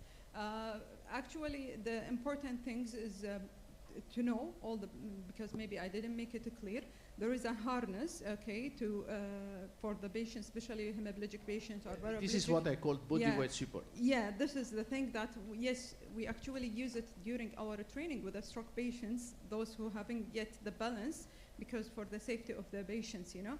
So we start with them, but we walk them on the ground without treadmill at that time during our training. But you use the harness and the body weight support? Inshallah, in the hospitals, during our research, we have the facility, depending on the patients, we can use with them a treadmill, or even between parallel bar, you know, within the physical therapy gym. This is why we choose physical therapy as a sitting department within our hospital. It's providing with the safety things and consideration for the patients. The other question was about the control modality. How the patients are controlling the exoskeleton, or how the exoskeleton is assisting. The control modality. I didn't get your question. You're asking about the control group, or how to control itself, the HAL? The control of the exoskeleton. Yes. How is it implemented? There is. If I show you in this video, there is like a device, a small device. Okay, so it is attached there. We arrange the mode. Okay, I take it off and I arrange all the parameter for the patient. Okay, this is the EMG. It's muscular activity measurements. Yeah, from it the is back. bioelectrical stimulus. So Yes, it detects the. It's like reading the brain. So we can retrain the patients according to the stimulus available, and we we preserve these stimulus, and we train the patients. We have continuous and intermittent modes. We have different mode, autonomic mode, and then also within we can increasing the firing. Like if we see there is a signal, especially from that spinal cord injury patients. If you remember, Dr. Maad and Dr. Masha'al, we use the HAL to assess the patients. If there is any signal, and when we recognize this, yes, it detects through the bioelectrical impedance and the electrode that we attach to the muscles. The EMG. Yeah, the EMG. We detect these signals and we work on it. So it's improve the strength, and also we catch the stimulus and we work from that. Shukran. Yeah, this is what thank you so much. All the conference is about, to get more discussions. If you want to add a quick point, or you can also take it offline with the team as you wish. Dr. You can go ahead. You already committed to speak. So Dr. Maad also have a comment, I think. Doctor, just I want to add something, because I've been in the agent for Kuwait for 4 years, so I know all the researchers. Why they have to do lift support? Because the patient is unable to walk, so he is heavy. Sometimes it breaks the robot, and we faced one broken robot here in one clinic, so that's why. But the better issue is to walk, to make the person, the patient, feel the ground. And most patients in Italy, in Germany, they said we want to feel the ground. And we find this also in the CP patients. Now because everything is open, no more handicapped with HAL, just to see after what we see, the researchers. So inshallah, everything will be good, that's all. Okay. Thank you. Very good, thank you so much.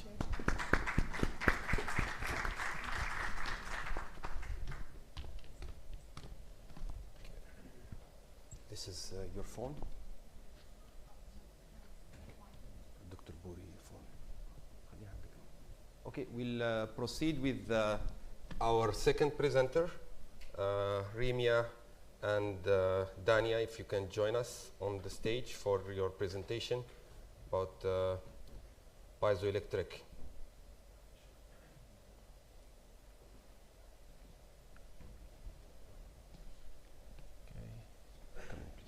داني تفضل.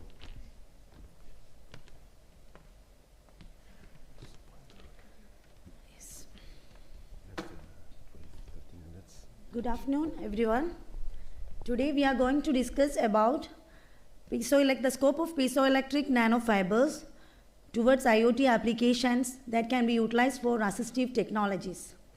Piezoelectric nanofiber energy harvesting for IoT-enabled assistive technologies.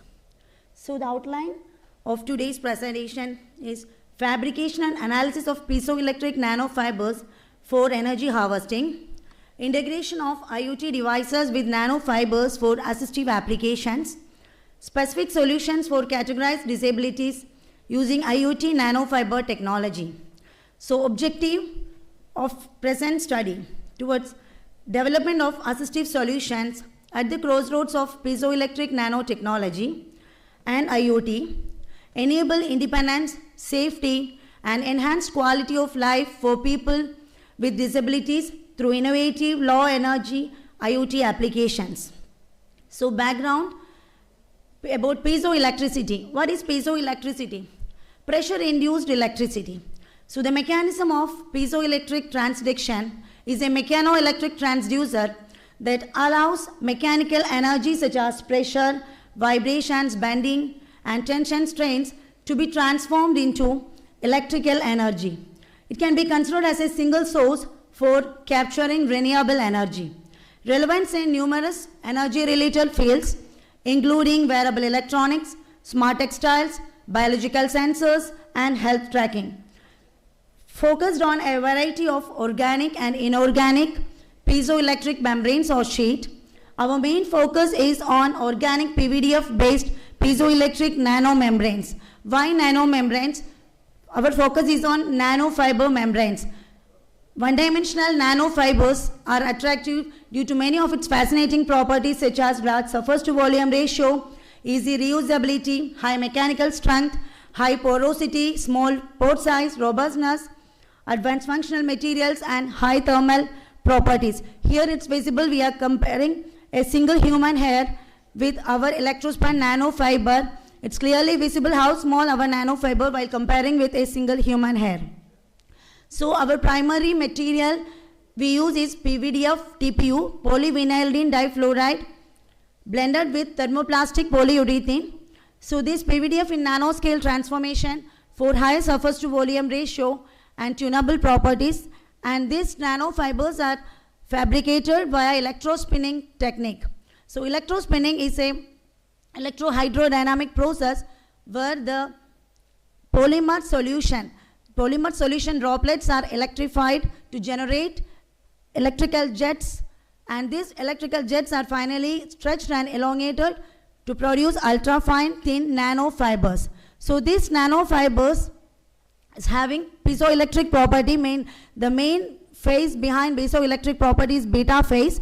Different phases available for the polyvinylidene difluoride polymer is alpha, beta, delta, gamma, etc. And it's visible here, it's shown here. The polymer, the monomer units is shown here. So they enhance both beta phase and stretchability by the addition of thermoplastic polyurethane. So the addition of thermoplastic polyurethane, the additive, can greatly enhance the stretchability and also the durability of the generated prototype. Stretchability is an important parameter for the adaptation towards three-dimensional body movements and durability. So here the experimental setup used in our lab of nanotechnology and photonics is shown here, and the generated prototype nanomembrane is shown also. This nanofiber is analyzed under scanning electron microscope, where we can visualize the random orientation of the nanofibers, and the independent nanofiber diameters can be measured using images software. It's already shown here around 350 nanometer diameter. The diameter of the nanofibers generated here is around 350 nanometers. In addition, the FTIR spectra for the generated nanomembrane is shown. This FTIR spectra clearly displays, here we compare the PVDF powder with the CAS film and also the electrospun nanomembrane. Here it's clearly visible the dominance or the, it's promising, the beta phase is more, it's more promising with electrospun nanofiber. So the piezoelectric characterization results associated with the material is shown here. Here when we apply some like impulse loading measurements and like some freely falling masses is applied onto the generated nanomembrane, and also some cyclic controlled impulses are applied. Here it's clearly visible some pulse voltage generation is obtained with pure PVDF and also with PVDF TPU. PVDF TPU is more pronouncing, more voltage is generated. For example, with when we apply a force of around 2.5 Newton, normal force, 2.5 volt voltage is generated with that, and same time with a maximum of 250 grams, when we apply a free falling mass of 250 gram, it resulted in the generation of 12 volt voltage generation. So now the impact of basic body motion on the fabricated nanofiber membrane. Potential of these nanomats on biomechanical energy harvesting based on hand clapping and finger impartment movements was tested. The present work clearly established effective sensing ability of the prototype as a tactile sensor as well as a frequency or vibration sensor. Analysis of the energy harvesting from basic body motions revealed that it is very effective at detecting biomechanical movements. Scope of the prototype in detecting both voluntary and involuntary movements are tested. Incorporation of this nanomembrane on different prototypes of different portions of wheelchairs and wearables of a disabled or handicapped person can greatly support as a self-assisted facility. So hand motion induced piezo voltage for piezoelectric composite nanomat. Hand gesture serves as a remarkable step forward in assistive technology for a dumb and handicapped disabled person on wheelchair, demonstrating its potential to significantly improve the quality of life for those it assists. Example, finger impartment at different bending angles. Here the nanofiber patch is attached to the finger of a human being, and at different bending angles the voltage generation is clearly visible here at different bending angles, like 30 degree, 50 degree, 60 degree. For the finger impartment measurements, different voltage generation is visualized here at a maximum of 90 degree, with a maximum voltage generation is observed at a bending angle of 90 degree. In addition to this, hand clapping inspired wearable nano generator as power source for IoT devices is also studied.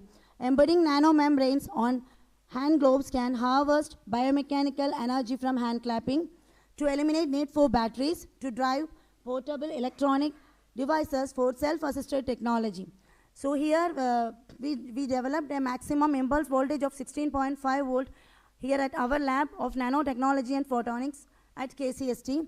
So different forms, palm to palm, palm to palm straight, palm to palm curved, palm to finger curved, different modes of hand clapping methods are tested.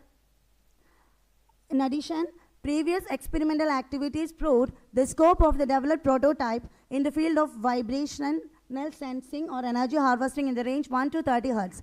Vibrational sensing can greatly aid in the scope of these nanomats for hand tremor sensors. Hand tremor is an involuntary activity associated with some neurological disorders including multiple sclerosis, Parkinson's disease, stroke, traumatic brain injury, dystonia, etc.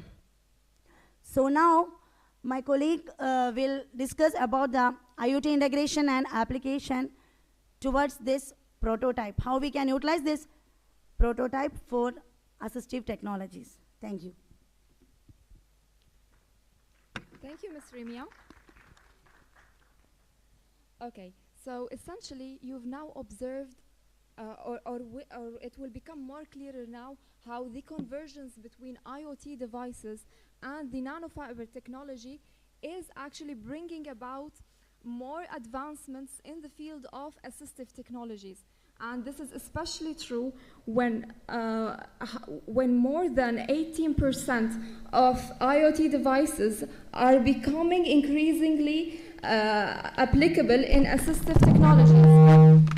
And in addition to that, we have more than 1 billion people globally who suffer from some form of disabilities, and that's 15% of the population. So IoT devices are a wonderful candidate to be integrated as an application for nanofibers, as they are generally low energy devices, and energy harvested from nanotechnology can be used to power those low energy IoT devices. The nanofiber has high sensitivity that also makes it ideal for two major applications that we mainly look at in our research, which are the sensing application or the triggering application. So moving forward, we have certain IoT applications that can be put into use with this integration, such as gesture-based controls for emergency notifications, smart environmental monitoring and mobility aids, real-time health monitoring and data transmission. So right now we have created scenario-based applications for different categories of people with disabilities, and those people with disabilities are wheelchair users. For category number 1, paraplegia or quadriplegia are cases where the patient has some form of partial paralysis or immobility.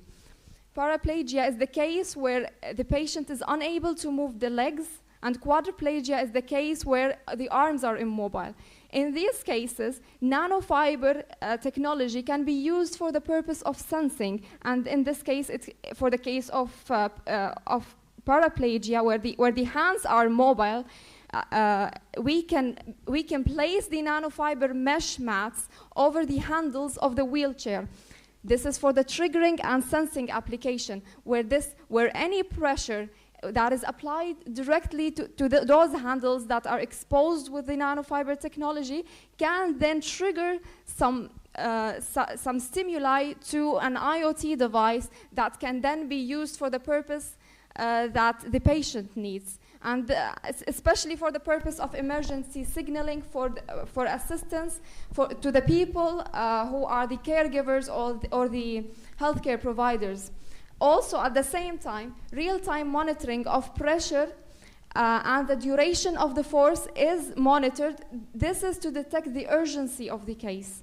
And as you can see here in the graphs, we can see the pulse momentarily arise as the pressure is applied to the handles, or in another application for the case of quadriplegia, the nanofiber mesh is placed on the footrest, as you can see in the other figure there. Category number 2 is the case of total immobility, where the patient is unable to move any part of their bodies.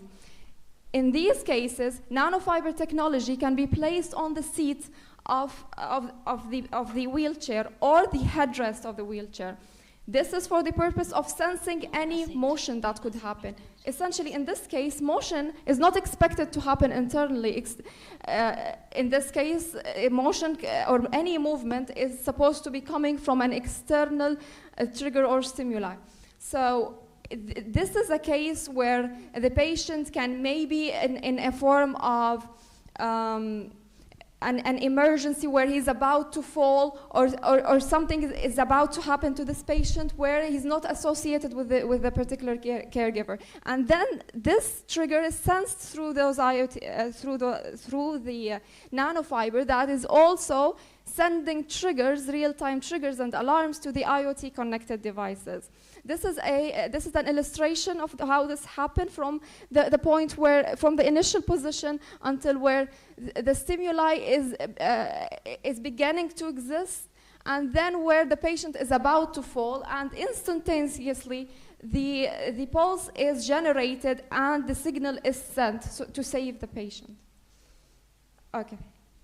For the case of the placement of the nanofiber technology over the headrest area, this can sense the head movements in the case of an external stimuli causing some movement. And again, this is applied for the same scenario.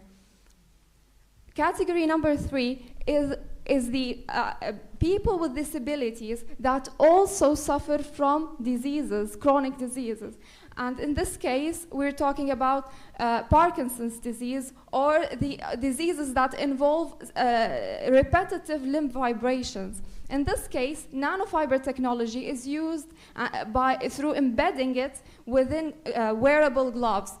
This is applied for the 2 applications at the same time. One of them is the energy harvesting. So throughout prolonged period of times, energy is continually being harvested to power those IoT devices and to power this system that is wholesome and self-contained and self-sustained.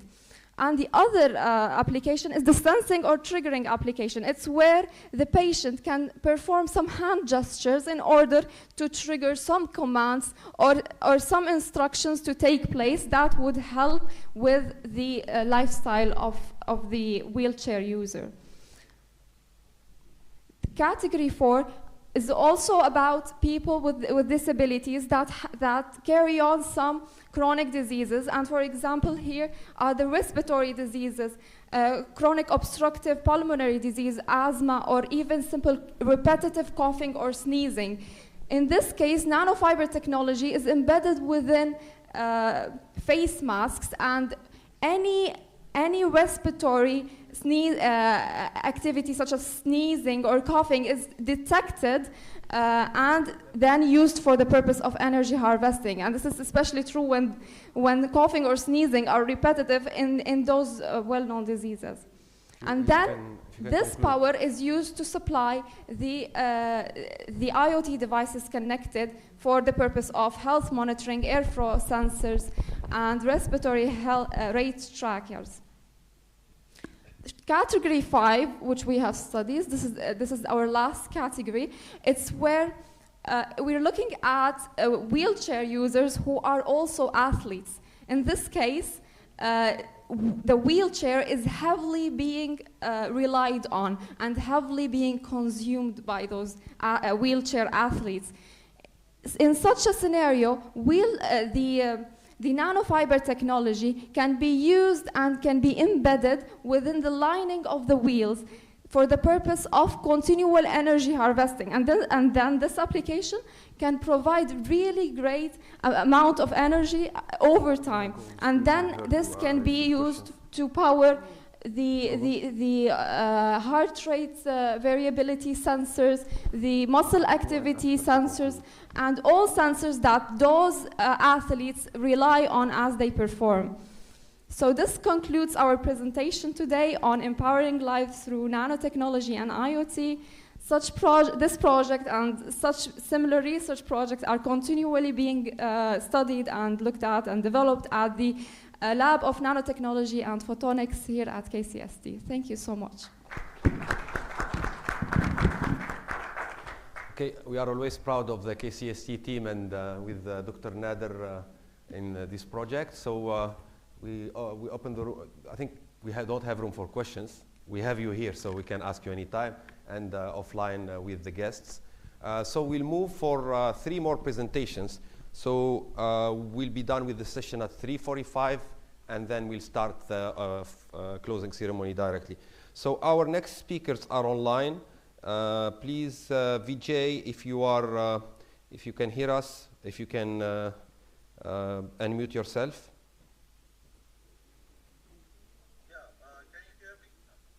Yeah, let's fix the sound. It's coming from the laptop, so I think we need to fix the sound output. But in the meanwhile, Dr. Vijay is from India, and he has the collaborator of Dr. Murugapan from KCST. And they have great work on rehabilitation and the exoskeleton. They have a project called Walk India. He has 2 papers to present today. So we'll start with the first one at your choice. So you can share your screen first. Thank you. Yeah, thank you, and thanks for inviting us to present our findings for this conference. And I would like to thank the organizers and Professor Murugapan for introducing this conference to present our 2 papers. The first one is the Work in India project, and so which will be presented by my student, Ms. Marshalline. Marshalline, over to you.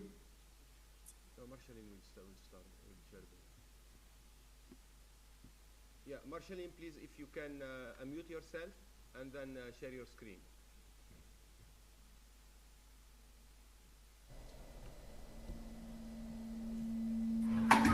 Hello, am I audible? Yes, you are. Yes, let me just share my screen. Marshalline, for the interest of time, if you can keep the presentation to 10 minutes, please. Yeah, sure, I'll be with this.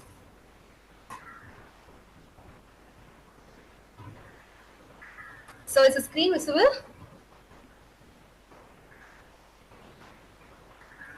Yes, Marshalline. Yeah, please go ahead from your.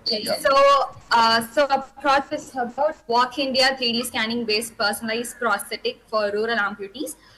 It is done in collaboration with Freedom Trust Chennai and Autodesk Private Limited. So amputees occur due to trauma, medical condition like diabetes, infection or congenital factors. So individuals who lose limb face immense challenge in mobility and quality of life. So by comparing the prosthetic market, we found that the prosthetic cost about 25,000 to 1 lakh. The microprocessor prosthetic cost about 50 lakhs. And the prosthetic market is growing about 6.62%. So we found out that by introducing our project, it will be cost effective. So traditional methods for designing prosthetic will rely on manual measurement and molding, which are prone to inaccuracies. This leads to poorly fitting prosthetic devices that are often require multiple adjustment and increasing time cost. So our project addresses this by integrating modern imaging and manufacturing technique. We aim to streamline the process, ensuring the precise fit, reducing the delay and enhancing the patient satisfaction. So our objective of the project is to acquire accurate data through 2D images from multiple angles, convert these into accurate 3D model using advanced algorithm, design the prosthetic leg in CAD software, manufacture the prosthetic using subtractive method, and to perform final assembly testing and fitting of the process. So this methodology slide shows that firstly, image acquisition, we capture the high quality 2D image of the residual limb, and next we have 3D construction. Using the algorithm, we convert these images into detailed 3D model, and then we design and manufacture. So by employing CAD and CAM software for precise prosthetic design and fabrication. And finally, we have assembly and testing. This will ensure that the prosthetic are functional, durable, and comfortable.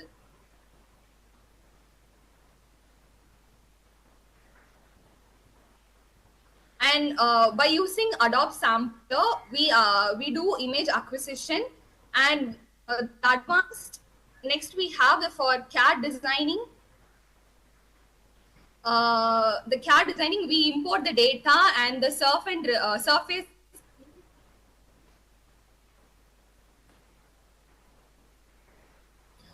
refinement and smoothing is done. And next we have structural design and modification. We validate the product And finally, minor adjustments are done, and we do exportation to the CAM software. And next, by using CAM software, we import the data, material selection is done, toolpath generation and toolpath simulation is done, and next we give the G code, and CNC mission setup and process is done, and final assembly is done. So we did a sample collection from 27 patients with varying, with different amputation type, including below knee and above knee amputation. Measurements were taken with precision to ensure each socket is tailored to unique anatomical structure.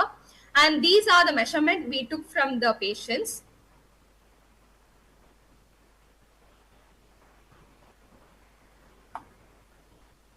And they include the measurement of stump, below knee, through knee, which is measured in inches, and the foot measurement in meter.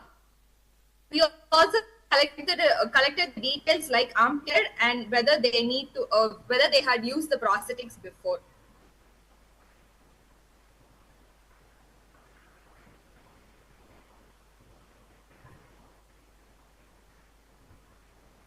And first we did the pre-processing process. It is an essential part. On the left, we can see the image, that is a raw image captured during the data acquisition. These images will include noise or inconsistency due to lighting or the camera positioning. On the right, we have the pre-processed image. Technique like contrast adjustment, noise reduction, and edge enhancement are applied to improve the feature detection. These refined images enable more accurate triangulation and the point cloud generation. And this slide presents the 3D construction of patient residual limb created from the point cloud data. The reconstruction will involve the meshing, smoothing, and structural refinement to ensure the detailed representation so that we can give the improved functionality for the patient. And this slide highlights how feature matching works. The lines drawn between the images represent matched features such as the corner or the edges, which is identified using advanced algorithm. These matches are the foundation for triangulation. So they determine the depth and position of the 3D space. The more accurate matches we detect, the higher the resolution and accuracy we get through the 3D modeling. So this step is a crucial part.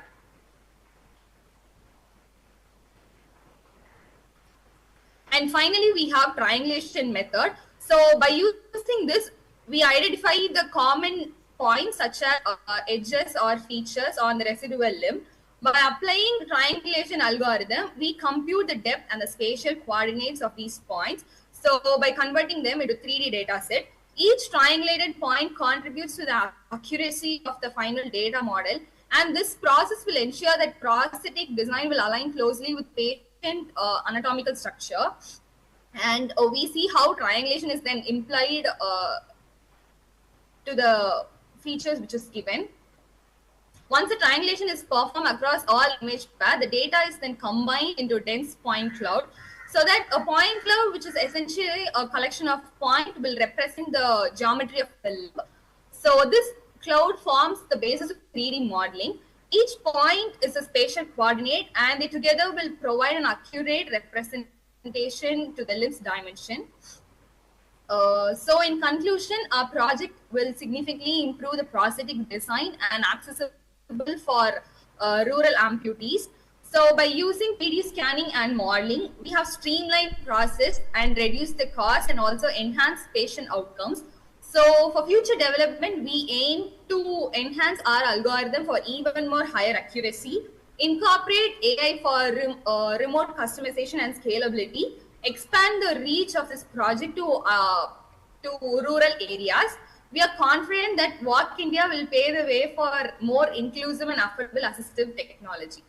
So thank you for your attention. These references represent the foundational research and the methodology we found through these papers. Thank you. Yeah, thank you very much. What's interesting about this area is the humanitarian work. So you're doing work that really meaningful to change lives and change things. Yes, please, Dr. Vijay, you can go ahead with the next presentation around the same area. And I will, if there are questions. Thank you. Okay, very good. Yeah, thank you. Maybe after this presentation, if any questions, we are ready to provide. And our next presentation is on unloaded knee brace, so which will be presented by Ms. Sneha. Over to you, Sneha. Thank you, sir. Very good day to all the esteemed guests and attendees of ATSN 2024. So just a minute, I'll just share my screen.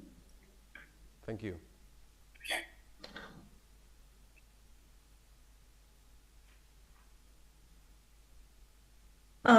Is my presentation visible for the audience? You just make it in full screen mode. It is. Okay, you can start. Okay. Thank you. Okay. So I hope my presentation is visible. So so we have our research revolves around developing and designing an unloaded knee brace for compartmental knee osteoarthritis. So to narrow down on knee osteoarthritis, we did a very extensive ethnographic research. So we went about different marketplaces across the city and we spoke to a lot of doctors and we came up to many problem statements as close to 25. And then based on many parameters such as statistics and the need of the hour and we understood the drawback that is there in the market regarding particular osteo problems, and we decided to focus on osteoarthritis. So I would briefly explain to you what knee osteoarthritis is and what the statistics revolving around it are. So this is the need statement that we acquired after talking to a lot of doctors across the city. So there is a dire need for an unloaded knee brace that is effective and economically feasible for patients who are suffering from compartmental osteoarthritis. So for those who don't know, osteoarthritis is a degenerative joint disease that affects any joint in the body, and the knee joint is the most commonly affected joint. So here we see that like the knee joint has three primary compartments. One is the space between the tibia and femur, which is divided into the medial compartment and the lateral compartment. And the other is the patellofemoral compartment that is present between the femur and the patella. So based on which region osteoarthritis is present in, so the disease can be divided into single compartmental, bicompartmental, and tricompartmental. And we commonly find that the medial compartmental osteoarthritis is the most commonly presented problem because 70% of the knee load is transferred onto the medial compartment. So that is the first to degenerate over time. So when we look at the statistics, we see that according to data, 595 million people in the world are affected with knee osteoarthritis as per 2020 statistics. And when we took India into consideration, we found that 62.35 million are affected. So knee osteoarthritis is very common as to 50% of the population above the age of 50 get affected with osteoarthritis because of lifestyle and various other factors. We can see that this 62.35 million that was taken in 2020 is, when we compare it to, data taken in 1990, it was just 23.46 million. So we can see that over the period of years, due to lifestyle changes and many other factors, this statistics is constantly increasing and there is a dire need for a proper solution in the market that can address this issue and which is accessible to all the people. So that is a very main criteria here. And we can see that number of female patients are more than the number of male patients due to various factors such as childbirth and many other issues like menopausal and all of that. So hormones do play an actual role here. So moving to the next slide, we found a list of products that is available on the internet and we observed what the different problems that are being faced are. So many are hard material based designs. So there are a lot of issues associated with it. So after talking to a lot of doctors and after talking to a lot of patients who are affected by this, we decided to focus on a particular case study. So consider a very old person in an economically backward region. So they are diagnosed with grade 2 or grade 3 osteoarthritis, and the doctor, at first they suggest knee replacement surgery after grade 3 osteoarthritis.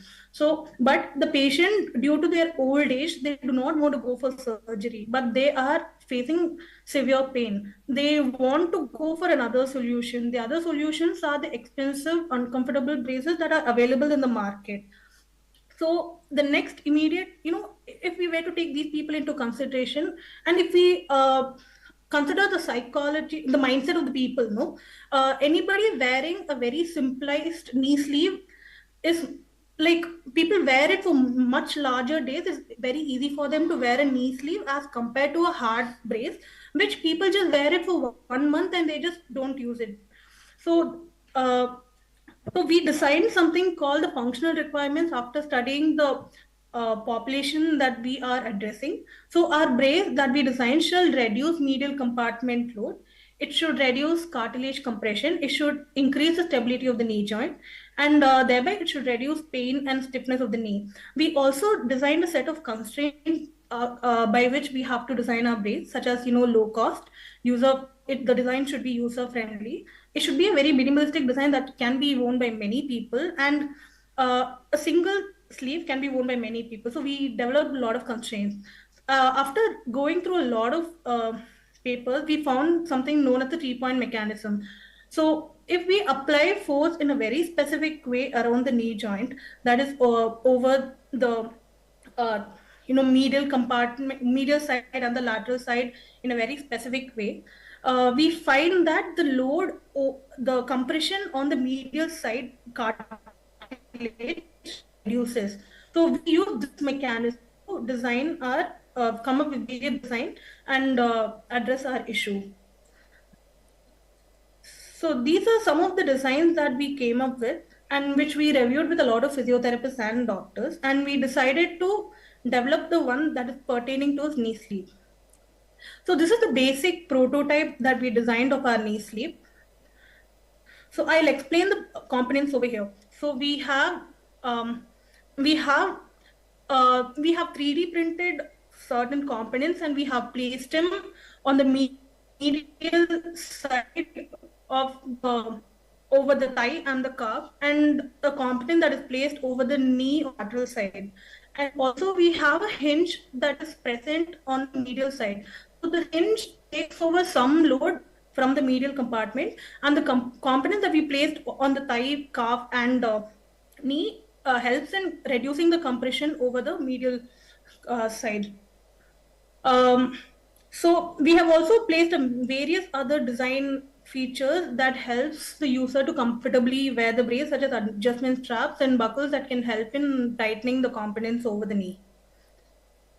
So we conducted clinical testing for our braces. We considered a set of 15 participants, out of which 8 had osteoarthritis, 2 had patella related pain, and 5 had undiagnosed knee pain. So this is some of the patient statistics that we have here. And we asked the patient to wear the brace for a period of 7 days, and we asked them to fill certain forms such as the WOMAC index and the patient feedback form. The WOMAC index has a list of tasks that the patient perform, and they rate the pain scale from 0 to 4, and we calculate the pain. And the patient feedback form had various factors such as ease of wear, durability, stability, comfort, and all other factors. So we observed all these factors. We took the readings at the beginning of 7 days and after the period of 7 days. So this is the result that we obtained. So based on patient feedback form, we found that all the parameters had a very good rating. So I'll explain why pain relief has a lesser rating for patella related pain. This is because the unloaded knee brace uses the mechanism to reduce compression over the medial side of the knee joint. So this is not exactly helpful for people with patella related pain. So that is why people with patella related pain did not face much of a pain relief after wearing the brace. This helps us in establishing, confirming the fact that whatever knee sleeve that we have designed is especially for medial compartmental issues, and especially medial compartmental knee osteoarthritis. So these are some of the other distributions. So we found that patients had a very good improvement in their daily activities after considering the WOMAC index. So for the test, we have done a qualitative test with the patients based on our knee sleep. The next steps involve taking quantitative analysis such as gait analysis, etc., to establish the fact that a knee sleeve is very effective. And this is a holistic product which we aim to bring in the market in the future. Thank you. Thank you very much, Sneha, for the great presentation and for the great work you are doing with Dr. Vijay and the other students. And I do really appreciate the supervisors who let their students present. It's really good to have students' participation. So I'm not sure if we have questions for the team of Dr. Vijay. Yeah, please, we can hear. Can you hear? Yes, we can hear you, and we have a question coming. Thank you so much for the nice presentation. If they can just remind the functional concept of the knee brace, because I haven't understood actually how it works. Which concept? How does it work? I mean, because I haven't understood actually how the knee brace work, if it assists the movement of the brace, or if it is. Yeah. So the question is from Dr. Buri, who's working in the area, is about the functionality, the functional, how this knee brace works, the mechanism. If it assists. Yeah. So actually, it's a 3-point mechanism. Sneha? Yes, sir. I'll elaborate on it. Yeah. So this is a 3-point mechanism. So you have the medial side and the lateral side of the knee joint, right? So if you place a force on the thigh part on the medial side and the calf part on the medial side, and if you place a similar force on over the knee joint on the lateral side, and if you apply force simultaneously in all these directions, there is a kind of cumulative force that helps in releasing the compression which is on the medial side. I'm not able to visually present it right now, but consider you taking a chocolate and you placing 2 fingers above the chocolate and 1 finger below the chocolate and trying to break it. So here, according to the chocolate example, it's breaking, but when you compare a similar situation when we visualize mechanism in the knee joint, it is noticed to release the compression, increase the joint space on the medial side. Very good. Actually, Dr. Buri was able to capture that, so thank you so much. Thank you, Dr. Vijay, for your participation with your team. We'll thank you again. Yeah, thanks for presenting, giving opportunity to present our paper. Thanks to the entire team. Thank you. Thank you.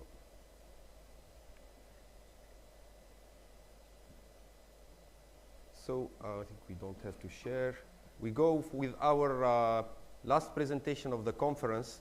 Dr. Pravitha, please, if you can unmute yourself and share your screen.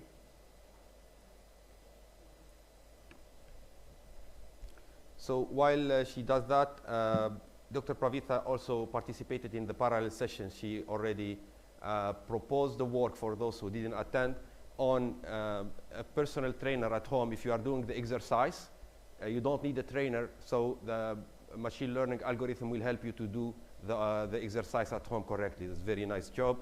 And we'll go with your second presentation, please. Are you able to hear us and also to share your screen?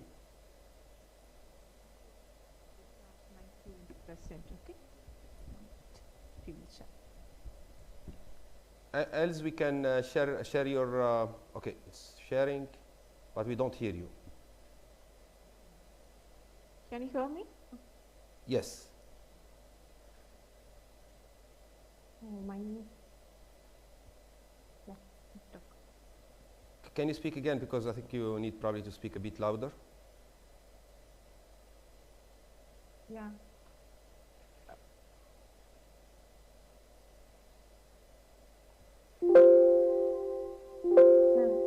I'm Vaishnavi.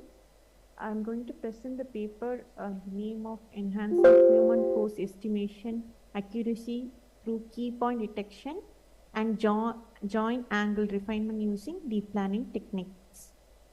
So before going to the next slide, I just want to tell you what we are just focusing on this work. So here we are just focusing on the markerless camera input. So if we want to analyze any kind of joint angle kind of thing, we usually what will we do now? We will place some marker things over the body and we will capture the input from the sensor what we have attached on the body. But here we are not going to use the sensors, which means the markers. We are not disturbing the user and we are just going to capture the images by the camera itself. By sending the video itself, we are just going to measure the key points. So I'm just going to move to the next slide. So these are the key points you can see. So the green color one is called as a key point. So we have to capture this key points. The key point detection is a very big problem when you are going for a markerless process, because we are not touching the user. We are just going to keep the camera somehow away from the user and we are just going to identify the key point. So if the user is moving very fast, the key point is also going to change very oftenly. So that's the reason we are facing lot of problems. There are number of deep learning techniques are available in the market for this prediction, classification kind of things, but we are not aware of the model which is going to give a better key point detection over that. So we have started our research in that.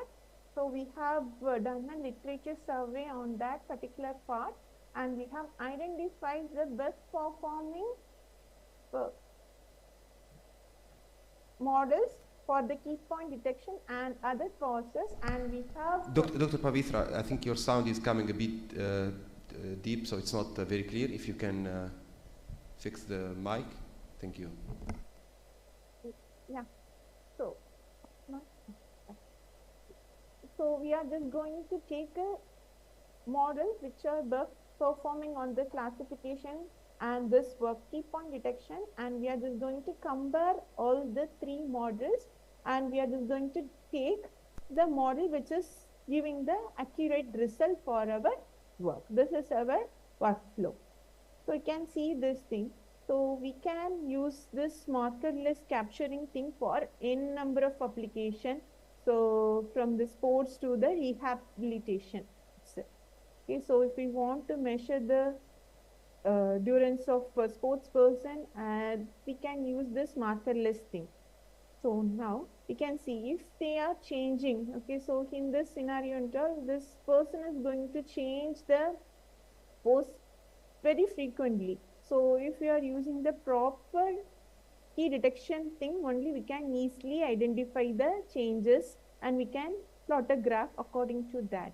So we are just focusing on that only. So our research objective is to identify the key points, proper key points from the input what we are just going to get it from the model, and with the help of that we are just trying to reduce the errors between the ground truth and the models. Okay, so for these things we have taken three different models, and models are named as OpenPose, PoseNet and MoveNet. And if I want to compare our key point detection, means we need a ground truth thing, so that we just use the Kinovia software for that. So with the help of that we have marked the key points. Each and every frame we have manually marked the key points, and that will be considered as a ground truth thing. Then we have calculated the angle between, we just focus only on the lower body only. So we have calculated the angle between hip, knee and ankle, thing, and with the help of this angle plot thing, the graph, we are just going to identify which model is performing better. So this is our overall workflow. So you can see these things. We are just going to give the same input, and this input is given to the postnet, movenet, and open posting. And with the help of this 3 key point location, we are just forming an angle, and we are just going to plot this angle. So with the help of this ground truthing, we are just going to measure how it is closer to that one, how it is followed the ground truth one. So this is what we are just doing. This is the architecture for the postnet and the movenet and the open posting. So I will just directly move to the input images. So we can see this thing. If you are just giving the input to the postnet, this is what we will get as the output. Okay. So this postnet thing. So you can see. So these are the key points. So for this particular exercises only we have tried. So we just ask the student to move from this floor to this steps, and while reaching here he has to come down from here. Okay, so this is the standard thing we have followed for all the students, what we just asked them to do the practice on this one. So now I'll just show you the MoveNet thing. So you can see this thing. This is also used for the human movement analytics things only. So we can see the key points. Okay, so we can see this red color circle is called as a key points. So this is the ground truth one I just told you. So without the ground truth, we can't evaluate our work. So we have taken the ground truth with the help of the Kinovia thing. So we just manually marked, annotated each and every key points here. So now you can see this thing. So I'm just showing the graph for each and every model. Okay, so you can see this. This is the ground truth thing. You can see this. So this blue color belongs to the MoveNet. It is not perfectly giving the same pattern over there. So according to our study, what we have taken, and this postnet is performing better than the other 3 models. So we can see the confusion matrix and the accuracy of these 3 models, what we have used for our comparison analysis. So the results are given in this thing. So precision, recall, FN square, and error rate we have calculated. So according to the model and the data what we have collected, postnet is performing better than the MoveNet and the open posting. So this conclusion is, if you are using this postnet for your next level of the process for biomechanical measurement analysis purpose, then the postnet will suit for your work. So this is what we have done in this initial stage. Thank you.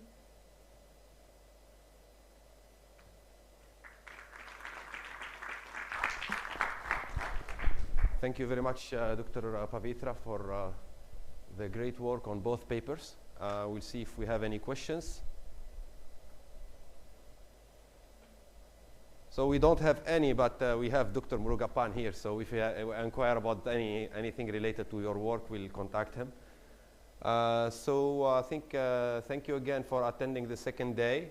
I invite Professor Trabelsi to start the closing ceremony, and he will take care of the remaining. Thank you so much.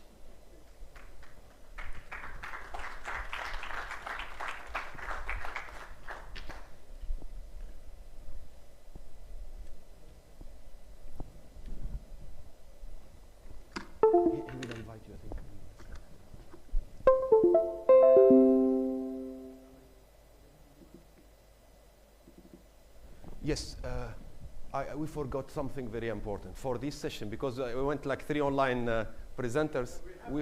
We forgot about. So, Dr. Latifa, if you can join us in stage to get your certificate for the great presentation you had.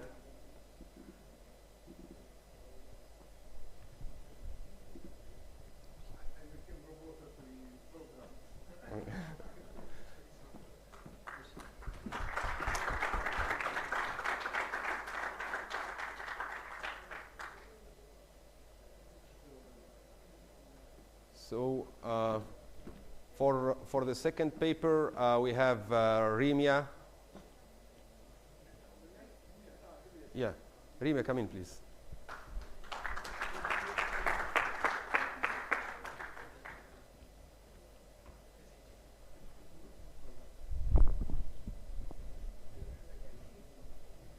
You won't get... Okay, thank you so much.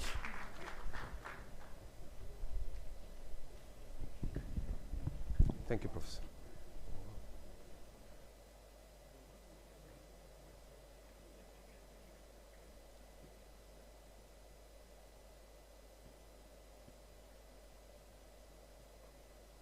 Okay, so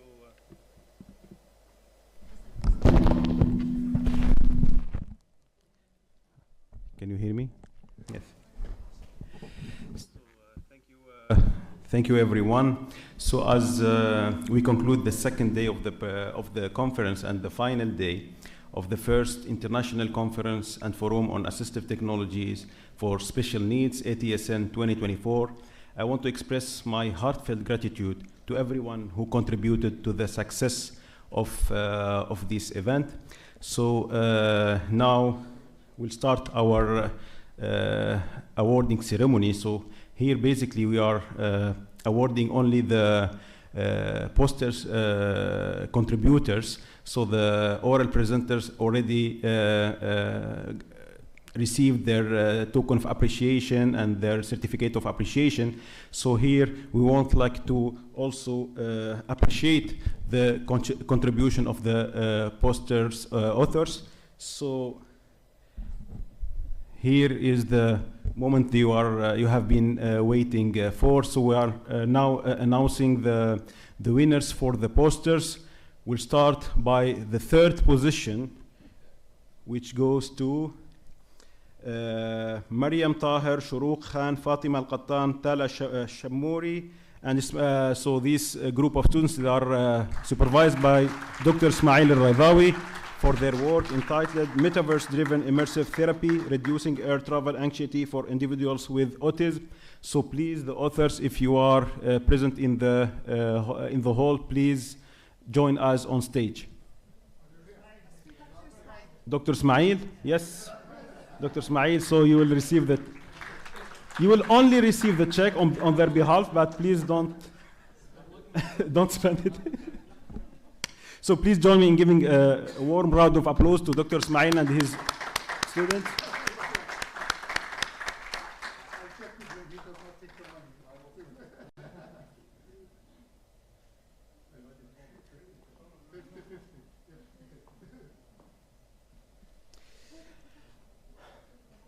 And the second position, sorry. So for the students, Noura Shammari, Aisha Al-Azmi, Manayir Al-Azmi, Zainab Al-Rashidi. So again, supervised by Dr. Ismail Al-Raydawi for their work entitled Smart Cap Vision Assistance for the Blind.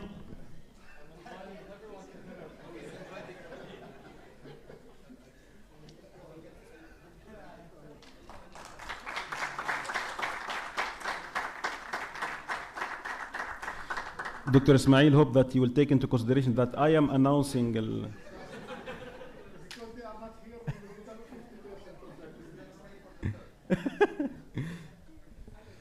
and the first position goes to, yeah, I was waiting for this. So to Omar Deeb, Abdullah Shamoud, Muhammad Al-Sahli for their work entitled Yad Al-Aun Assistive Hand.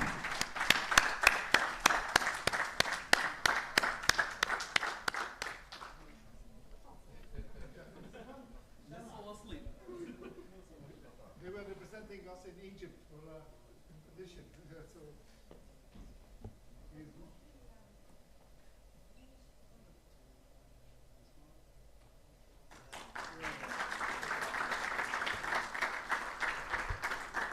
So I invite Professor Khalid so we can, the conference chair to give the last and the final remark for the conference.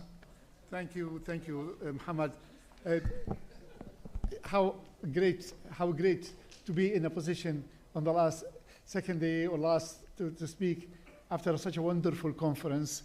First of all, I would like to thank our keynote speakers, distinguished speakers who joined us for the first edition. I know that it's the first edition, it was a risk, it was no track record for this conference, but with your presence, we created a track record. We created truly a memorable event for our researchers here in Kuwait and everybody. Thank you very much for you. You are truly, truly the heroes of this conference. Thank you very much for coming.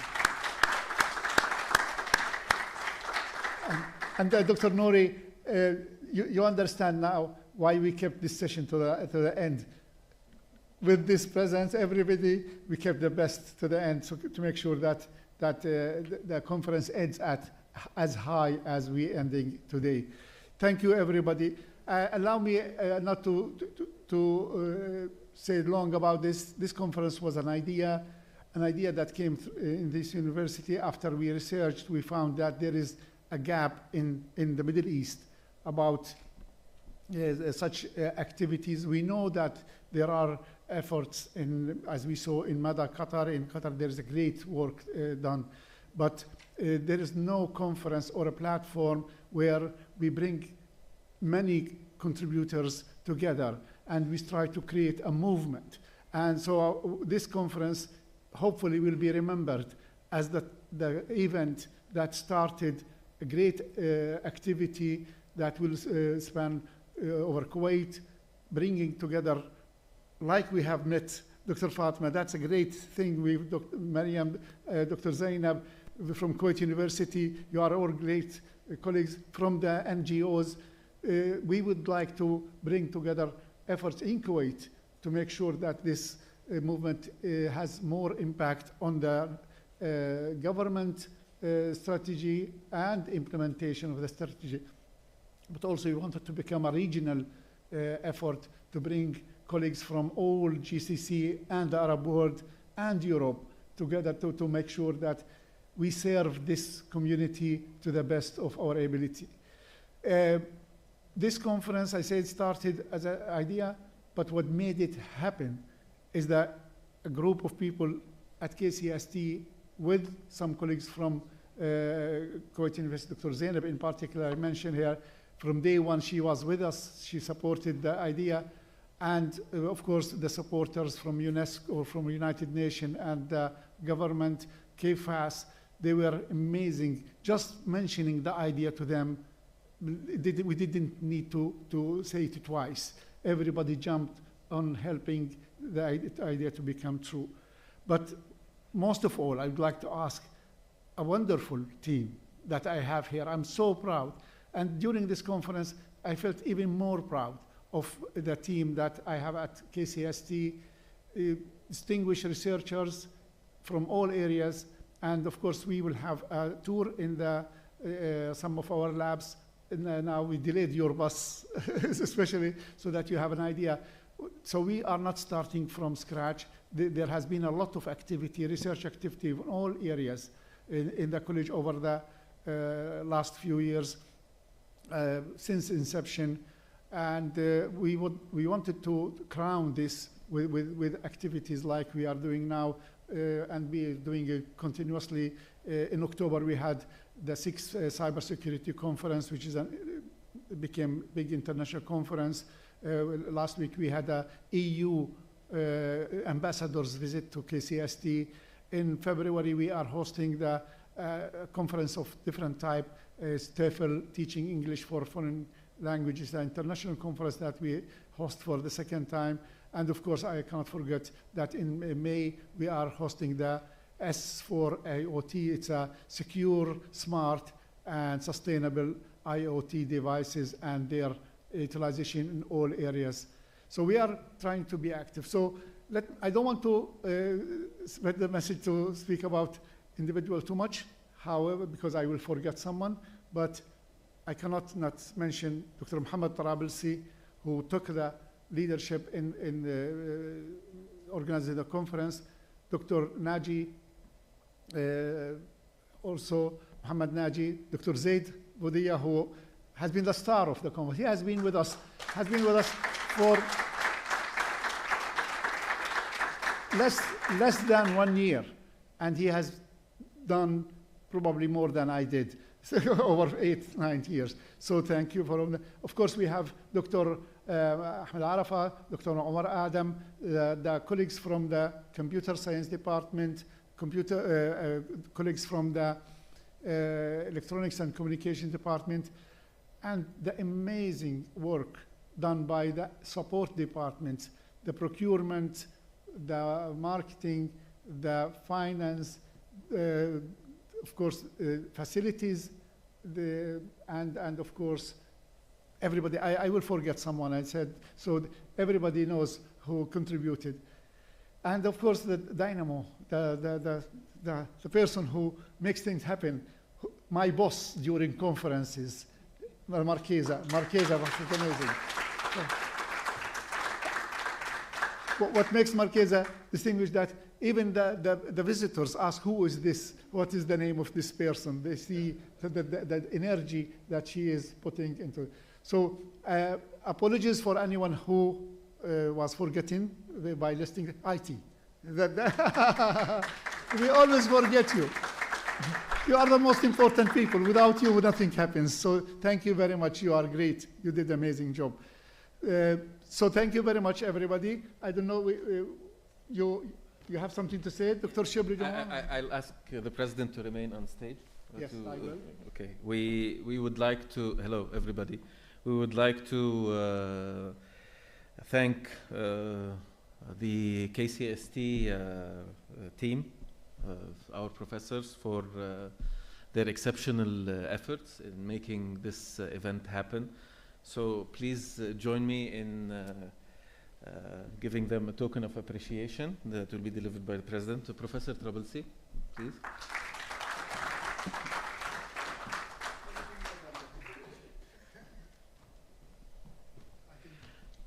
Neither I or you knew that. No.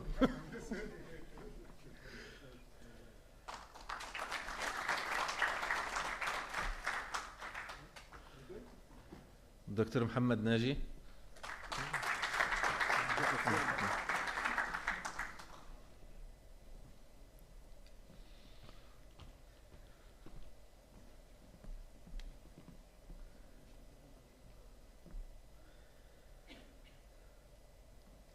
Dr. Ziad.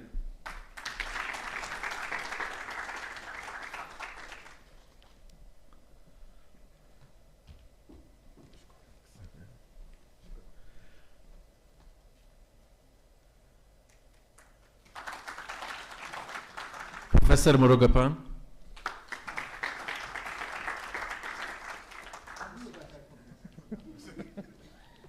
But it's good that there's someone else who can.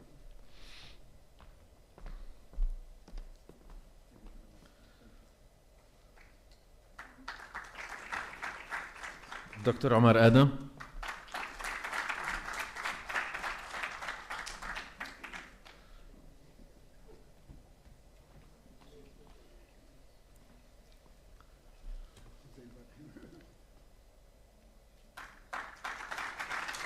And Dr. Arafa.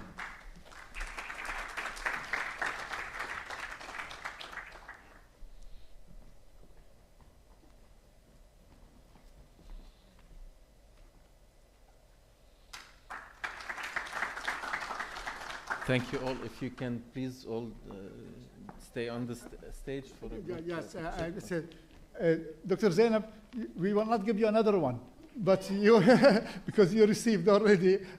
But please join us, because you are part of the committee.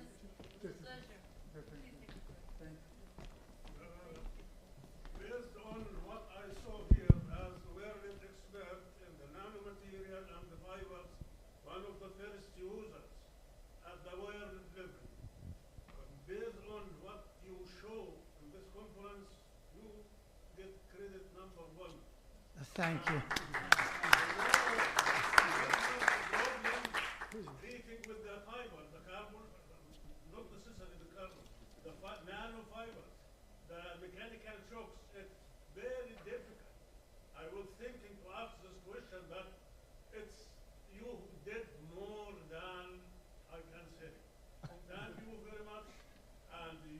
your hands on the most important material in the world now, the nano and the fiber. And go ahead. This is the book present to you. Thank you. It cost me 1 hour only. I am ready to give all this credit to your group here. They deserve. I met most of them. I don't know their names. I met the one from Switzerland. I met a lot of people. I feel that I live with them. Thank you. And you deserve everything. Thank you very much. And I have my partner, Dr. Adla Tarkit. She is Kuwaiti. I am not Kuwaiti. I am Canadian. I am born in Egypt. And the world is only one material to use. Not for war, but for peace and making the people busy. Thank you. We do appreciate. Thank you very much. And of course, when you think about nano and things, Dr. Abu Shahata, he is leading the area. This is the Professor Ismail Thank you. Thank you for your appreciation. Much appreciated. I think it's good. Is there another start? Yes.